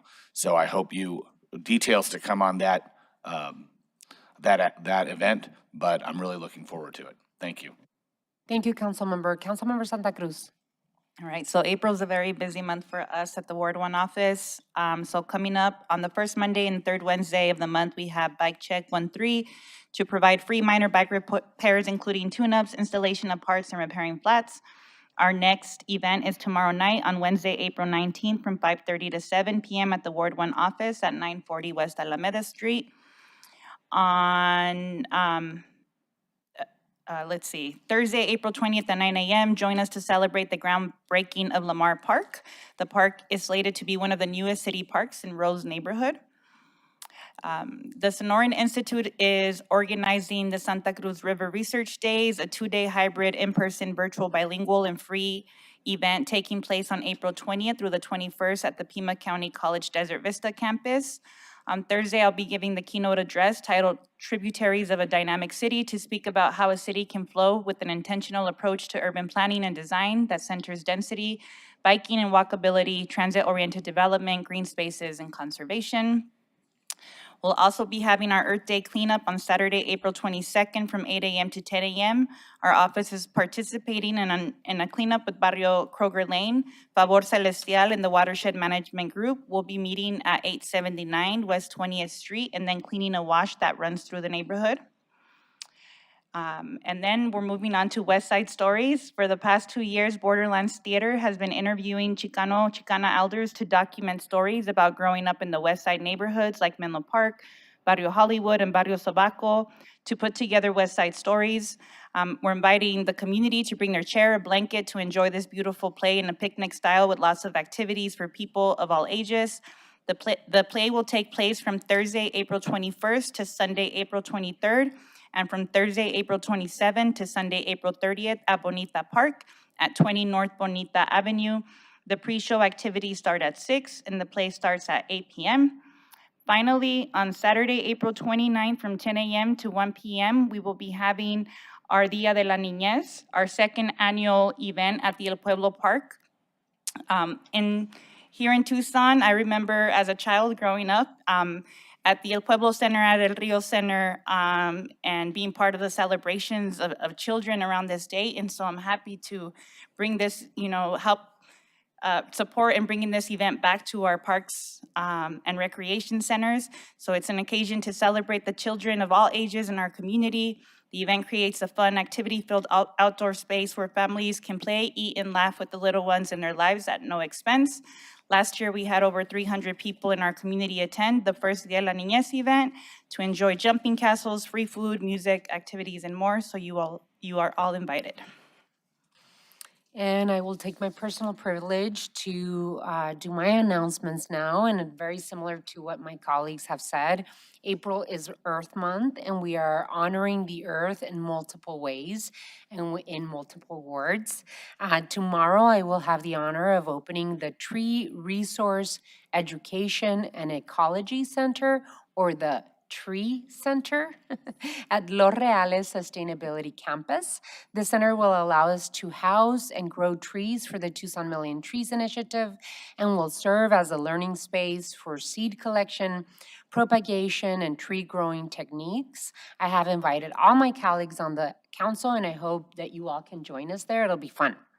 And then on Thursday, as Councilmember Santa Cruz announced, we will break ground at Lamar Park. It is a project funded with generous support from Mr. Car Wash that will transform the park into beautiful green space with stormwater basins, increased canopy, walking trails, and space for community to recreate.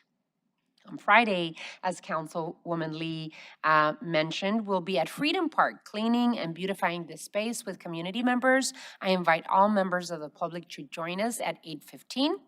On Saturday, I will be joining Mayor Winfield from Oro Valley, and I will be at the Tucson Botanical Gardens at 10:30 in the morning discussing the City of Tucson climate and sustainability work at their Earth Day event.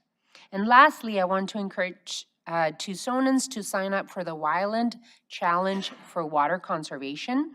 Tucson is currently #1 for cities our size. In 2021, we won this challenge, and Casa de los Niños got a grand prize of a new Toyota Highlander hybrid. Let's continue to be great water stewards and take the pledge at mywaterpledge.com and select Tucson as your city, because this pledge comes, if we win, which I think we will, comes with a grand prize that benefits a nonprofit organization in our community. I also wanted to recognize and thank Laura Hamway, the Director of Parks and Recreation, and her staff for successfully recruiting 169 lifeguards and counting. Last May, only a limited number of pools were open throughout the summer due to the lifeguard shortage we had in the city. Now we are expecting extended season pools to open this month and summer pools to open on Memorial Day weekend. This success can be attributed to several changes that Laura and her Parks and Recreation team made in the last 9 months, and that's including continuously recruiting, paying for the cost of certification, paying for new hires to get certified, and increase engagement through in-person activities and marketing. Once again, thank you, Laura, and your team for helping Tucson enjoy a safe and fun swim season. I also want to congratulate the Fountain Park community near Camino Seco and Wrightstown for their 40th anniversary.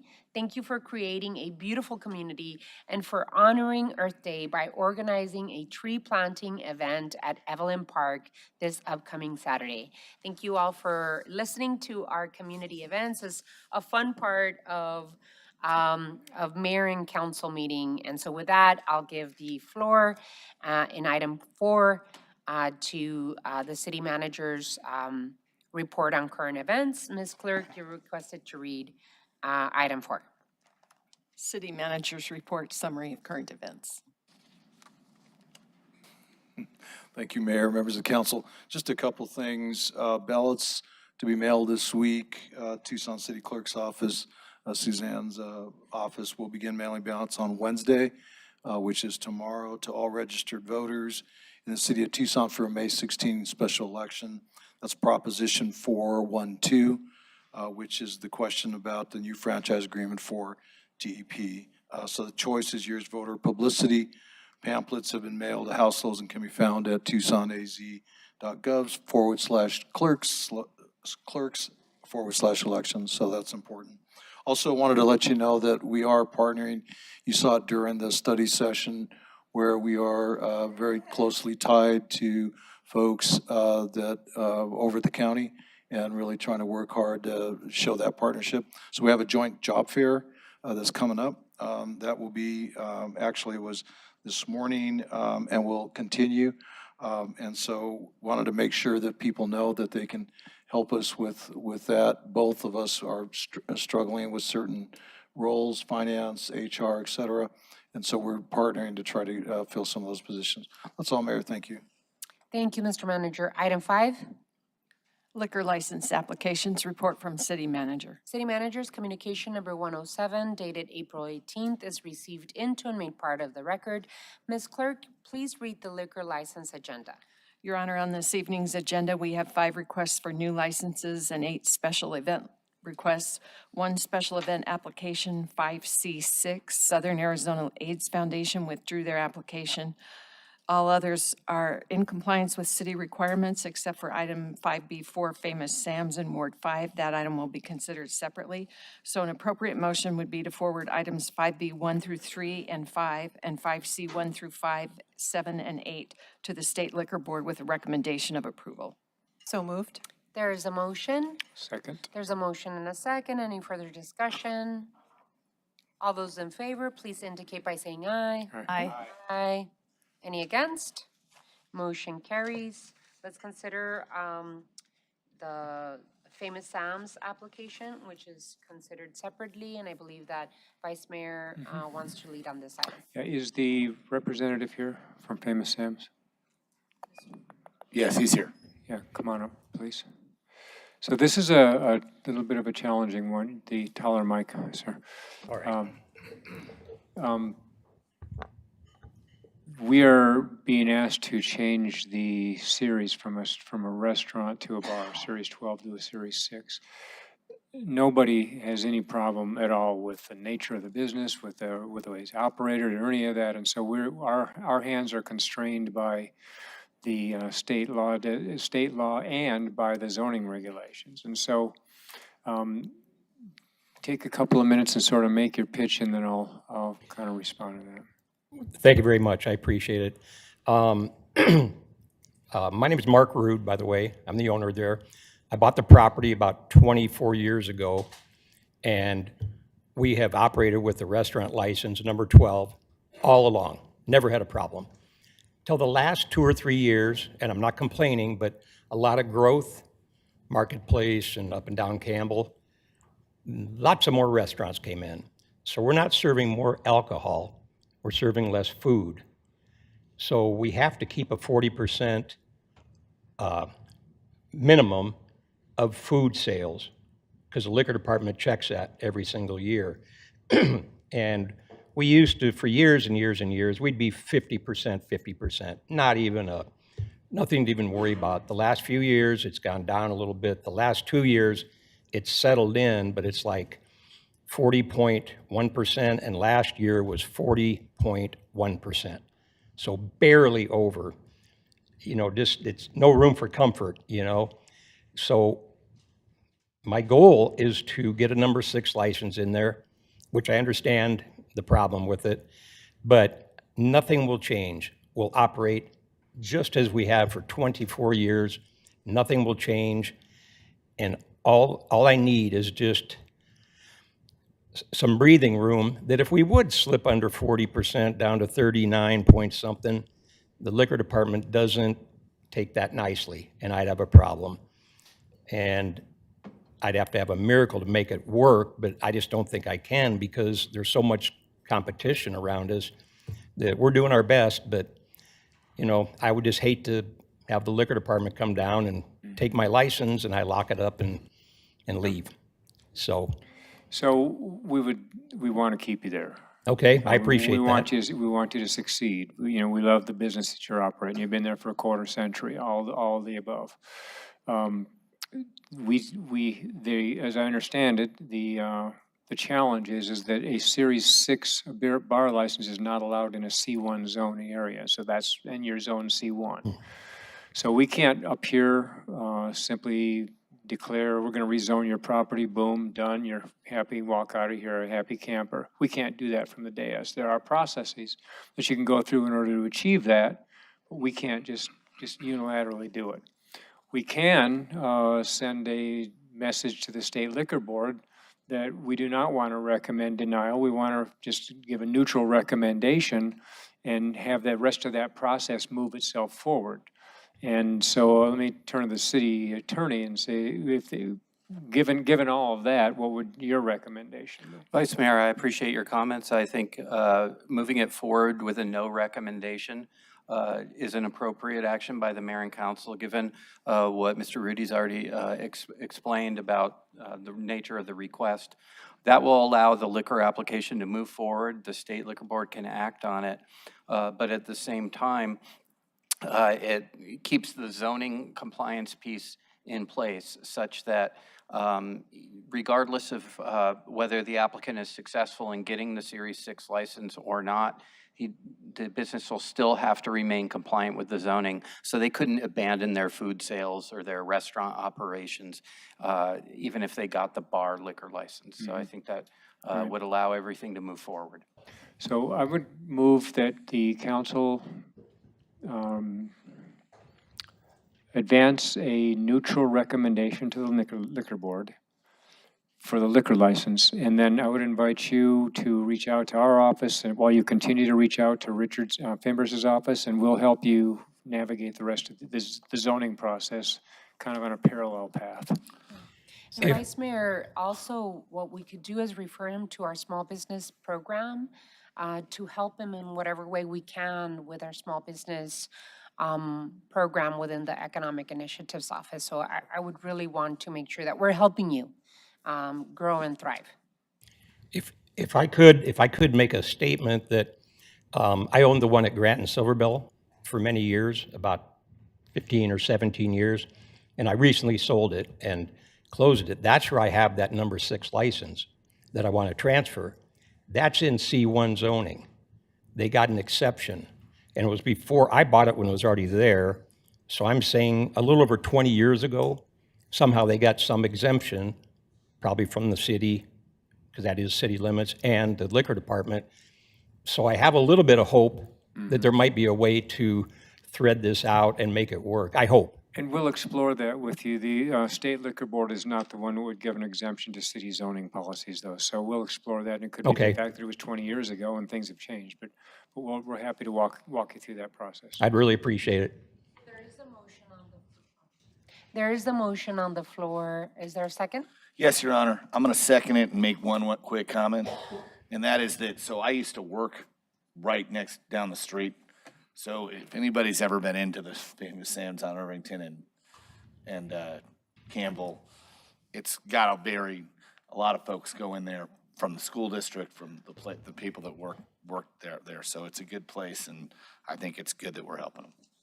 Ready, so there's a motion and a second. Any further discussion? Hearing none, do we have to do roll call? All those in favor of the motion, please indicate by saying aye. Aye. Aye. Any against? Motion carries. Thank you, Mr. Rude. Thank you all very much. Item 6. Call to the audience. At this time, the public is allowed to address the mayor and council on any issue, except for items scheduled for a public hearing at this meeting. Please make sure you have read the information on the back of the speaker card before making your presentation. State your name and if you live in the city of Tucson or not, or if you're a paid speaker. Speakers are limited to 3-minute presentation. Call to the audience is scheduled to last for no more than 30 minutes. Pursuant to the Arizona Open Meeting Law, individual council members may ask the city manager to review the matter, ask the matter be placed on a future agenda, or respond to criticism made by speakers. However, the mayor and council may not discuss or take legal action on matters raised during call to the audience. I will call the community members that filled out a form at the last council meeting, and we just didn't have time to call you up.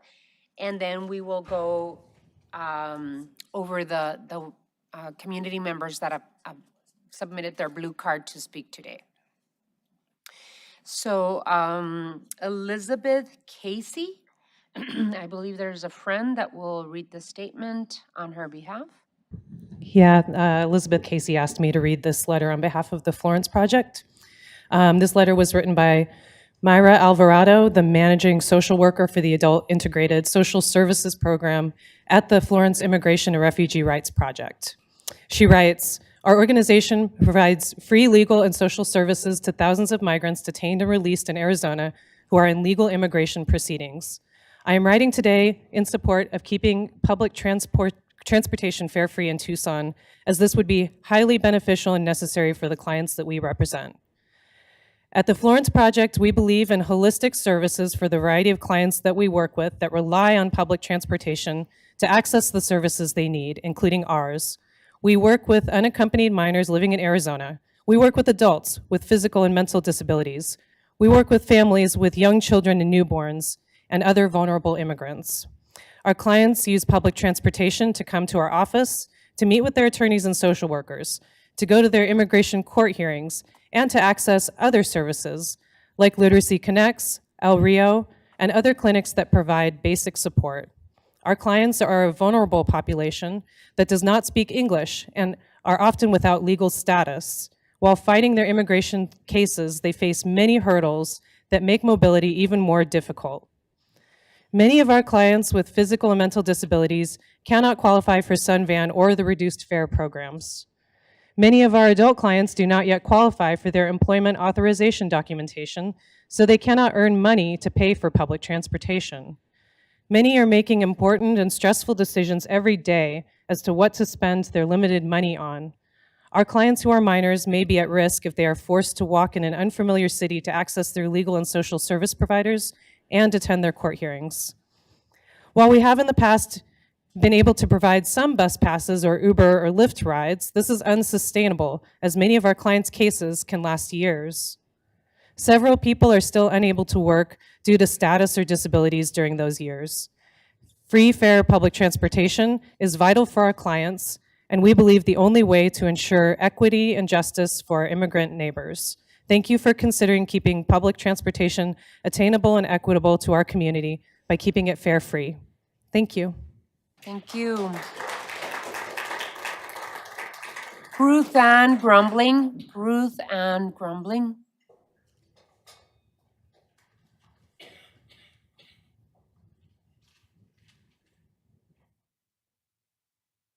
Hello, Mayor and Council. Can you hear me? Can you hear me better now? Okay. My name is Ruth Ann Grumbling. I'm a resident of the city of Tucson, and I am not a paid speaker. I'm speaking for myself. Mayor and Council, thank you for making transit fare-free these past 3 years. It's been very helpful to have one less stress on my budget during this difficult time. I'm speaking to you today because I want and need you to keep our fare-free transit throughout the city. I am a Pima County employee working as a library page at Woods Memorial Library. As a page, my hours are limited to 19 hours a week, and of those I currently work 16 due to disability. Due to that same disability, it is impossible for me to walk or bike to work every day. So I barely make ends meet as it is, which is why I need you to keep public transit fare free, not just for 6 months, not just for a year, but forever. Thank you. Glenda Avalos. Glenda Avalos.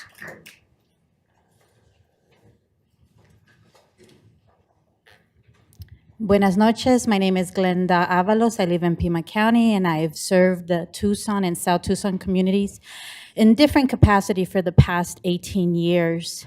Vengo delante de ustedes en el nombre de Jesús. Our communities are a heavy burden. They were a heavy burden way before the pandemic. During pandemic time and now, they're still struggling physically, emotionally, and financially.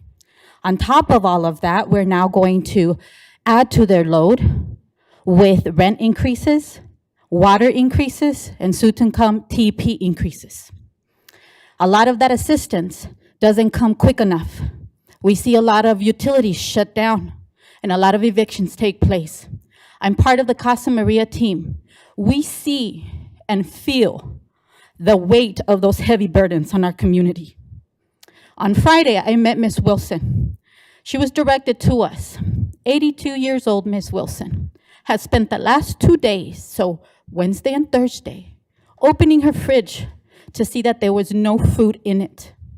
Finally, when she felt that disparity, she jumped on a bus and she went from Midville in Valencia all the way to Pantano area to a service provider who all they did was refer them to us. She took back the bus to us, and I prepared a food bag for her to take. 82 years old. This is our community who is suffering. I stand today with Ms. Wilson, along with all of the other community who are heavy burden, asking for people-oriented transit. People-oriented transit. That would mean supporting our transit system, increasing the routes. That would make more of a resilient. I would ride the bus if that was the case. I would want to also say that when we stand with these communities, we also ask for safety and support system for everyone in that bus. The riders, the drivers, our unsheltered community, this highlights the support that they so desperately need.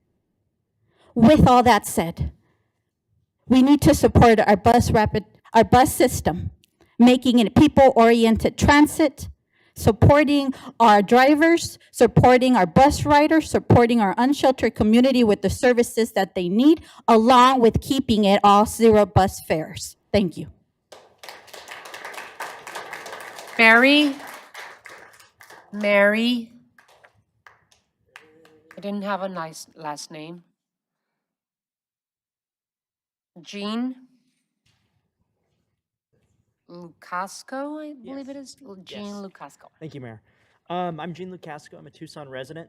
I'm going to read a letter on behalf of Literacy Connects. This letter was written by Sharon O'Brien. Dear Mayor Romero and members of the City Council, I am writing in support of the proposal to make Tucson's transit system fare-free. At Literacy Connects, our mission is to connect people of all ages to a world of opportunities through literacy and creative expression. Because of our classes and tutoring are free to participants, our learners tend to be people facing multiple barriers to accessing services. This is especially true in our adult programs. Adult basic literacy and English language acquisition for adults. Zero fare transit has allowed many adult learners to access our systems more often. Transportation is an especially challenging barrier for many of our learners. Prior to the pandemic, we heard from students that navigating the process to receive the low-income fare was difficult for them, as they were very busy with work, classes, and family, or did not have easy access to documents necessary to verify income. Literacy Connects was able to secure temporary funding to provide bus passes to our learners. This simple short-term investment reduced the number of people who would call to say that they couldn't make it to class or tutoring because they didn't have the $2 for the bus. During the height of the pandemic, we provided services remotely via Zoom. When we surveyed our learners in May of 2021, 70% of learners surveyed indicated that transportation was the reason Zoom classes worked better for them. Since reopening in-person services, we have heard from our adult learners many times how much easier it is to get to our class sites for literacy, GED, or English language classes because the bus is free. Zero fare transit improves access to services and employability. A mother and son who attend our ELAA classes, that's English Language Acquisition for Adults classes, at Valencia Library rely on public transit. The son has a disability and is eligible for the Sun Van service. However, because the mother is not eligible for Sun Van, she takes the bus to help her son with his appointments and classes. She is currently unemployed and looking for a job. She simply cannot afford to pay transit fees while supporting her son and job hunting. An adult learner in our adult basic literacy program depends entirely on the bus to get to his job as a dishwasher and to his class at Literacy Connects. He works for minimum wage, which is often insufficient to be able to pay his rent, let alone cover other necessities like transportation. In a time of great economic struggle and uncertainty, zero fare transit is helping these learners get to work, access needed services, and remain housed. A zero fare transit system can remove barriers for people to get to work, services, and classes, thus increasing their employability. When people are employed, they pay more taxes and are less reliant on social services. The short-term investment of zero fare transit ends up having long-term benefits for us all. We ask that you vote yes on the permanent zero fare transit proposal to support the thousands of Tucsonians who depend on public transit to access employment, medical, and social services and educational opportunities. Sincerely, Sharon O'Brien, Literacy Connects Interim Executive Director. Mayor and Council, do the right thing, please. Thank you. Peter Norquist. Peter Norquist. Peter Norquist. Kevin Holder. Kevin Holder. Lee Urias. Lee Urias. JP Salvatierra.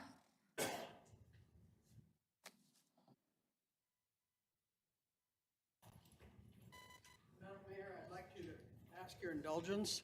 I was one of the first 10 in the last meeting to turn in a card. I was the very first person in this meeting to turn in a card after attending the study session and the other items.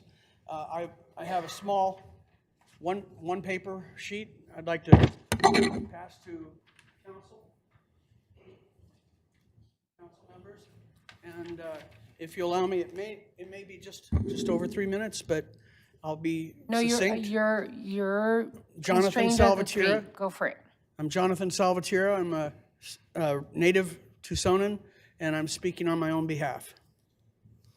Cyclovia was a terrific, incredible event. I'm sure Steve Kay would agree that both Himmel Park and Los Barrio did very, very well. My other comments are those of the restriction of full public disclosure by, this is a TEP issue,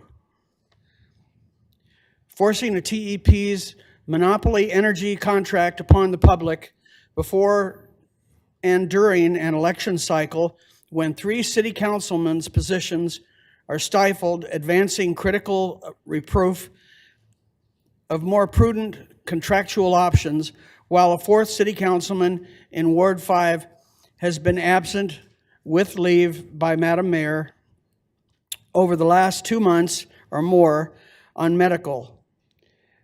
This constitutes a quorum deficit of city representative leadership unable completely to deliberate TEP's prematurely derisive Prop 412 content scrutiny before a public vote almost 3 years before its renewal. We will also pay TEP's 2.25% franchise fee for their monopoly over us for the next 25 years as publicly generated funds plus another 0.75% surcharge whose combined value over the first 10 years amounts to $200 million. The 0.75, $50 million over the first 10 years has legally non-specific use under TEP's 2-vote, City of Tucson 2-vote, and the shared 1-vote. But what dictates use of the remaining $300 million more over the next 15-year remaining cycle? Is that TEP's hidden gross profit? We can't afford TEP's foreign shareholder greed or an uncontrolled slush fund that the city could better use to finance the same subcontractors TEP uses for the large intensive infrastructure. We don't have to duplicate the billing department to secure accounts receivable, also allowing Tucson's local economic energy use generation to multiply and recycle here.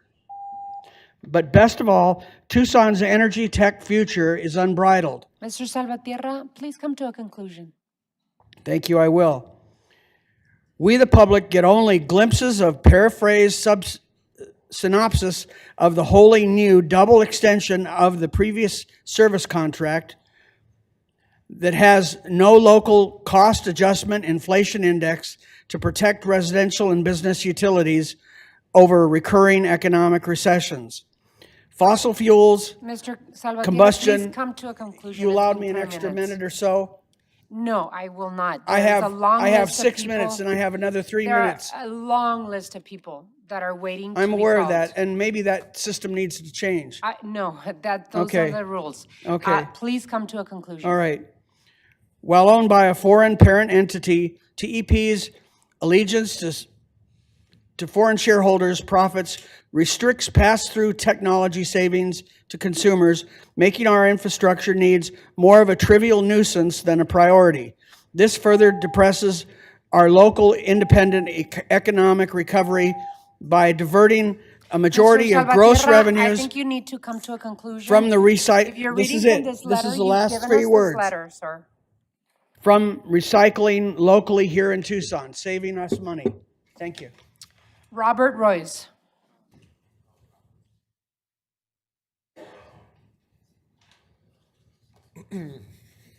Sorry, I've had a dry cough since Saturday, so my voice is a little weak.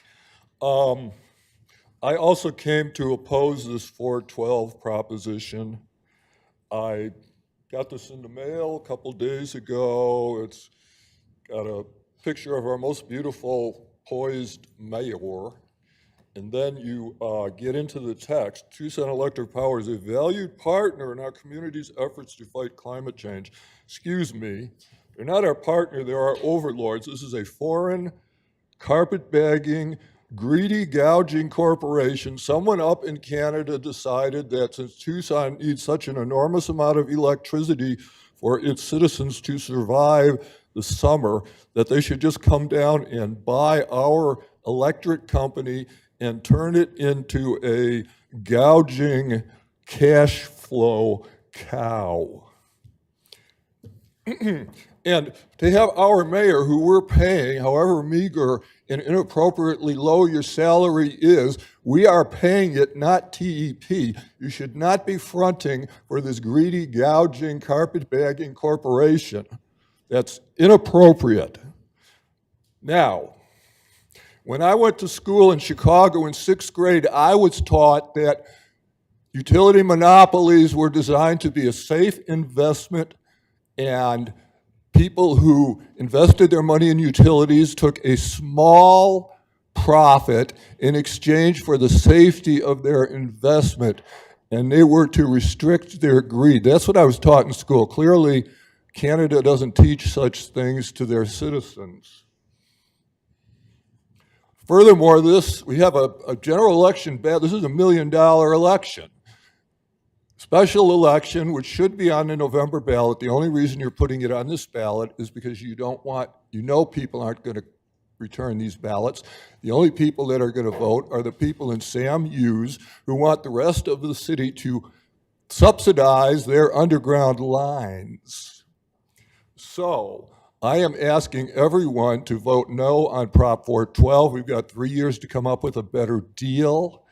And once again, this should be on the, I've been harping on your financial irresponsibility for 22 years now, some 350 plus meetings, and you're just proving my point that you have not changed your ways when you waste $1 million to try to put this over on the citizens of Tucson. Thank you. Annie Rempe. Annie Rempe.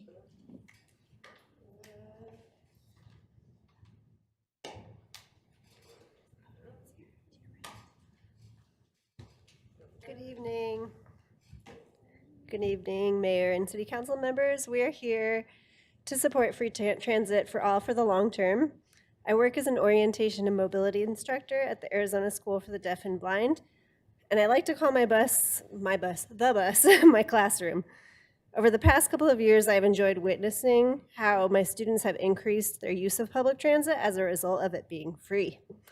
One student was able to take public transit with his grandparents so that they could get vaccinated. Another student is able to stay after school twice a week for tutoring now that he is able to take Sunvan home. His mom, who works 7 days a week, was not able to pick him up or pay for transit in the past. My student here is able to take Sunvan to their youth for Blue Skies internship so they can address climate change with other Tucson youth. As an educator, I've also benefited from free transit. Prior to free fares, my series of questions to students consisted of, do you have your cane, your phone, your bus route, your bus card? Do you have money left on your bus card? And for those students who may have lost their cards, I no longer have to rescue them with the exact bus fare. I no longer need to recharge bus cards with a dwindling teacher budget or take students down to the special services office to renew their cards. I don't have to adapt their cards with a tactile sticker so that they know which side to scan when they enter the bus. And I don't have to remind students to ask the bus driver to read the dollar amount on the scanner, which reads how much is left for sighted folks.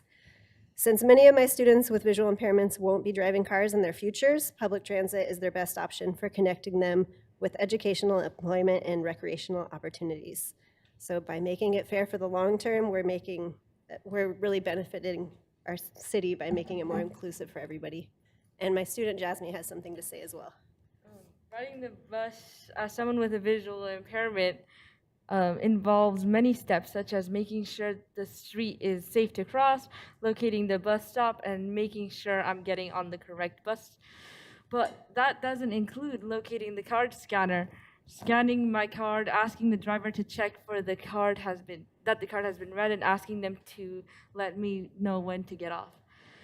Keep in mind, the last few steps would take the average sighted person a few seconds to complete, whereas a visual impaired or totally blind person might need more time. Allowing free access to bus transportation will eliminate additional barriers and will help make travel more accessible to everyone.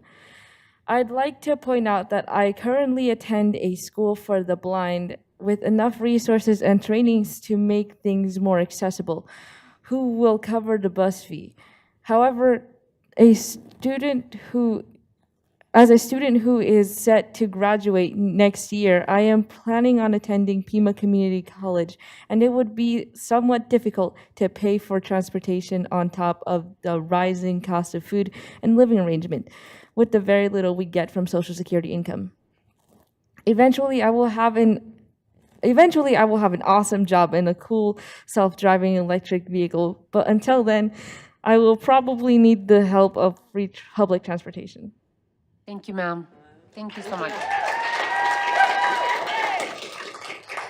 Christine Hashkinson. Christine Hashkinson.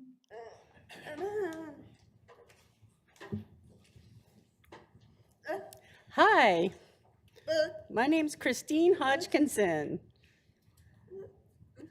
I am independent. I live by myself with a roommate. I have SSI, but my favorite part of my week is riding my Sunvan. See my little sticker up there? I love it because it's independent. Mom, Dad, don't drive me. Myself, I can go to work on my own. Yep. And so please, for people like me with disabilities who can't drive, and like my friend Jasmine, please think about keeping it 0 on my favorite Sunvan bus, which I wave at every time I pass one. Thank you.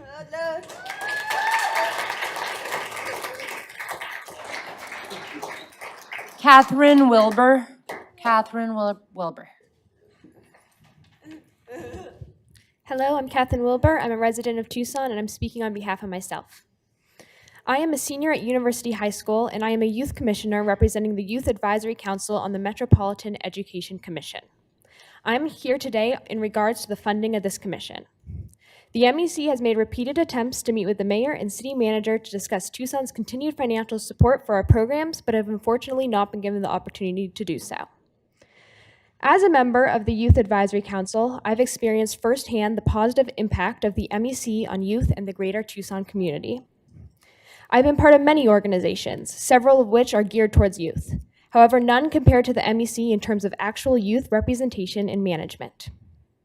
The Youth Advisory Council is completely run by and for the youth of Tucson because the MEC understands the importance of youth voices, especially in education. This year, they facilitated programs such as Rise Up, a global experience with Japanese high school students which focused on women empowerment, as well as the 28th annual Teen Town Hall. This year's Teen Town Hall, which was the first one back since COVID, was a major success. Over 70 high school students participated from a variety of schools and school districts to discuss their education. At this event, they had the opportunity to create solutions and speak with community leaders about the education system. Once again, this event was entirely student-run. Everything from cold emailing panelists to picking up food for the event was done by the dedicated members of the Youth Advisory Council. Currently, our group is planning Civic Engagement Day, an event where we drive up to the Arizona State Capitol and discuss with our legislators the issues in education that we want fixed. I know that I would not be half the leader I am today without the Metropolitan Education Commission. Losing the MEC would not only be a major loss to me and the other Youth Advisory Council members, but it would also be a loss to Tucson's youth voices. So I'm here today to respectfully ask the council and the mayor to help us facilitate that meeting with the MEC prior to the upcoming annual budget finalization. Thank you. Alisa Sanchez. Alisa Sanchez.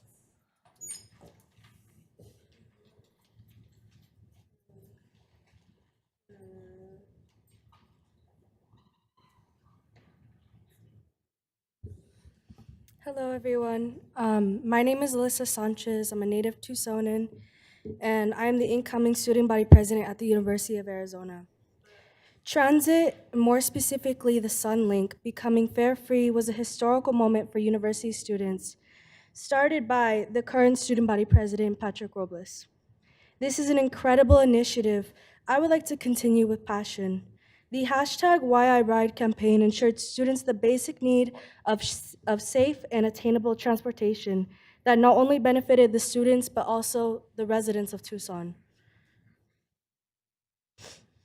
I'd like to see the city support this movement, and I am committed to helping convince the University of Arizona Executive Administration to contribute to this effort as well. I also just wanted to say thank you for giving me this opportunity and for your time tonight. Thank you. Cristian Martinez. Cristian Martinez.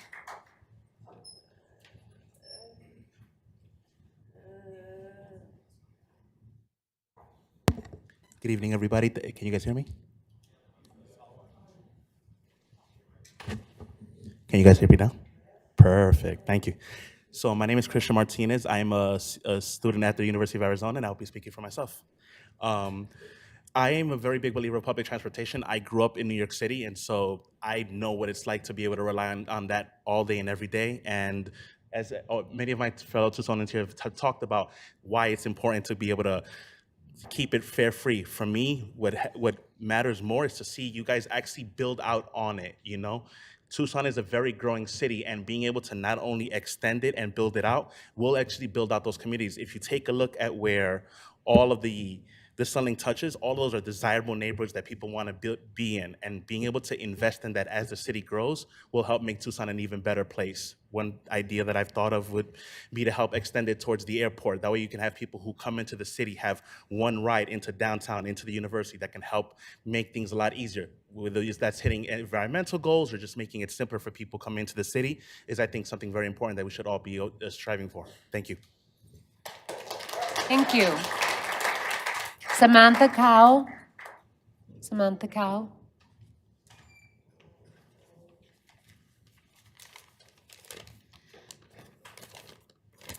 Hello, my name is Samantha Gao. I live in Ward 3, and I adopted a dog. Oh, I'm speaking for myself. I'm unpaid.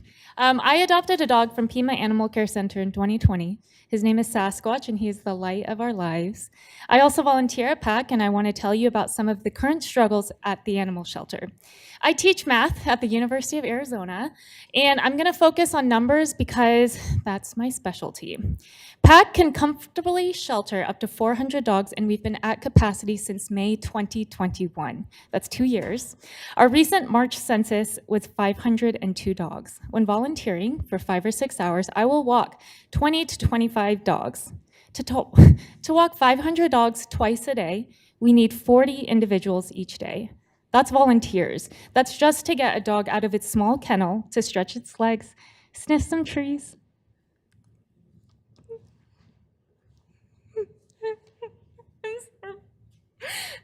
Some of these dogs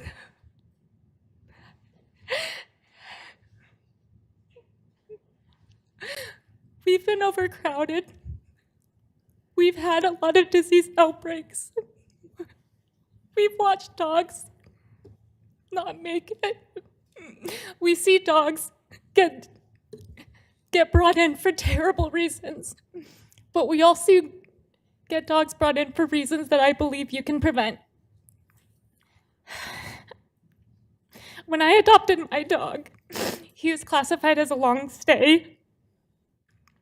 A long stay at that time was a dog that had been there over 30 days. He was there for 2 months. At this time, PAC has 500 dogs, and 160 of them have been there about 3 months. The longest stay is 1 year. That's 1 year with at most 30 minutes outside of their kennel, 30 minutes with another human being to help them grow and feel loved. Who gets these animals out of the shelter? Assuming 1 dog per household, that's just 500 households. Nearly 4,000 animals were surrendered to PAC in 2022. Half of these intakes come from owners struggling with vet costs, housing, or other financial struggles. From a legislative standpoint, incentives to landlords that accept dogs, particularly large breeds, would relieve a tremendous amount of pressure on a community facing a housing crisis. Future transitional housing facilities should also be built with pets in mind. I have to say one thing for the volunteers I see there. The situation currently hurts everyone. Pets aren't able to stay with families who love them. People can't adopt because of housing restrictions and financial difficulties. Dogs suffer in shelters while their numbers grow. And staff and volunteer turnovers is high because the environment is emotionally and physically painful. But I want to end with a description of my dog as a beacon of hope. He was described as a sensitive dog suffering in a stressful shelter environment. He was too scared to leave the car in new places. He'd wake up in the middle of night to find us for pets before he'd go back to sleep. And he still gets nightmares every single week. But as described in his original adoption profile, he has blossomed into a true champion. Every morning, I get to wake up to the sound of his paws and a thumping tail as he comes to say good morning. If he's impatient, I'm woken up with a kiss as he waits for an invitation to come snuggle, and he makes my life better in immeasurable ways.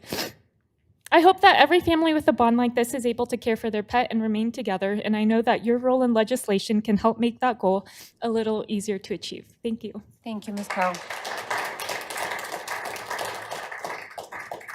Colette Altifer.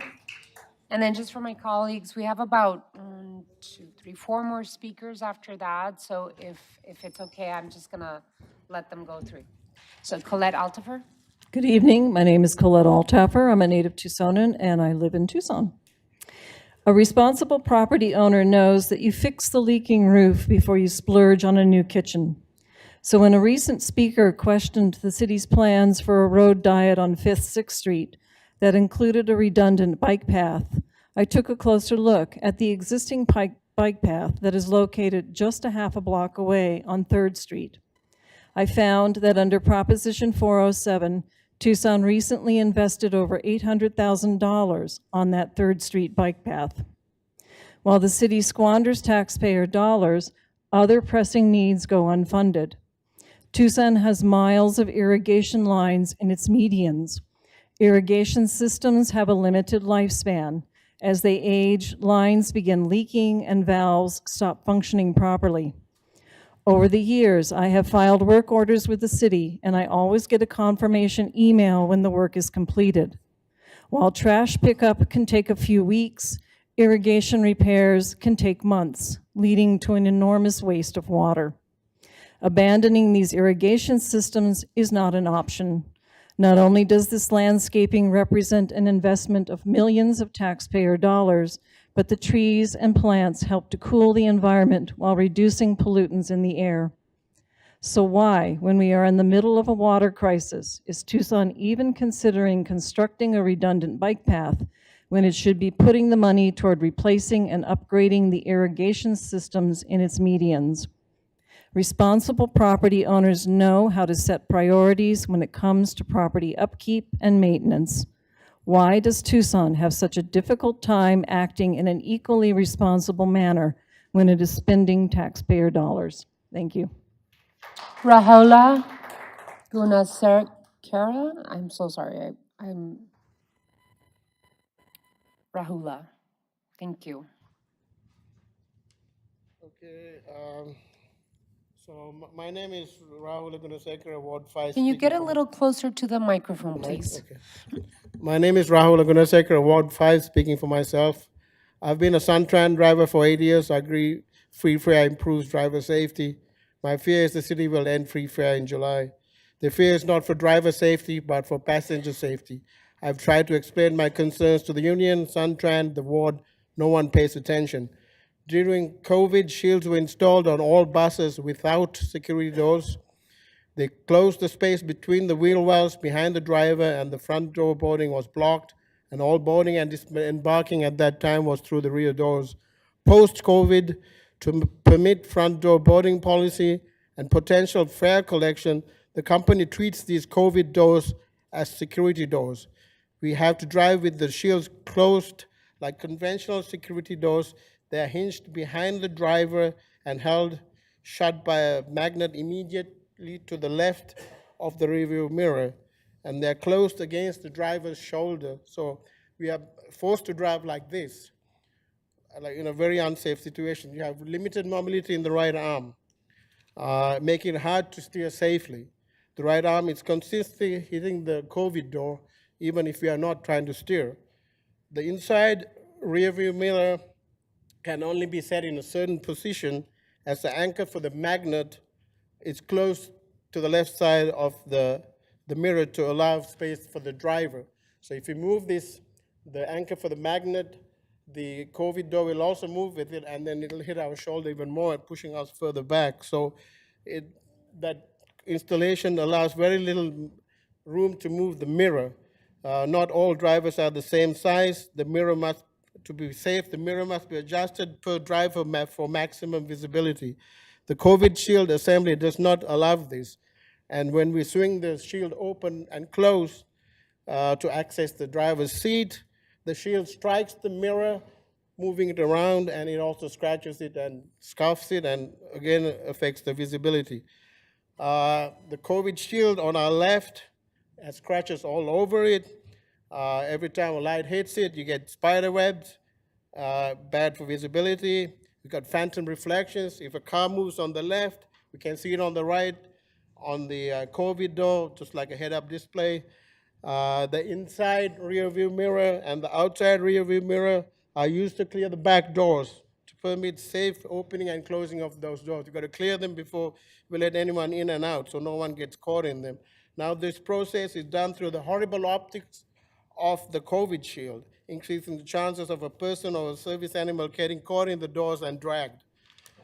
Since the front door policy has been enforced by the company, the rear door incidents have spiked due to drivers being coerced into zealously enforcing the front door boarding policy and due to the reduced visibility of the mirrors caused by the COVID shields. The shields don't have any frame and wobble as we drive, adding to the bad optics. The chance of an accident with a car or vehicle or person outside the bus has increased due to the restricted movement of the driver's right arm and bad optics caused by the COVID shields. Fare collection cannot be done safely until the issues with these COVID doors are resolved. Ideally, by replacing Please come doors to a with conclusion. ideally by replacing them with proper security doors. I can only pray that at the end of June, safety trumps dollars. Okay, thank you. Alrighty. Mr. City Manager, I'm going to give you this card with the information from this gentleman so that you could follow up with Sam Credio from the Department of Transportation and Mobility. Tom Stellini.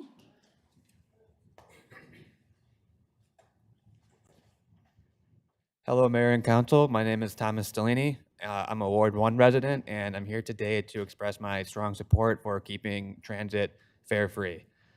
Many others have already made the case much better than I can for why fare-free transit benefits some of the most vulnerable members of our community, and I completely agree with all of those points. In defense of those people, I feel responsible to share my perspective and experience today as a rebuttal to the narrative that opponents have been pushing in the newspapers and on social media, which is that fare-free transit has somehow made our system less safe and that those of us that can afford other options are no longer using it as a result.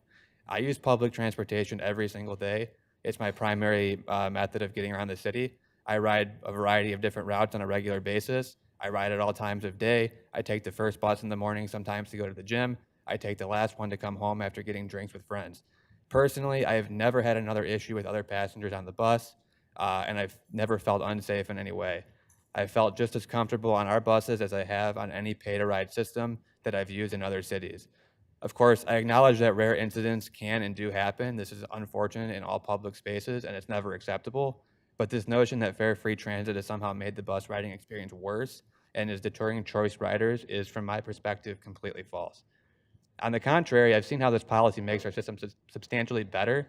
It's much more convenient, efficient, and approachable to newcomers. There's no longer a need to worry about loading fare cards, requesting transfers, or having exact change. And there's no longer a problem with people delaying the bus because they don't have their payment prepared when they board, or they need to plead with the driver to let them on without a fare. We can just hop on and ride. It's so simple. Each and every car trip that we eliminate saves us money on needing to build and maintain infrastructure and makes our city cleaner, quieter, and most importantly, safer. Given that we've seen a record high pedestrian fatalities and we're just rated the 5th most dangerous city in the U.S. to drive, we should be doing everything in our power to make alternative modes of transportation as enticing, as convenient as possible. Fare-free transit is a great policy to help accomplish this goal. We need to stop kicking the can down the road and make this a permanent service for our community. Thank you. Thank you. John Finkelstein. John Finkelstein. John Finkelstein. I'm talking on behalf of myself. And the last time I told the mayor to keep it free, and it's because I had this, and Kevin Dahl knows this too. I had a passing of my older sister a couple weeks ago from cancer, and I miss her deeply. And she has passed away since the 3rd of March. And it's very hard for me to have a sibling die on me. And I would like to keep the bus fare free. I just miss my sister too much because she had this passed on me the day before I wanted to see her before she passed. So I just want everybody's sympathy and condolences and just keep this thing free for as much as we can. And my sister wanted too, but I'm just gonna miss her because she was my big dear oldest sister, and I just have to grieve in her passing. It's just really hard on me when people die. I'm so sorry for your loss, John. Thank you, Mayor. And also, I'd like to put in a conclusion that last Friday was Councilman Paul Cunningham's birthday. Yes. Thank you, John. Darsha Duran.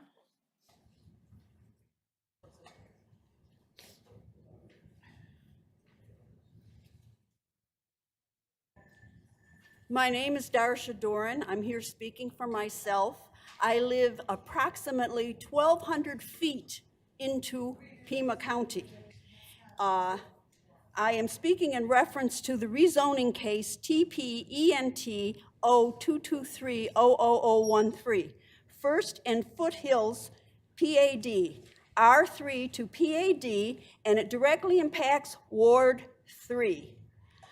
The proposed 31,000 square foot, 2-story self-storage facility and loading dock built in a wash with ingress and egress on Foothills Drive is highly inappropriate. It will negatively impact residents who daily use Foothills Drive, a senior citizen community, Northridge Villas, consisting of 82 townhomes, Catalina Foothills Estates number 7, and homeowners on a number of other residential streets in the area, including one street that has been incorporated into the city, as have a number of homes just east of us. Traffic is already slowed down in a very busy intersection, River Road and First Avenue, due to 4 commercial properties with an entryway off First Avenue between River Road and Foothills Drive. The project will greatly increase traffic congestion, slowing down traffic flow on both First Avenue and Foothills Drive. There is no way to widen Foothills Drive to accommodate the increase in traffic, as there are large washes on both sides of Foothills Drive. It is already very difficult to make a left-hand turn into Foothills Drive from Foothills Drive into First Avenue, which will worsen if the project goes through. The current wash creates a green space, which includes a number of trees and full-grown saguaros, which will have to be removed. During monsoonal rains, the wash often fills in other areas. Significant erosion has been noted along Foothills Drive 25 to 30 feet above the site of the proposed facility due to runoff from the rains. If built, the facility will increase noise, light pollution, and air pollution. I urge you to oppose the rezoning of this project. And the problem is, we already have 2 storage units there. When they built them, the previous owner promised that they would not put another one in.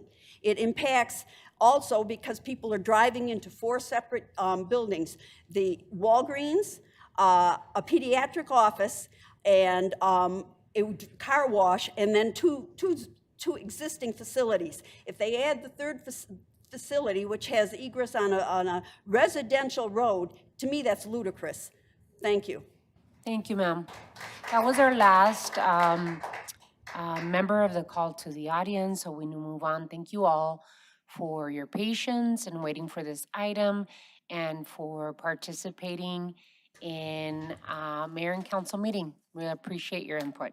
Item 7, Consent agenda items A through E. reports from the city manager on the consent agenda are received into and made part of the record.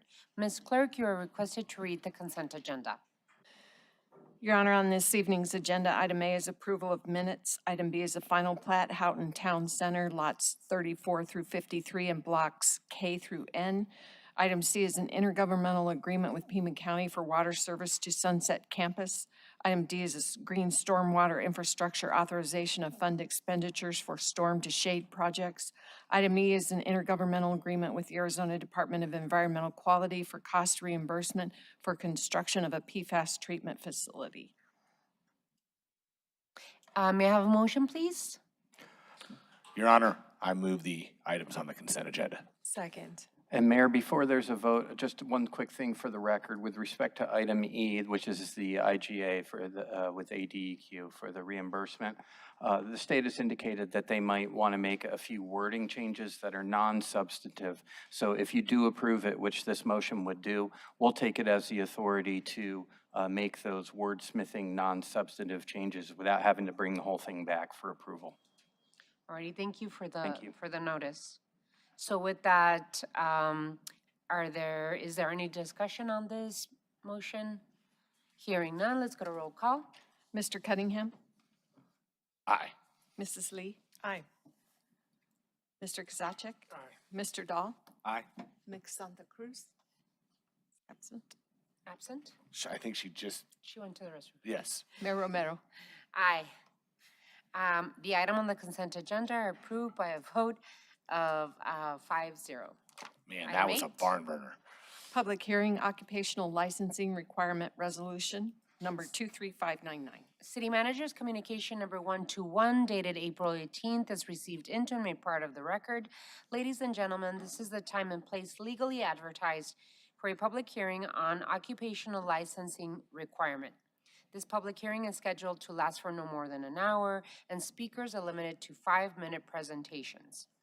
Please come forward when I call your name and make your presentation. State your name, whether you live in the city, whom you are representing, and whether or not you are a paid speaker. Ms. Clerk, do we have any speakers at this time? No, Your Honor. There are no speakers. Is there anyone in the audience wishing to be heard on this item? I move we close the public hearing. Hearing none, there's Second. a motion to close the public hearing. There's a second. Any further discussion? Hearing none, all those in favor, please indicate by saying aye. Aye. Aye.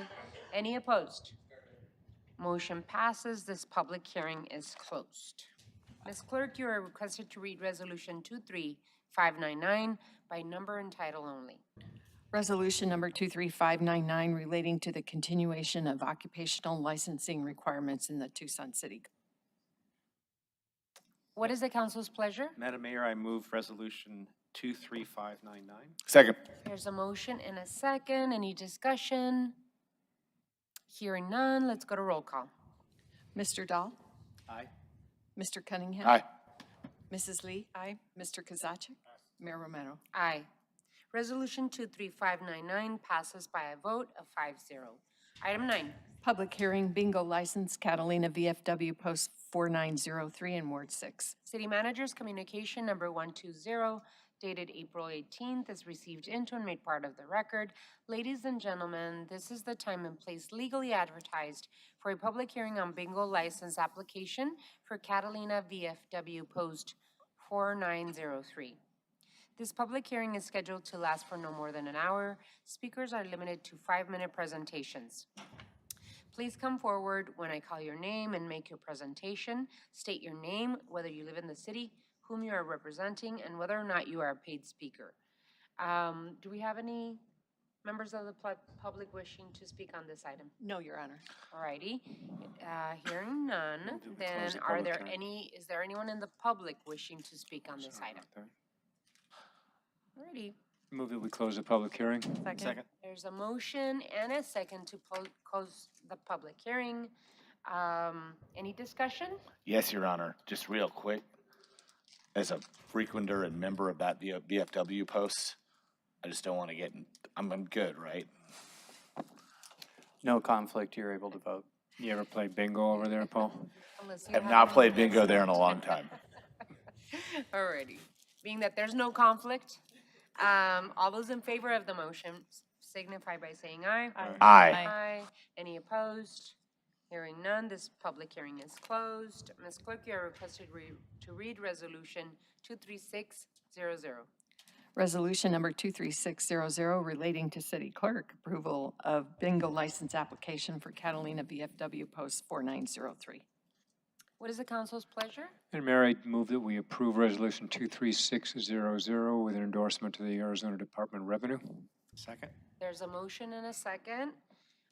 Any further discussion?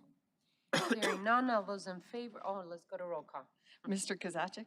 Mr. Dahl? Aye. Mrs. Lee? Aye. Ms. Santa Cruz? Aye. Mr. Cunningham? Aye. Mayor Romero? Aye. Resolution 23600 passes by a vote of 6-0. Item 10, Zoning Tucson Boulevard Cultivation P1 to I1. City Manager's Communication Number 115 dated April 18th is received into and made part of the record. This is a request to rezone approximately 5 acres of a currently split zone parcel from P1 Park Industrial to I1 Light Industrial Zone. This would unify zoning on the side to I1 and permit the expansion of an existing marijuana off-site cultivation facility.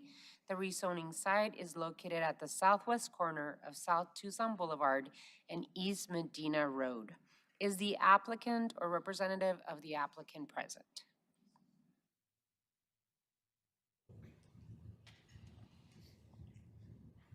State your name, please.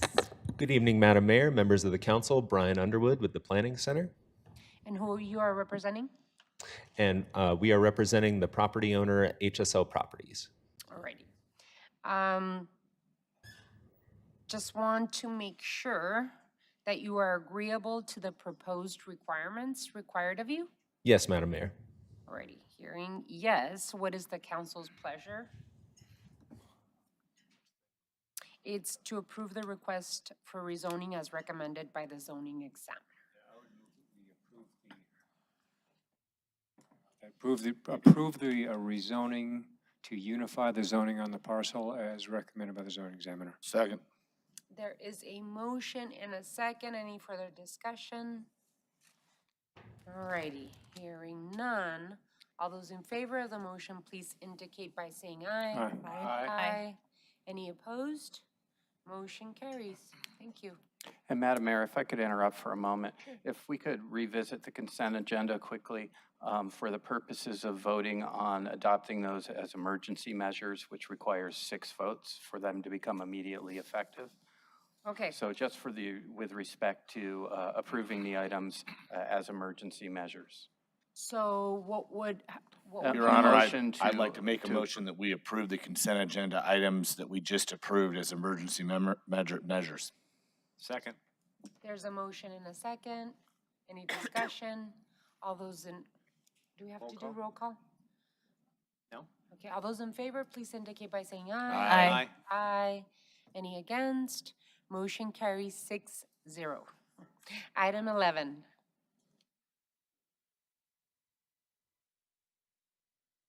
Zoning Storage 365 Midvale Park 03 to C2.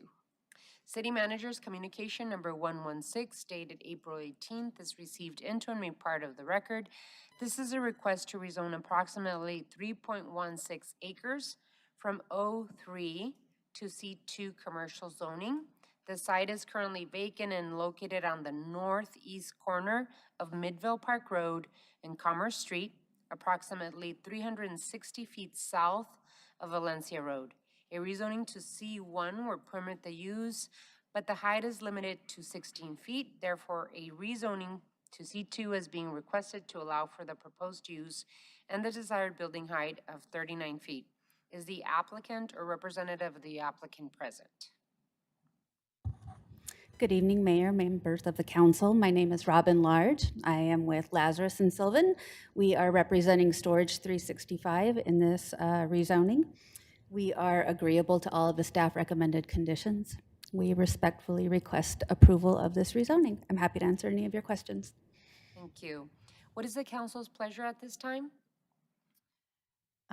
Hi, Mayor. So I move to adopt ordinance TP-ENT 122200009 storage 365 at Midvale Park from O3 to C2. Second. There is a motion and a second. Any further discussion? Hearing none, all those in favor of the motion, please indicate by saying aye. Aye. Aye. Any opposed? Motion carries. Thank you very much. Item 12. Zoning City of Tucson, 640 acre property RH to I2, ordinance number 12001. City Manager's Communication Number 117 dated April 18th is received into and made part of the record. Ms. Clerk, you are requested to read ordinance 12001 by number and title only. Ordinance number 12001 relating to zoning, amending zoning district boundaries in the area located at the southeast quarter of Section 25 in Township 16 South, Range 14 East, GNS, RB, and M, Pima County, in case TPENT 1122-00006, City of Tucson, 640 acre property, RH to I2, and setting an effective date. What is the council's pleasure? Mayor, I'd move that we approve ordinance 12001. There's a motion. Second. There's a motion and a second. Any further discussion? Hearing none, let's go to roll call. Mr. Kozaczek? Aye. Mr. Cunningham? Aye. Ms. Santa Cruz? Aye. Mr. Dahl? Aye. Mrs. Lee? Aye. Mayor Romero? Aye. Ordinance 12001 passes by a vote of 6-0. Item 13. Boards, committees, and commissions, reappointment to the Civil Service Commission, resolution number 23598. City Your Honor, I Manager. move we approve the appointments in the report. Well, before we do that, I have to read it into the record. City Manager's Communication Number 119 dated April 18th is received into and made part of the record. Ms. Clerk, you are requested to read Resolution 23598 by number and title only. Resolution number 23598 relating to the Civil Service Commission, reappointing Rebecca Montano as a Civil Service Commissioner, fixing annual compensation, and declaring an emergency. What is the council's pleasure? Your Honor, I move that we pass and adopt 23598. Second. There's a motion and a second. Any further discussion? Hearing none, let's go to roll call. Mr. Cunningham? Aye. Mrs. Lee? Aye. Mr. Kozaczek? Aye. Ms. Santa Cruz? Aye. Mr. Dahl? Aye. Mayor Romero? Aye. Resolution 23598 passes by a vote of 6-0. Item 14. Elections, calling a special election for November 7th, 2023 for the purpose of amending the Tucson City Charter and City Code. This item has been continued at the request of staff, and Mr. Rankin will tell us. And Honorable Mayor, members of the council, just a quick explanation. The commission did forward their recommendation, but it included certain components of it with respect to the dates that changes to the compensation would go into effect. And that portion of the proposal likely conflicts with an Arizona constitutional provision, which limits the time when compensation changes can occur for certain officials, including elected officials. So we're going to need to get it back to the commission and explain that legal issue to them so they can amend their recommendation, and it'll come back for the mayor and council's action in time for, in advance of the next election. So I just wanted to explain that. Alrighty. Any questions? Alrighty. So we move on to item 15. Adjournment. Council will stand adjourned. The next regularly scheduled meeting will be on Tuesday, May 9th at or after 5:30 p.m. Thank you all so much. Have a wonderful rest of your week.